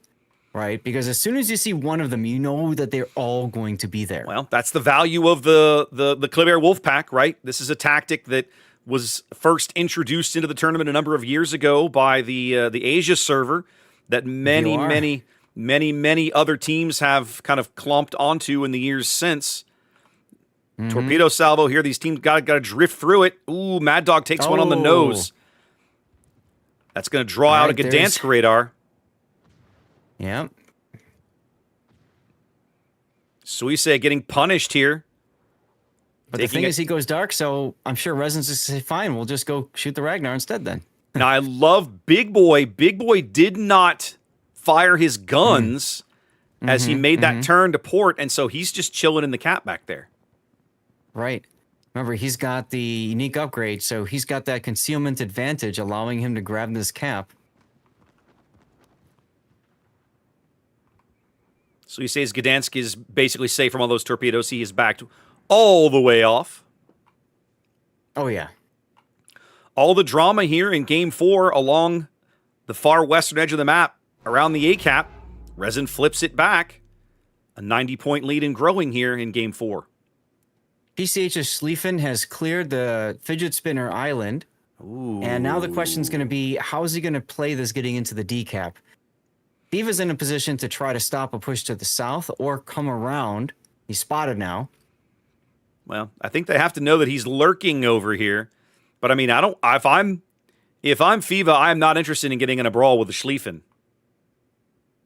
No. Now he's detected on the Hydro and the Salem radar. Ooh, Hoshi's Ragnar just got hammered. But if I'm Resin, I'm just telling the group over there to just don't die, don't do something stupid. Yep. Be smart, and let's focus on what we're doing with the Klebers. Well, they're bringing them back across mid now. They're leaving Hungria's San Martin in position, backed up by the Bungo. That's Peyton, to kind of hold this flank closed. But everybody's redeploying through mid now. You're seeing the Gdansk and the Ragnar do the same thing for Moyai, as we're looking at the Kleber Wolf Pack here in mid as well. Yep, Legend Formula has moved off of the B-cap. Strange that. I would think that they would want to just make sure they get the B-cap first, then rotate him, but okay. Seemingly not. They were using the Svea to chase Hoshi's Ragnar. He got a torpedo into him a minute ago, and then got a radar, popped him with a radar and hit him with a few shells. But if I'm this Svea, I am not excited about this Salem in front of me. He may not know he's there.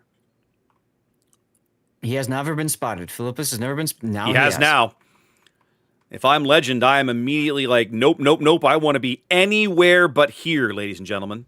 Well, he's got the smoke, so he can do that and farm for a little bit. That'll buy him some time. But I'm sure FIVA said, hey, I'm radared. Yeah. So they knew that the Salem was there anyways. Torpedoes coming in. Remember, Salem doesn't have Hydro. Yep. Still dodges. Svea torpedoes getting in on the Salem, going nowhere. I don't think they'll have the range to impact the Schlieffen, but they might.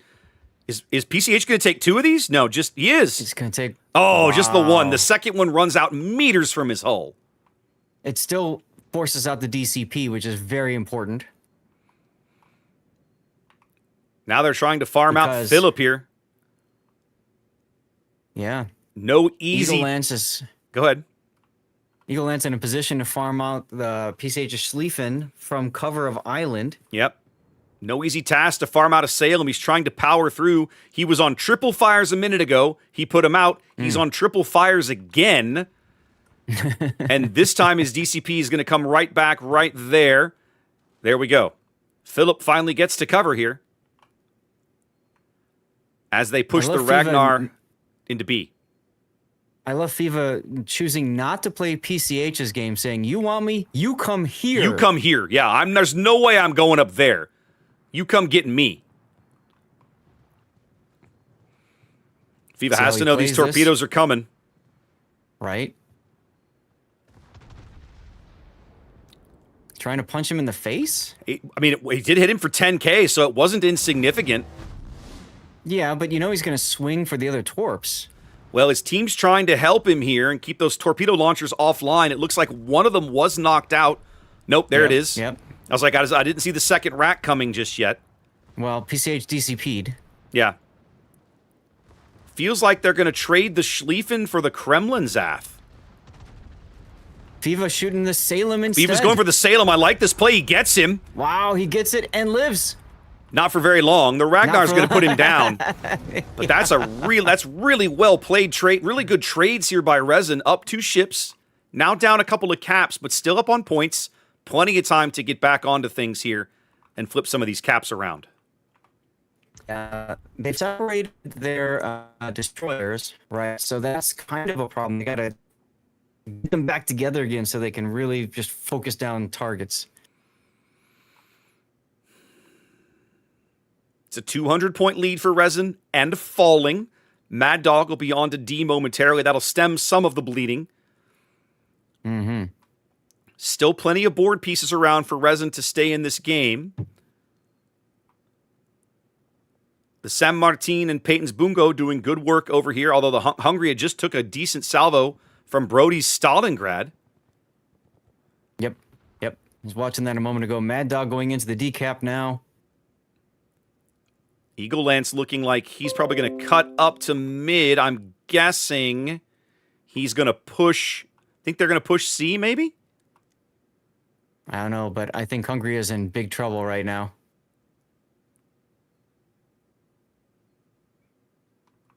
He's just going to get farmed out by Demos, Utrecht, and the Gumo. I'll have to see if the Bungo can impact things here. They are going to lose Hungary. Trying to get an angle, too. Oh, yeah, definitely. Unless he can get the F key, but no. Harugumo doing what Harugumo does. That narrows the lead to 60 points now for Resin. Only a one-ship lead. Still in command of the match. 2.5 minutes to play.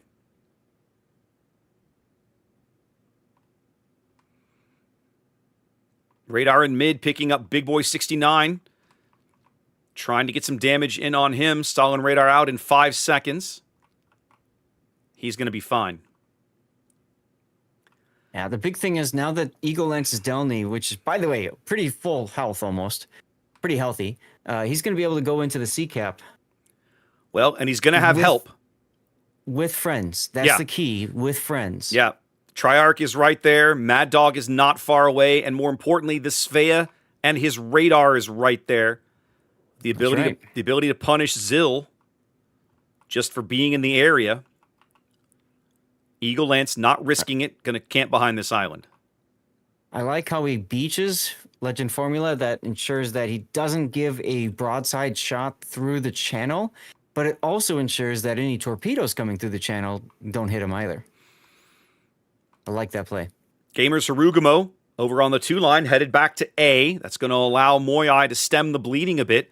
Currently 90 seconds on the timer. They'll lengthen it a bit once they step onto A and flip that cap over, because basically no way for Resin to stop it with the pieces they have left in place. You know, Raptor, I wonder what LH stands for. I don't know. Hoshi's going to take a torpedo. Oh, big one there. Because I don't know about you, every time I see LH Gamer, I think of Lufthansa. Lufthansa, yeah, I have the same problem. You and I are both such aviation nerds that's the inevitable result of that, I think. Hoshi taking a risk here, opening up in front of a Delny and 2 Kleberts. I don't like that, especially with you just took a torpedo. He just took a torpedo. DCP is down. Yeah, I think they're going to get him. Yeah, he's on fire now. He's out. He's done. That'll pretty much seal the deal with 40 seconds to go now. Yep. Boom, 8 seconds to go. I was going to say, once he dies, it's a lot faster than that. And there it is, ladies and gentlemen. Resin does this in 4 games. They're going on to the semifinals. Hashtag pray for NA, everyone. Now, the other thing of note, Zath, is that guarantees Resin some prize money, right? They are money. They will finish at worst 4th, which still has prize money attached to it. So, Yep. And we will see them play tomorrow. Tomorrow morning. First thing tomorrow morning, they'll be in one of the semifinal matches, and we'll go from there. Right. Now, just a heads up, we will do our best to dodge the official cast. We'll see what we can do about that. So who knows where they're going to go, and we'll go to the opposite. My chat is saying that history was just made in Rain versus TWA because they had a tie. They had a dead tie game. Yeah, they said something in my chat about, can you have a tie? Yes, you can. It is possible. You can have a draw. Yep, it is 100% possible.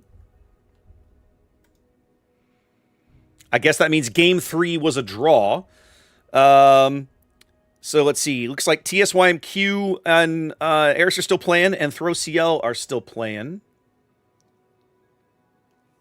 Which one do you want to see, Zath? I'm in Throw CL. You go to TSYMQ Eris, and then we'll see which comes back first. Okay, let's do it. Because CL could 3-0 throw, and that's it, which would be very interesting. Okay. Let's see. This series. Which one are you in? I'm supposed to go to TSYMQ. Yes, go to TSYMQ, please. Okay. I'm in Throw CL. Okay, perfect.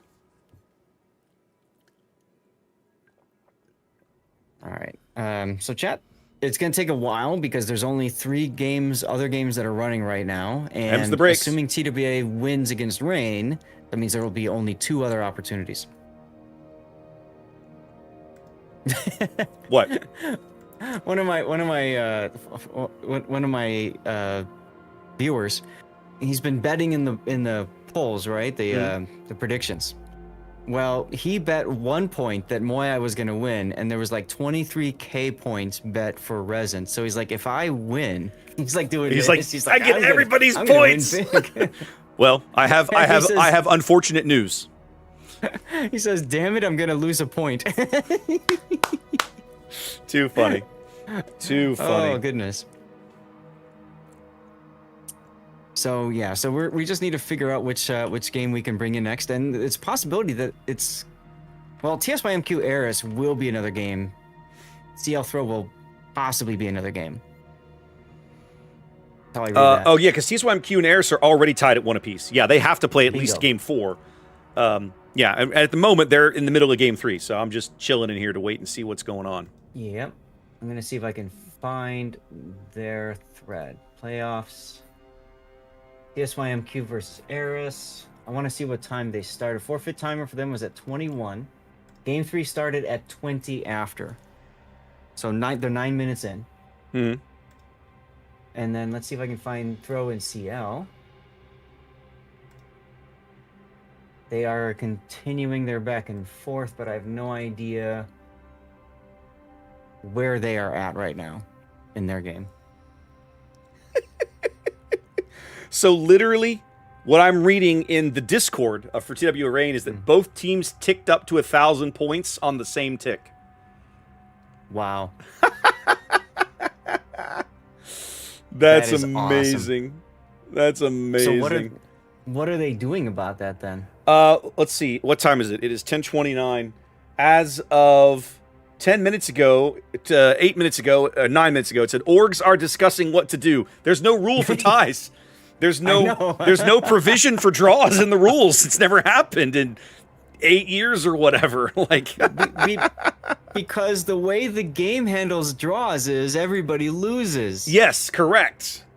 If you draw in a random battle or ranked battle, everybody loses. It's treated as a universal. Everybody take one of these. Everybody get a middle finger. Which is hilarious in ranked because that's a lot of stars gone. Yes. Goodness. Well, we'll see what happens. Do you have a preference if both of them come back at about the same time? I think Throw CL. If they go to game 4, I'd like to see them because we haven't seen either. We haven't seen Throw yet, and we've only seen a little bit of CL. We've at least seen both TSYMQ and Eris for a complete series up to this point. Well, we only saw one game of TSYMQ, but the point is that we've seen Eris a couple of times now. I'd rather go see yours if they go to a game 4. Okay. While we're waiting here for a minute to figure out what our next coverage is going to look like, I'm going to go hit the head. I'll be right back. Sounds good. I'm going to dump in my energy drink. It's time to go all in, everyone. No coming back from this. But I hope you guys have been having a good time. I'm really glad we were able to bring that series to you. As a reminder, I will be doing some live play after this. We'll be doing an after party, so you guys are welcome to join in and stick around, hang out. I'll be doing some live play for World of Warships. Maybe some of you guys will get your drops figured out that way. And I got plenty of things to give away. I was going to say something else now, and I can't remember what. Oh, well. Oh, yeah. If you haven't gotten your drops yet, keep this in mind that tomorrow will likely be quicker. Because if you look at the bracket, tomorrow is only going to be 2 best-of-5 rounds. Okay? And technically 3. Because it looks like they're going to run these 2, then this one, and then this. I don't know how they're organizing that. But the point I'm getting at is you won't have a lot of time, probably not as much time as today to get your drops for the Columbo camo. Not the way they have it scheduled. Yeah. So today is going to last just as long as tomorrow based on the schedule. Because today we're doing 2 full rounds of best of 5s, right? And tomorrow you're doing 2 full staggered start rounds of best of 5s. It's the same schedule. Yeah. So I have a feeling it'll be quicker just because there's fewer games and there so will be less chances at a game 5, for example. Yep, there'll be fewer games, fewer teams, right? The question becomes, what if a game, if something doesn't go all 5 games, we probably don't wait for the next scheduled thing. We don't wait for an hour, right? Whatever. Chat wants to see the playoff bracket. I can do that. Bracket. There you go. I need to refresh it probably. Okay. Let's see what here. The organizers have come up with a decision. Draws of this type were not planned, and we will manually have to validate the score. For the time being, go on and play map 4 and continue the series. If we end up having rain win the next 2 maps, we end up doing best of 1 sudden death, where teams will ban 1 map at a time until we have 1 map left, using the same ship ban we already have in this series. Okay, then. And of course, Painzor trolls everybody by asking, what happens if we get another draw? That's a Painzor response. Because Painzor.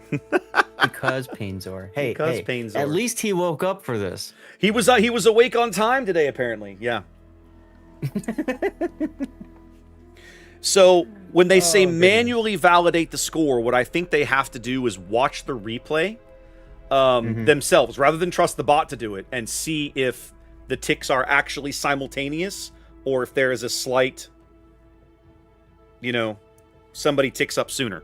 That's what I'm assuming they mean when they say manually validate. You fast forward the replay until it's 997 to 997. Stop it. And then move it at like the slowest possible speed. You try and do like frame by frame or slow it all the way down or something. Like I don't know. There's no other way to do it that I know. Finish. Yeah, I mean. No, I could do it. I know exactly what they're gonna do if they're gonna have to go to replays like that. That's gonna be hilarious because they're going to need to validate that with both of the replays. Yeah. So they need to do it on both sides, just to make sure. Mm-hmm. Wow, that's a mess. When Zaz says both replays, guys, remember when a match completes, both teams are required to submit a replay from one of their players into the system. That verifies the final score, so to confirm that yes, this person did actually win the match, and so on and so forth. His point is basically that if they're going to have to manually validate the score, they've got to watch both replays toward the end. Skip ahead to the end because that's all that matters, and watch the timer. Literally slow it way down to see if somebody ticks up or not. Right, and all of you watching at home, you have the ability to download these replays. If you want to see what top tier competitive play looks like in King of the Sea, you can go to wows-tournaments.com. You go to the specific tournament you want to follow, go to the matches tab up on the top, and search for the team that you want to look at. So I have like TWA versus Rain, Game 3, for example. Right there. Bam. And it looks like they haven't uploaded... they haven't uploaded the replays from the... or at least they haven't made them public yet from Game 3. Because that'd be fun to watch. Like, yeah. How did that work? What if they come in another door? That's right. Goodness. Well, how's your training room looking? They're still playing. Nobody's back yet. With me. The game is ongoing. I have no idea when the CL throw game started because they look like gotten a bit of a tizzy with the refs, and I think they're just kind of push that forward and just go fight it out in the seas instead of internets. So we'll see. In the meantime, I should probably get Eris and TS by MQ ready just in case yours is done first. I figure we'll just go to the one that's done first, yeah? Yeah, more or less. Okay. All right. Sounds good. Make it a loss for both teams. Yep, that's exactly right. You all lose. You stole fizzy lifting drinks. I mean, technically that's the thing. Like, their idea of... The idea they've come up with on the fly, in my mind, is actually not a bad one. Which is, keep playing, if you need the extra round, we'll do it as a quick sudden death, random map, random spawns, keep the same shit bands. You basically just add an extra game onto the end of the match.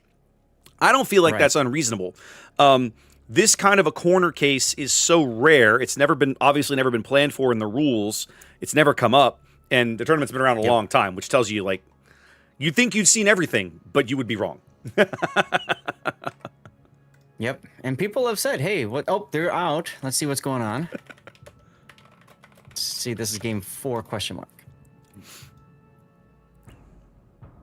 So I'm waiting to hear back if CL and Throw goes to game 4. Okay. Yes, the answer is yes. Okay, so that's available. I'm still waiting on...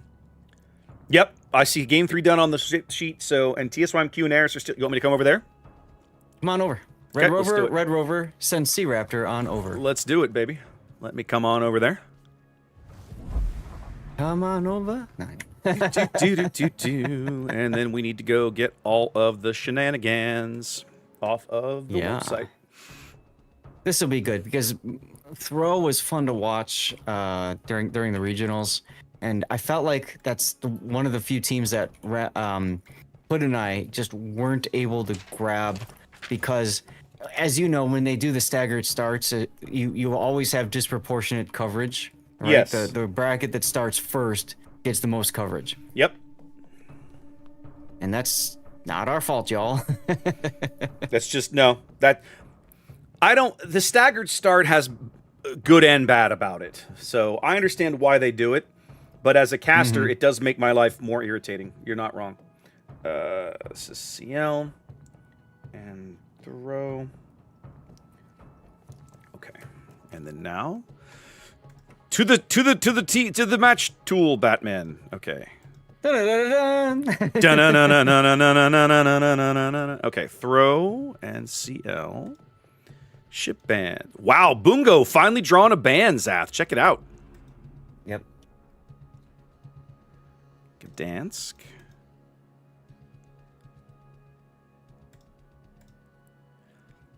It's interesting. That might be the last match of the tournament we don't see Kleber banned because, that match was ridiculous. It was every game was the Kleber show. I mean, whoever's going to face off against Resin, right, which is going to be TWA or Rain. Yeah. Right? One of the two. So far, right, you know they're going to be like, all right, just ban it. Stupid shenanigans. Just ban it. Well, I mean, but the thing is, okay, so do you ban Kleber, Marceau, Kaba, Delny? Do you ban all 4 of those? I mean, I don't think anybody's terribly worried about Delny, although we have seen the Asia teams do some really mean things with Delnys, haven't we? So, yeah. My most watched clip on YouTube. That's a really good clip. That's a really good clip. Okay, I have everything set up now. It's 2-1 CL right now, yes? Yes. Okay, so they won both the first 2 maps, and then Throw just won map number 3. Correct. Got it. Sweet. So then when I push the button, we come to here. Both teams are their 8th seed. Throw is Europe's number 8, and CL is China's number 8. In the quarterfinals, baby. Let's go. I love it. In the quarterfinals.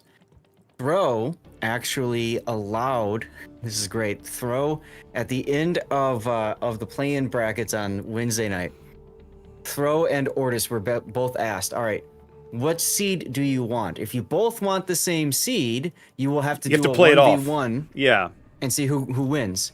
Throw's like, we don't care. Go home. Give us the 8 seed. Just let us go. Ortis, do you want 7 or do you want 8? And Ortis is like, we'll take 7. Throw's like, cool, we'll take 8. And here they are. And here they are. And Ortis' tournament is over, isn't it? Yes. Yeah, we saw them eliminated earlier. Correct. Throw's still here. Far, though. They did. Throw's still here doing what they do. It's cool to see. What I love about seeing eight seeds right in the quarterfinals, Zap, is it tells you how razor thin the skill gap amongst some of these teams really is, right? Oh, yeah. Like, you're the 8 seed. Does that really mean anything? Not really. I mean, you're still pretty good or you wouldn't be here, you know? And I wonder if our friend Tien is playing, because remember, he played on CL last time. I don't see him on the current lineup, but I mean, it is possible. I can look at the team roster for you. Why don't I do that? Tian is a Chinese CC that we met at the CC Summit last year, for those of you guys wondering. And he really was fun with guy. CL, right? Yes. Okay, let's come back to... There's a way to do this. I need check lineups. Here we go. No, not that. It was so funny meeting them because Asians as a whole are generally very much min-maxers. And when we met them, they're like, "You're the one with all the stuff in the game." And I'm like, yeah. Yes. Yes, he is. Yes, I am. Here we go. Yeah, I don't know. All of their info here on the available on the public server on the roster does not give me their actual names, their account names. So it's just literally COTS NA player 1907 and all this kind of stuff. So can't help you there, unfortunately. Yeah. It is possible though. No, it's okay. I mean, the only reason I knew he was playing for CL before was I caught one of his streams and I said hi, and he's like, "Hey, did you know I'm playing for CL?" No. So too funny. All right, let's see something here. When we come back, chat was saying. Chat's telling me they're allowing the draw to stand, and I was like, I don't know what that means, but okay. I know that in tournament allows draws. Mm-hmm. Yeah, it's marked in. Yeah, it's marked in tournament as a draw, a 1,000 draw. So that'll be entertaining. I'll have to go watch that one later. Yeah. I might pull that up when I go to live play later. I know, right? So if TWA can win Game 3, it doesn't matter. If Rain wins Games 3 and Game 4. If TWA wins Game 4 or 5, it doesn't matter. If Rain wins both those games, it matters a great deal because now they have to go play a Game 6. Game 6 of a best of 5. That's right. The memes write themselves, everyone. They really do. They really do. Okay. Here we're bringing you guys a battle of the 8 seeds. We're headed to Game 4 of Throw and CL here in the quarterfinals of the international bracket. Interesting. Rain is bringing a poison in this game. Entertaining. And TWA brings an incomparable. Are you not entertained, ladies and gentlemen? Okay. All right. Sometimes I think these top-end Battleship players do it just to give people something to talk about.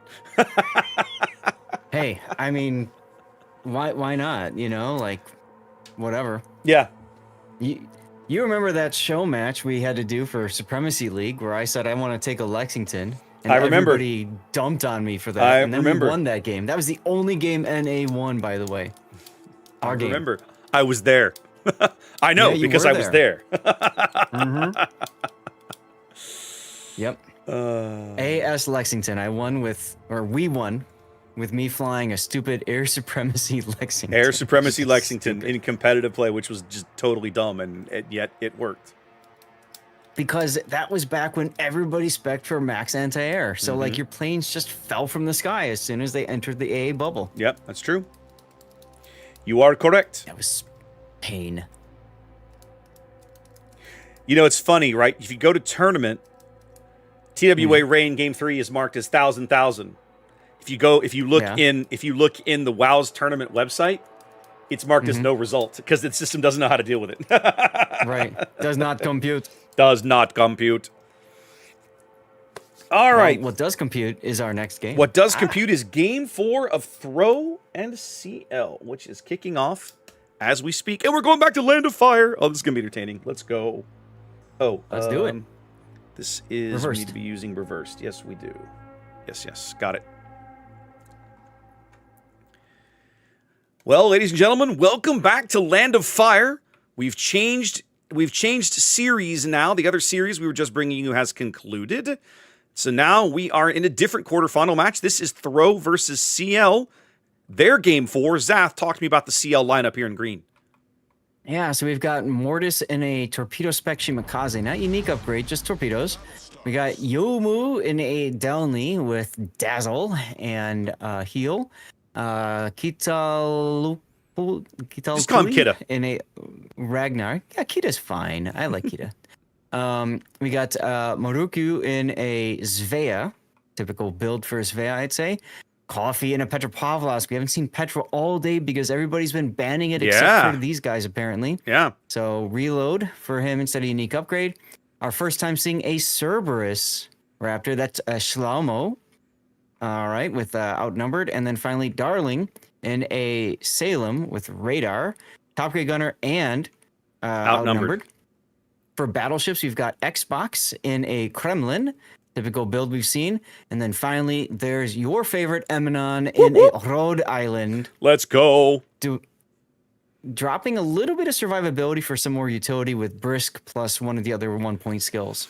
Not a bad choice. The last Rhode Island we saw on this map ended very ingloriously, so I have to hope for a better end result here. I want to come the same way. I want to come back. I know he is. I want to come back to the Cerberus pick in a minute. Let's look over the throw lineup next. First, Sure. Ydum's Habarovsk here in red, headed out towards the A cap. Actually, there's a double Habarovsk. Excuse me. Him and Cyrex, very similar builds. One with concealment, one without. Both of them on fearless brawler and gun range. Backed up. What's weird is the one with concealment. He's in the lead. One without, like, yeah, but one is taking concealment expert, the other one's taking the concealment module. That just feels weird. That is odd, but that's where they've landed. Backed up by Kappa's Summers, looking like he's going to use presumably some of his smoke to help Infinity's Brisbane get into position. Summers in a torpedo build, as you would expect. Brisbane in a gun build. Sometimes we see torpedo build Brisbanes, but not here. Back towards mid. WG Please Buff Enterprise. Okay, we're just going to call him Enterprise here in mid and his daring. A little bit of RPF action and gun reload. Backed up close aboard, Friedrich's Des Moines here. Unique upgrade. Towards the other flank, we have Melvin's Svea. Outnumbered to go with gun reload. Spotter's Petropavlovsk. Unique upgrade and radar mod in slot 2. And top grade gunner. And last but not least, Kaz Kremlin here. Much survivability build. And of course, artillery room 2, as you would expect for an American battleship. Only one battleship on the throw lineup, Zaf. Yes, and I believe, yeah. Spotter plane choosing to leave a flag behind is interesting. And also, unique upgrade means it's better for AP, but you lose one of the charges of consumables. Cyrex might take a torp. He's okay. He's well ahead of that mess. Yeah. Brisbane radar allowing the Habarovs to continue to punish Mortis, even though he's just trying to get the hell away. They're going to chunk him for over half his HP here early as Wydum takes a big hit as well. But he gets healed. He has heals. Yeah, that's the Rhode Island probably. Yeah. But he has heals, something his enemies cannot say. Right.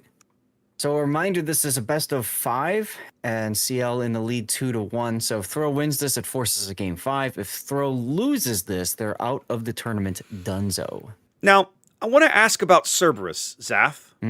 Why on earth would you take one of these versus, I don't know, pick almost any other tier 10 heavy cruiser, a Goliath, let's say. Why would you take a Cerberus precisely? The big thing that the Cerberus has, of course, is that crawling smoke, the ability to put the smoke screen down and then maneuver, which in traditional Death Snail play does allow for the ability for, say, Mortis to smoke up, Schlaumo can go in, and then he can pop his to smoke himself to the next location. We have seen some Cerberuses play that style. Unfortunately, it's just not good enough from what I've seen. So I'm with you on what the heck. But you just see that AP salvo coming in from the Cerberus on All Infinity's Brisbane? I did not, actually. I was busy looking at the middle of the board where the Svea took a torp and had an AP salvo coming in. Cerberus taking a torpedo over here on the one line. Yeah. Early lead going to CL. They picked up A and C early. Throw just now answering with the decap. B still contested. Go ahead. And look, Raptor, The Rhode Island went to the same spot to get farmed out and die again. Well, he's not dead yet, but good lord, he didn't peek out quite as far as the last one did. That is true. That's not stopping them That from is true. busting their butts to try to get this kill, and rightly so. Anytime you can farm out an enemy battleship is a good day. The big question is, what's going to happen with these Shimakaze torpedoes that are on their way? Yeah, Mortis at one point was chasing the Cabas down the 10 line to kind of keep them spotted for the Cerberus. And then at one point, one of the Habas looked like he was turning around to come back. Like, oh, you're going to chase me? Well, we can all play this game. And then eventually everybody kind of backed off a little bit. Mm-hmm. Still, Infinity's got his Hydro up. Still the B-cap remains unclaimed.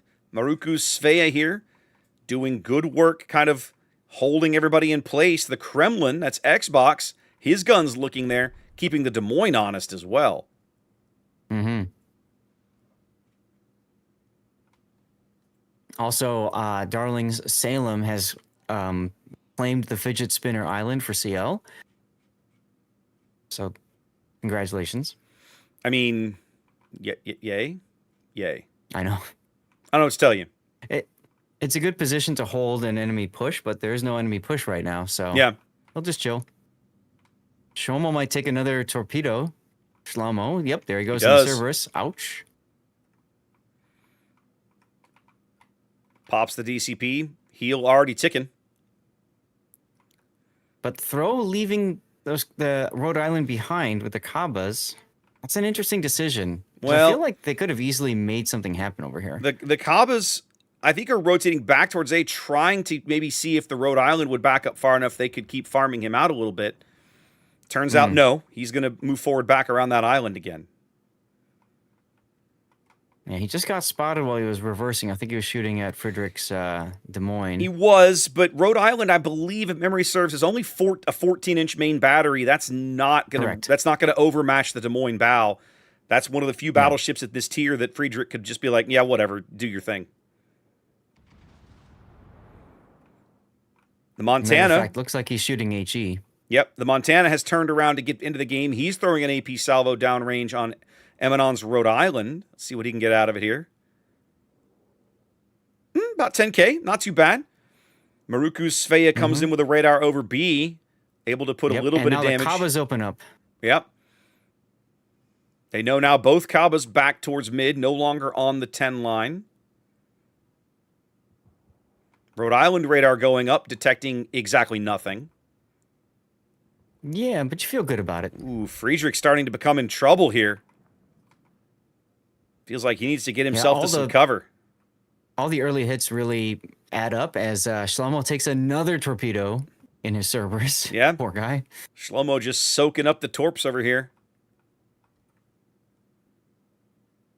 But Rhode Island, of course, better reload because lower caliber guns. Also, more barrels. Fantastic fire starting battleship. It's a 210-point lead here for CL. Both teams trading fairly evenly. Nobody owns B. Throw has thus far been unable to find a way to break into any of these other caps. Use Delney, going to keep the pressure on. Looks like he might sneak up to the top end of the D cap here, or at least threaten. Duck, dive, and dodge in and around here. Although, Melvin farming out Xbox's Kremlin. Yeah, that's an interesting play here.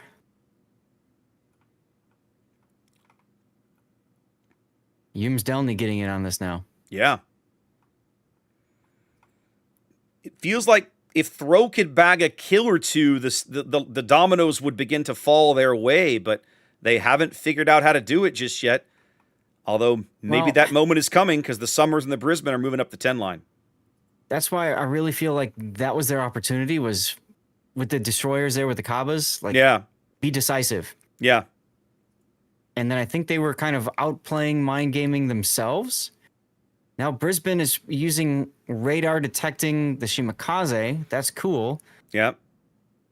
Cerberus AP coming in. One Citadel out of it at least. Yeah. Is Kappa going for it? He is. Here we indeed. go. Rhode Island's guns are looking the wrong way. That's why he's making this play. Yep. As long as he This stays could very well give him the kill they need. Yep. Rhode Island's not even going to get a shot off. His gun's looking over the wrong way. Kappa going to be able to get the torpedoes in and stay on the starboard side of the Rhode Island. Rhode Island's turret's coming around, not in time. Yeah, but Kappa he's taking a lot of damage. He needs to smoke and break contact here. He can't. Oh, the Petro's got him on radar. Yeah. That's going to put him out of the game. Yeah. Really couldn't afford that trade. It's a good kill, but I don't think they could afford the trade there. Well, see, here's the thing. They know the Petro's radar is baited out, which allows All Infinity's Brisbane to walk into the A cap. So there's that. Okay. Yeah.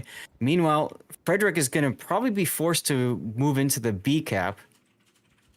He's not though. Yeah.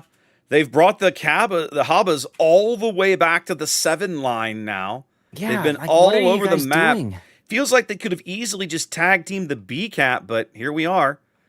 They could have tag teamed A, they could have tag teamed B, Yeah. and they're like, nah, we're going to go to C instead and waste a whole lot of time. Well, okay.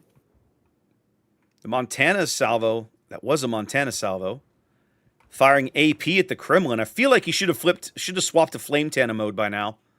Yeah, Flame Tana is the right call. Especially against the Kremlin's deck armor. I mean, he's got plenty of HE over there backing him up.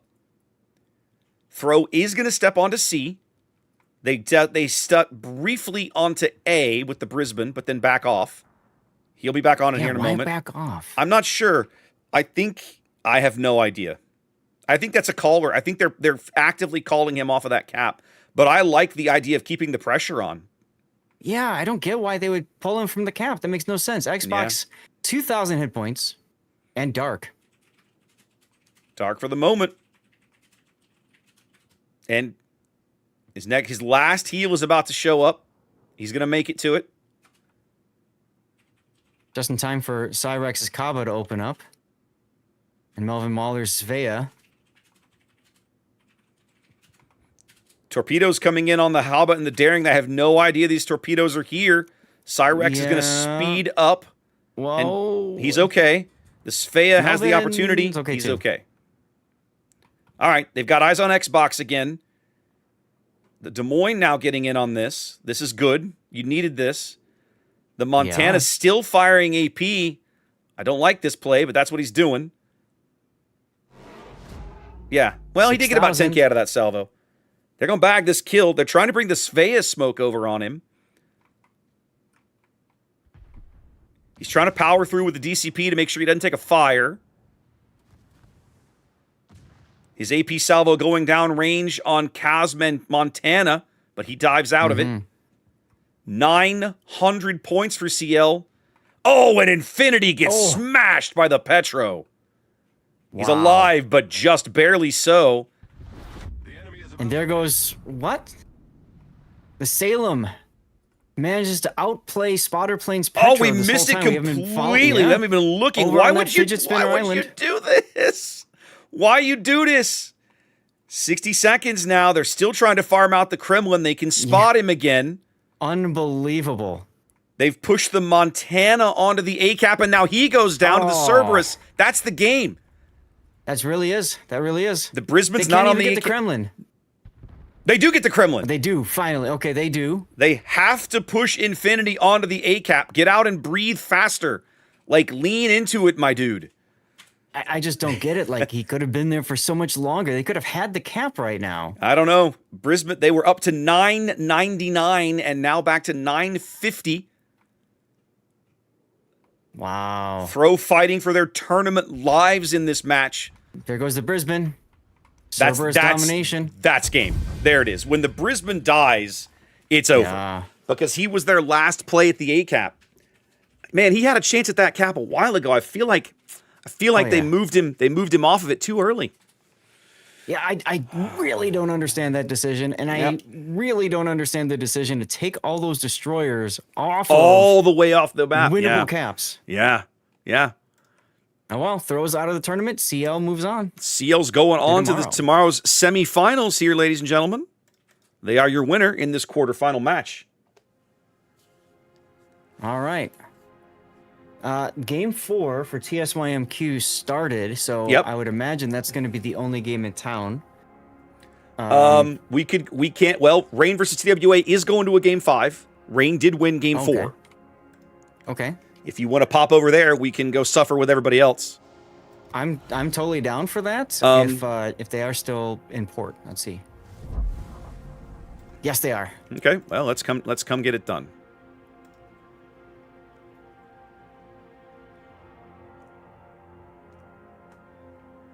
All right. So this is going to be. This is going to be hilarious. All right, let's look at this. All right. So technically, they're going to game 5. Yeah, this is technically game 5. TWA's still on a win-it-in situation, right? If they can win the game, then they're moving on. But they got to win first, and they ain't done that yet. Okay. Did you see the final score of game 4?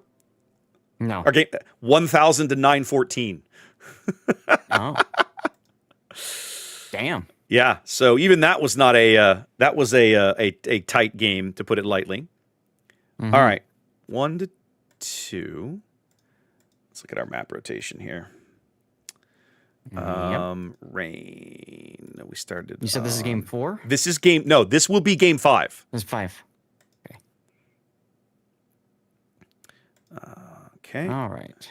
Let's see. So we started on North, then we went to Faro, then Land of Fire was our tie, then Northern Waters, and we are about to go to Loop, which is our next map. Okay. Bands are So TWA won the first 2 games. Petro. And then Rain won the last game. Rain won game 4. Game 3, I'm leaving is TBD. Yeah, me too. Yep. Okay. Okay. Brisbane, Marceau, Des Moines, Ragnar, Minotaur, and Brisbane again.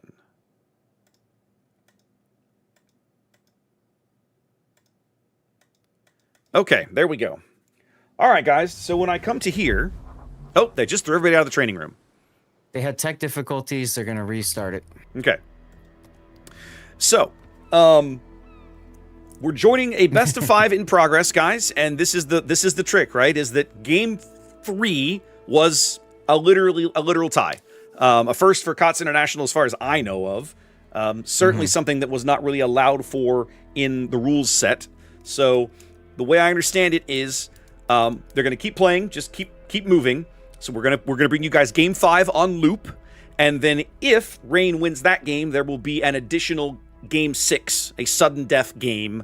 There is a methodology for how they'll pick the map and spawns, but they're gonna keep the same ship bans, is what I read earlier. Yeah, something like that. Yeah, some shenanigans like that. All right, so the game is back up again. Obviously, it's gonna take a bit for people to filter on in and stuff. So. There you are. I'm going to use this opportunity to hit the head. Put the bands up. Here we go. Okay, here's how they're going to do it. If we end up having Rain win the next 2 maps, we'll do a best of 1 sudden death, where each team will ban 1 map at a time until the last map standing is the map we play on. And then we'll use the same ship bans that are already there. How they pick spawns, I don't know, but that's probably not relevant. So we'll see where it lands.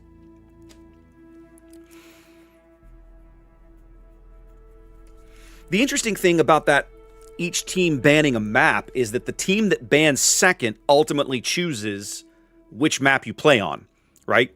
Because it's, A ban, B ban, A ban, B ban, A ban, and then when the last B ban comes around, they have a choice, a binary choice.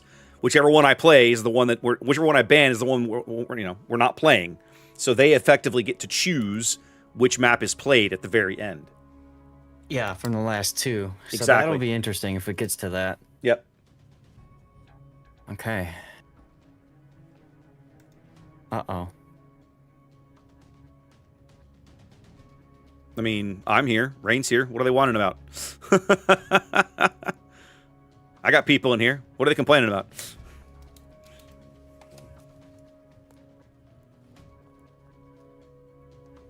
This is TW... oh, they're trying again. He couldn't move people. So I was typing in what's the rule if there's a draw because training room. Because training room dies. Too funny. Too funny. Are you not entertained, everyone? My chat is catching up to the end of the last game, saying "throw" living up to their name. Oh, so I mean, like, it's just like, what? Why do you have this big force, and then just say, and then just turn around and run away? There. Just turn around and run away with it. Yeah, it did feel weird, like, to put it lightly. I'm like you. I am baffled at some of the decisions that were made in that match. Now, it's always would be interesting to sit and listen to someone explain that stuff, right? Like, sometimes you able to sit with the caller and be like, okay, why did y'all make these plays? Yeah.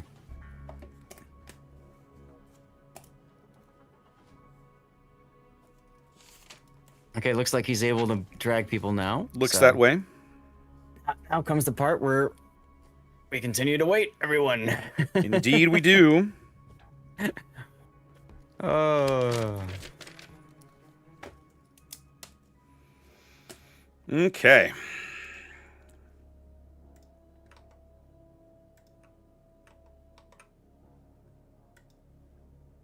Oh, cool. I just got a friend request on Discord from somebody that I don't know, I have no mutual friends and no mutual servers with them. I think I should accept this friend request.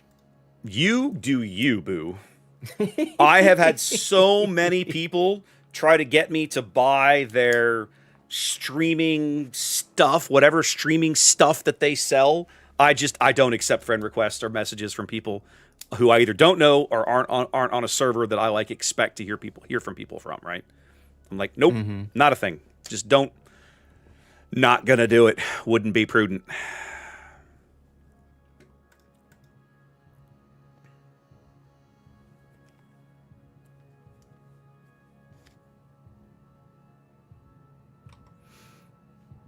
All right, just catching up on my Discord. Yep. Yeah, I should pop over and see what's going on over there. Make sure everything is good. Yeah, so I've got an off-topic channel where I just basically said if people want to hawk their stuff, go for it. It's just kind of funny seeing all the stuff people, all these artists and whatnot are putting in there, and it's like, cool. Like, as long as they're not harassing the people in the Discord, I'm cool with letting it sit and ride out, because I get it. It's an income for them, right? So.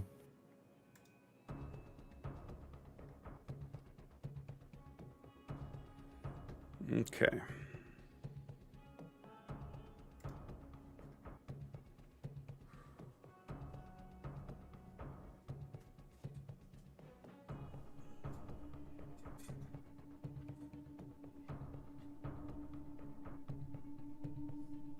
So are you putting it as 2 versus 2? No, because it's not 2 versus 2. Okay, so what are you putting it as? I have it as 2-1. I have left map 3 as undecided, and if we go to a map 6, then okay. I don't know, we'll figure it out. It'll be 2-2 at that point. But at the moment, Rain only has 1 map win. So calling that second one a win for either team would be incorrect. Or that third game is not a win for either team. That's true. Technically, it's a loss for both of them. In theory, yes. I mean, for the purposes of what we're doing, it's a 0-1 result for both teams, right? You got to get a clear win, and they didn't. So, moving on.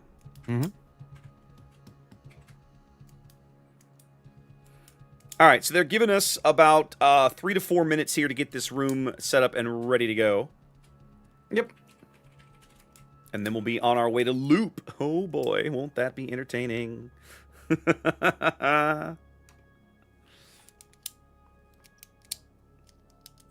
Loop will be fun. I really wish this was Northern Waters, though. Did they play that already? Oh, man. They did, actually. That was the first map. Oh, was that the one they just played? Yeah, they just played it. Yeah, they just played it. That's the one Rain won. Yeah. Yep. Cool. This is probably the last game of the day. I mean, the bottom half of the bracket is done at this stage. Yeah, it is. Unless TSYMQ and Eris is still going on. Let me have a quick look. It is not. Their training room is closed. It is not. Yeah, they're done. Eris won that match. Okay, 3-1. Correct. So they will be squaring off against CL tomorrow. And Resin, of course, having already won this, is just waiting to find out who wins this match. Dude, check this out. That means that our final 4 teams are NA's number 1, Resin, an EU team, we don't know which one yet. Yep. CL, which is China's number 8, and Eris, which is Asia's number 4. We have 1 team from each region. That is awesome. Are is you really not? Freaking cool. And it's going to be Asia, China, and NAEU right in the semifinals, like right away. Yeah. the old grudge matches. The old grudge match. My old enemy. You're still here. Yeah, that's right. Yeah, it's going to be entertaining. That is awesome. I mean, you couldn't have scripted it better, I don't think. I know. No. I don't know about you, Zath. Coming into today with only 2 NA teams in the field, I won't say convinced. I was nervous that we would not place a team very highly in the event. But hashtag pray for NA. We're literally going to have 1 team from each region that's going to go home with some cash, right? So, yeah. There we go. That's awesome. Really awesome. Now the question is, who gets the paycheck, Rain or TWA? Because whoever loses, that's it. The issue is in doubt. We'll advise. That's right. I've been listening to a lot of the unauthorized history of the Pacific War podcasts over the last year or so, and one of their more recent episodes was about the Japanese capture of Wake Island, which was about, early in the war, like in the first week, a battle that I knew, well, no, it didn't happen quite that quickly, but a battle that I still basically knew nothing about. And that was really fascinating to hear some of the stories out of that and realize, the Japanese initially sent a force to capture Wake and were repulsed. I didn't know that. I was like, whoa, okay. Really? I didn't know any of this story. Did you know how they were repulsed?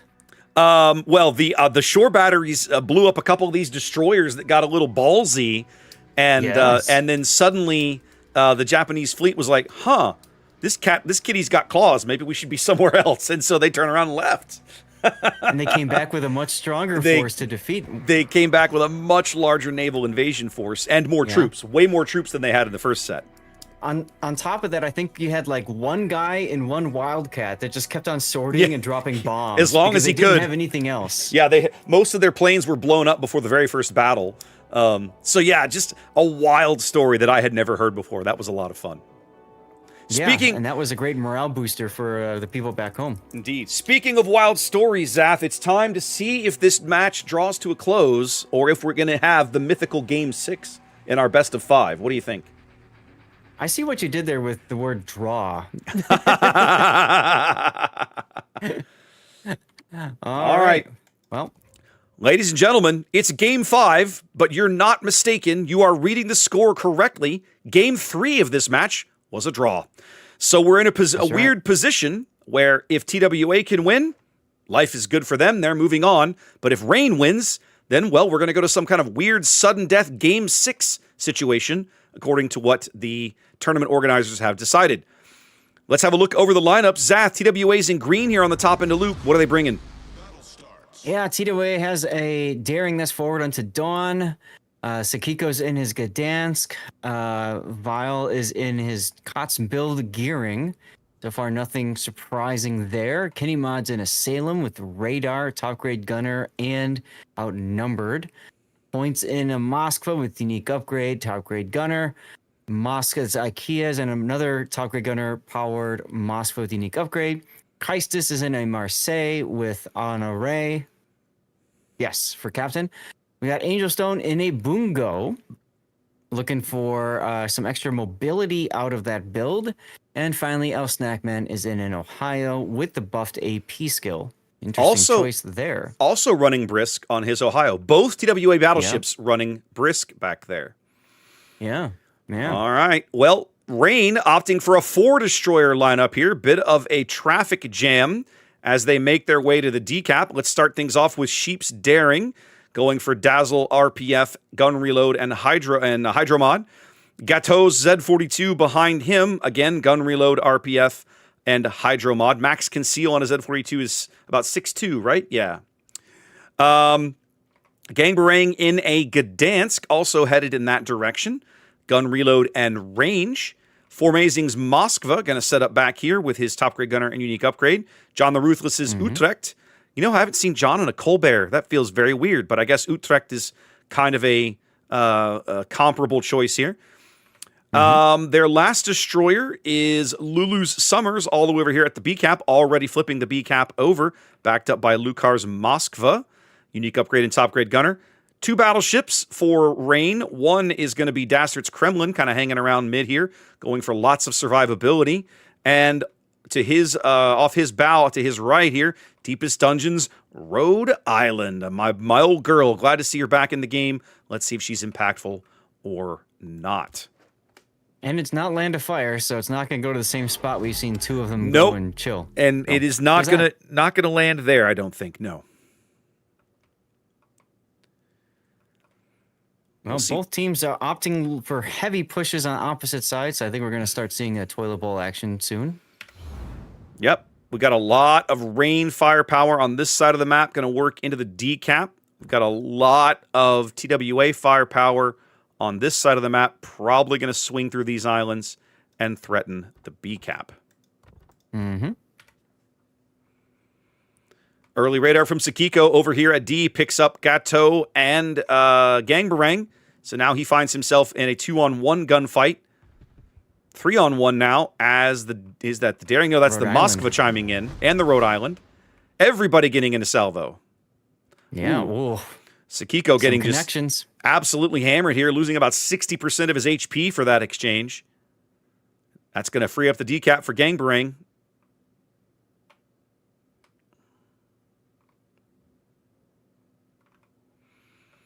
John. Meanwhile, on the other side, we got TWA continuing to move forward.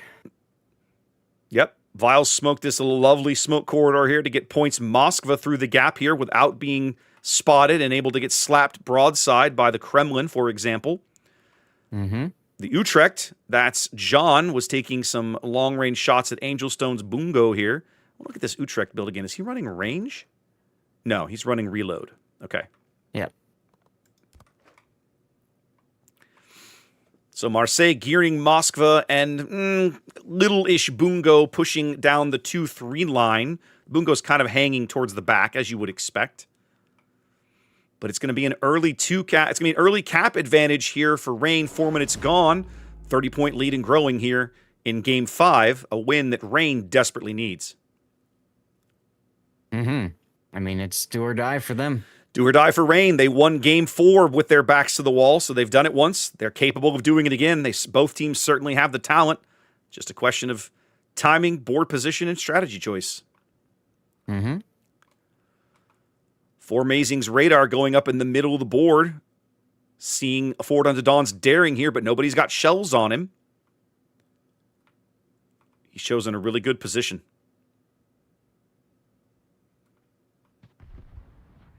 Oh, Deepest Dungeon now actually putting out a salvo. There we go. Now they're getting some salvos downrange on Dawn.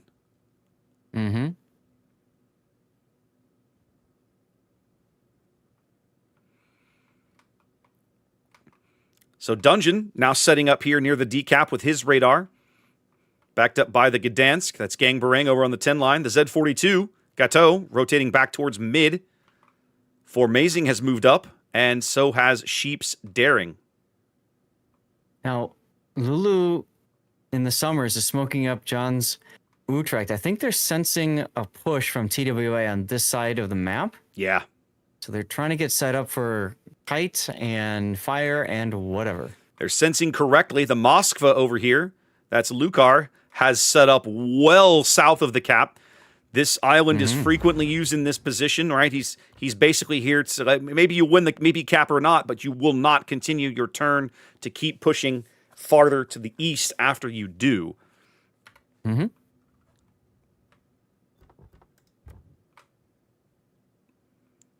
little bit of trading across the middle of the board here as Sheep's Daring moves in, picks up Forward Unto Dawn on the surface. Z42, that's Gateau. Yeah.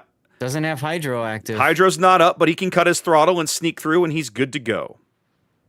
Yeah, but he's going to step on a sea, and that'll trigger IKEA's radar. There it is. Yep, that'll bring Right up in the front of radar from the Daring. Moskva. Daring will easily get some shots into him. Although his smoke will expire in a moment, so he has to be very cautious of this timing. That is the short duration British smoke. Mm-hmm. There we go. Daring spotted now. Gatto's going to cough up about half of his HP for this play.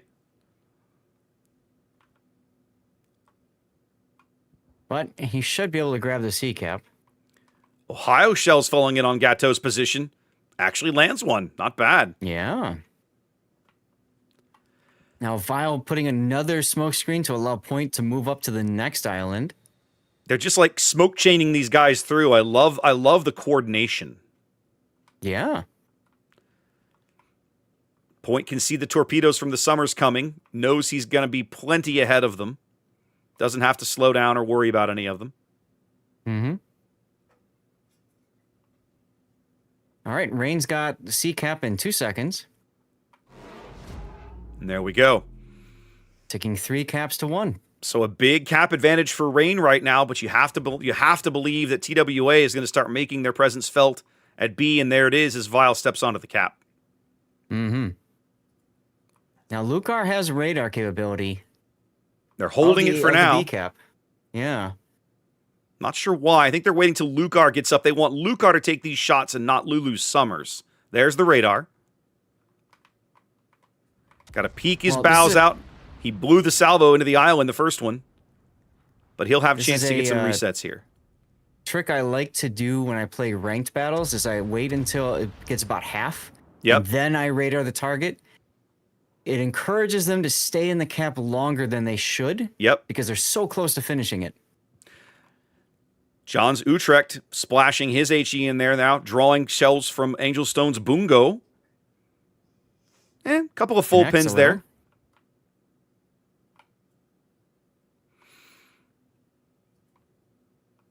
5 minutes to go for a Rain victory if nothing else changes. Yep.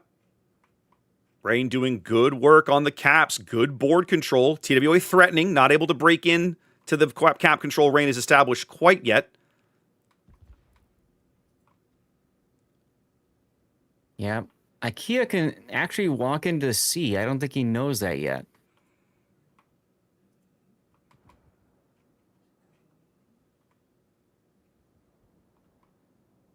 No, he doesn't.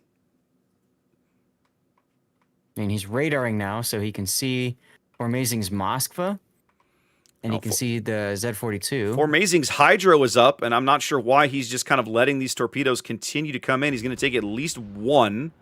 No! Then it won't matter. Because range matters, I suppose. Now, TWA has done some reorganization here along the 10 line. Mm-hmm. They've got shells going in on forward onto Dawn there. Some good hits. They're moving Snackman's Ohio down to threaten the decap. They do finally push IKEA into the middle of the board. They're kind of pushing everywhere at once. This is a very common thing we see out of teams like TWA, just EU teams in general. Kind of overload your opponent's ability to play defense across the map. Yep. Lulu detected in the Summers. He's being forced off the cap. They catch a glimpse of him and get a good Bungo HE salvo into him. Mm-hmm. And just like that, TWA grabs a couple of caps. And the Ohio is shoving into decap. Snackman. And there it is. So at the moment, Rain pushed off of every single capture zone. They've bent a little too far. They're going to have to find a way back in here.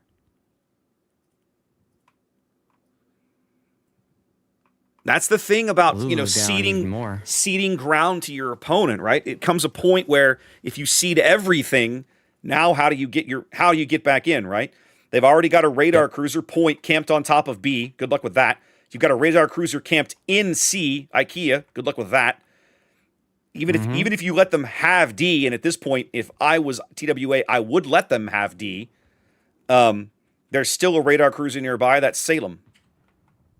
Right. Now, traditionally, if you're going to advance, you're going to trade hit points in order to advance. But TWA, you'll note, didn't really trade No, they many didn't. hit points to do that. They really didn't. They were able to take board position. Rain kind of let them move up without forcing them to cough up HP. Now, some of that is TWA was very smart, particularly on this push down the 2-3 line about how they managed it. Okay, Lulu's going to get back into B, but he's turning right in front of these torpedoes. He's good. He can swing his stern out of the way. But he's Yeah, but he spotted just by got the spotted. gearing. Yeah, he's lit by the gearing, so he's going to have to smoke right away. That's going to draw out one of these. Oh, no, the Moskva radar is offline for 30 more seconds. 30 seconds. But Vile, of course, under the other Moskva radar, that's Lucar. Kremlin salvo in. Deepest Dungeons, Rhode Island, very much the pick target here along the edge of the map. Down to a mere 14,000 HP. Only one heal remaining, 15 seconds away. Kenny Mod Salem going to move up and keep him perma-spotted, basically. Proxy spot him through the island. Lulu manages to grab the B cap. Yep. That's going to hold the lead open at about 90-ish points or so for Rain here. Still plenty of time on the game clock and the game timer for TWA here. Points starting to look a little rough down here, Zath. Oh, yeah. John the Ruthless has been Ruthless. just farming. Merciless. Yeah, here comes his Dutch oven. That might finish it right there. And it's the Kremlin. Gaster takes him down. Kremlin seals the deal here. TWA now starts to feel like they had to cough some things up for this board position. But they are recapping B, and they've shoved 2 ships now into the decap. So they're upside down on points, but their board position is pretty solid. That's an important distinction here. Not much time left in this game if they're allowed to get all 4 of these caps. Kenny Mod Salem looking a little rough. Down under 4K and falling his next heal. 45 seconds away. Daring AP beginning to fall in. Kremlin AP coming in from the middle of the board. They haven't gotten him yet. 1,000 HP. He's actually dark now. He is dark. They get him 47. He lights a fire. And fire. He puts it out right away. More shells coming in. They get him. Oh. Wow. They get the Salem, but not before they lose Formazing. Right. So it's a trade. Dastard's going to walk into B cap. He has no choice but to do that. Dastard's going to put a stop to C in the middle of the board, and he has all his HP available. If I'm IKEA, I am very, very unhappy with this situation. And honestly, if I'm Lucar and maybe even John the Ruthless, I'm just Wing. Yeah. They got to get Vile out of here. Vile's out of smoke, out of engine boost. Yep. 20 seconds of Lucar radar. Lulu able to pick up the B cap again. Vile's gearing having to retreat now. Exhausted, out of consumables, running out of HP. Yeah.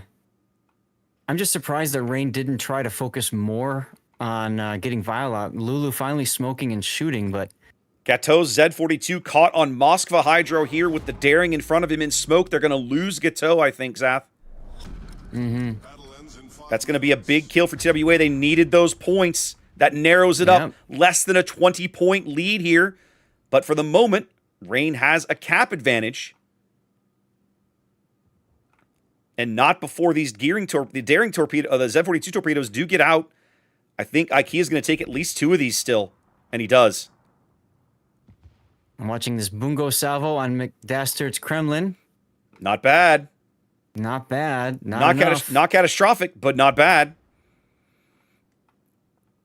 Dastard stuck in the C cap, pinned between both TWA battleships. Yeah. Deepest Dungeons trying to slink away with his last 10,000 HP. They're trying to farm Snackman out. He's on his last 10,000 HP. Yeah. Angel Stone still has 3 heals in the barrel in the tank there. Yeah, but they got to be careful if he's got to have time to use them. I'm not sure why Sheep's Daring is moving up, Zath. Are you seeing this? Yeah, I don't get it. And he's right in front of like everything. I don't understand this play. A few shells and they'll lose him. Why make this play? They're going to lose him. They are. No. Oh, my goodness. The lead flips back now. TWA on track for a win in 3 minutes. I don't know why they did that. That was just a gift, was what it was. 100%. And Dastard leaving the cap knowing that Angel Stone's got to be low. I think he should stay on C cap. Yeah, I think he should have too. He's out hunting for Angel Stone's scalp, I think. And now TWA in a position where they can turn around and head back to D. They could flip the D cap. They don't even need to. All they need to do now is just chill and not get dead. Chill and not get dead, indeed. John LaRuth is forced to push against Keistis' Marseille. That's got to feel good. Kremlin getting in some damage here.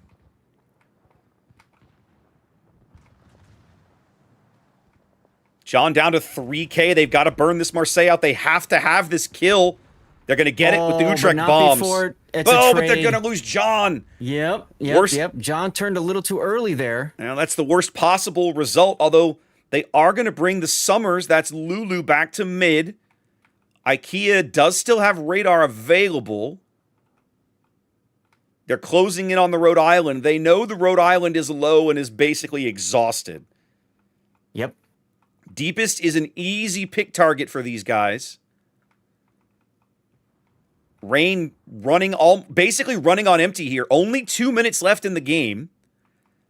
Behind 60 points. I'm not sure what Lulu is doing. I thought Lulu was going to the cap. He's stopping.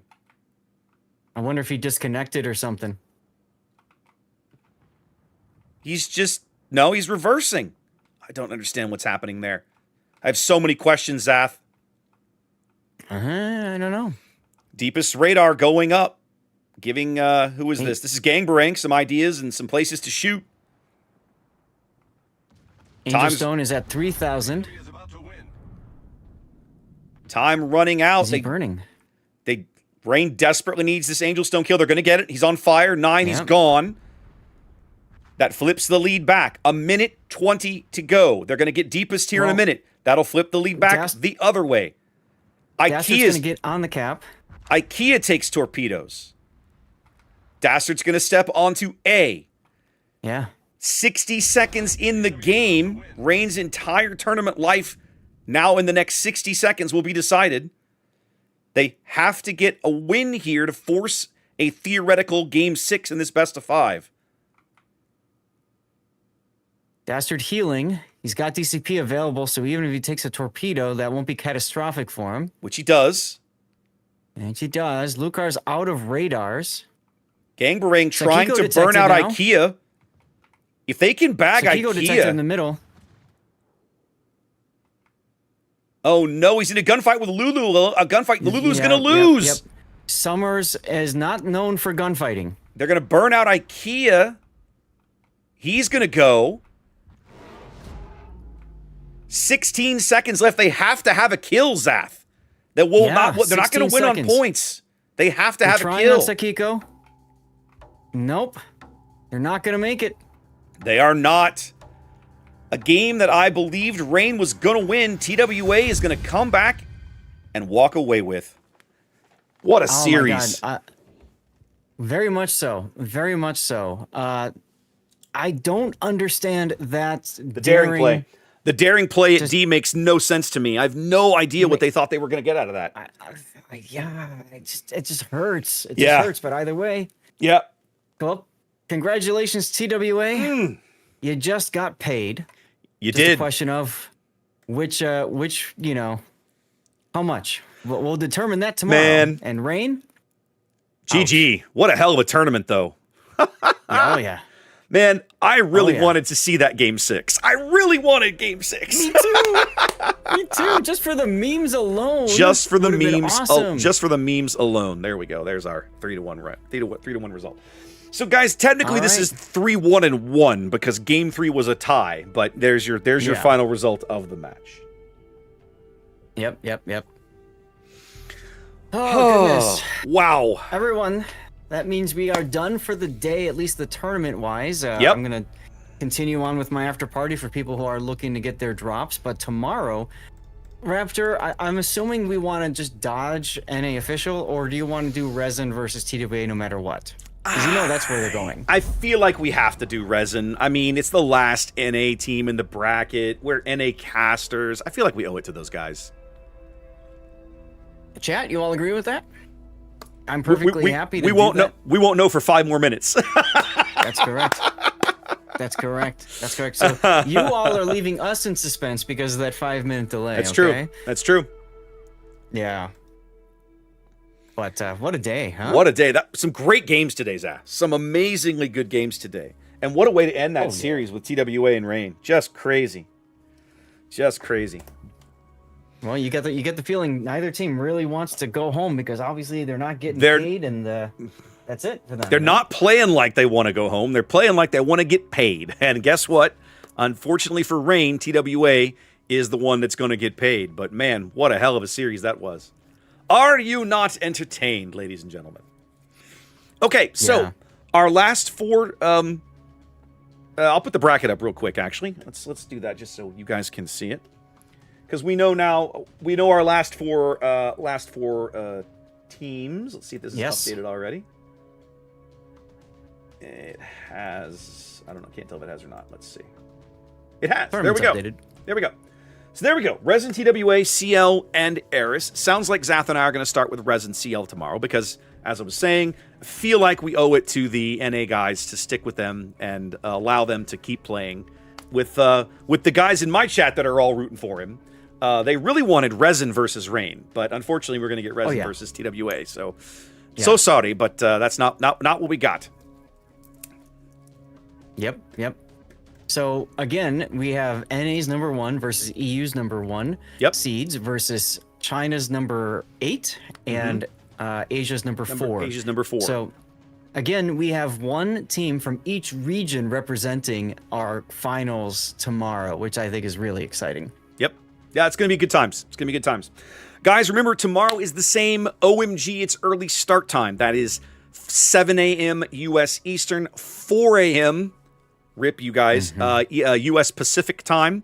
And Zath and I'll be back here at 6 Central. That's Central times where both we are. And then tomorrow's cast should be roughly the same as today's in terms of overall length because we have to do 2 bests of 5 and then 2 more bests of 5. Because we have to play all 4 teams now that were left in the tournament. We'll walk away with some kind of cash prize. Tomorrow is about sorting them into 1st, 2nd, 3rd, and 4th. And we'll see where that lands. Yep.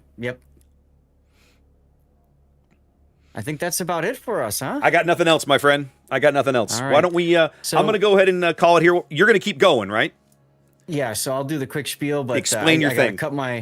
I got to cut the delay, guys. So in order to cut the delay and go to live play, I need to kill my internet. I have to kill OBS. I had to start my internet back up, start OBS up, switch my scene collection, and turn off the delay, and press all of my stream buttons and pray really, really, really fast that they all work. So I'm going to wave my hands. That's my sign. It's time to make the clip. And Raptor, it was awesome hanging out with you again, and I'm looking forward to tomorrow, my friend. As always, we'll see you guys in the morning. In the meantime, y'all have a great rest of your Saturday. Be safe. We'll see you bright and early. Y'all take care. Awesome.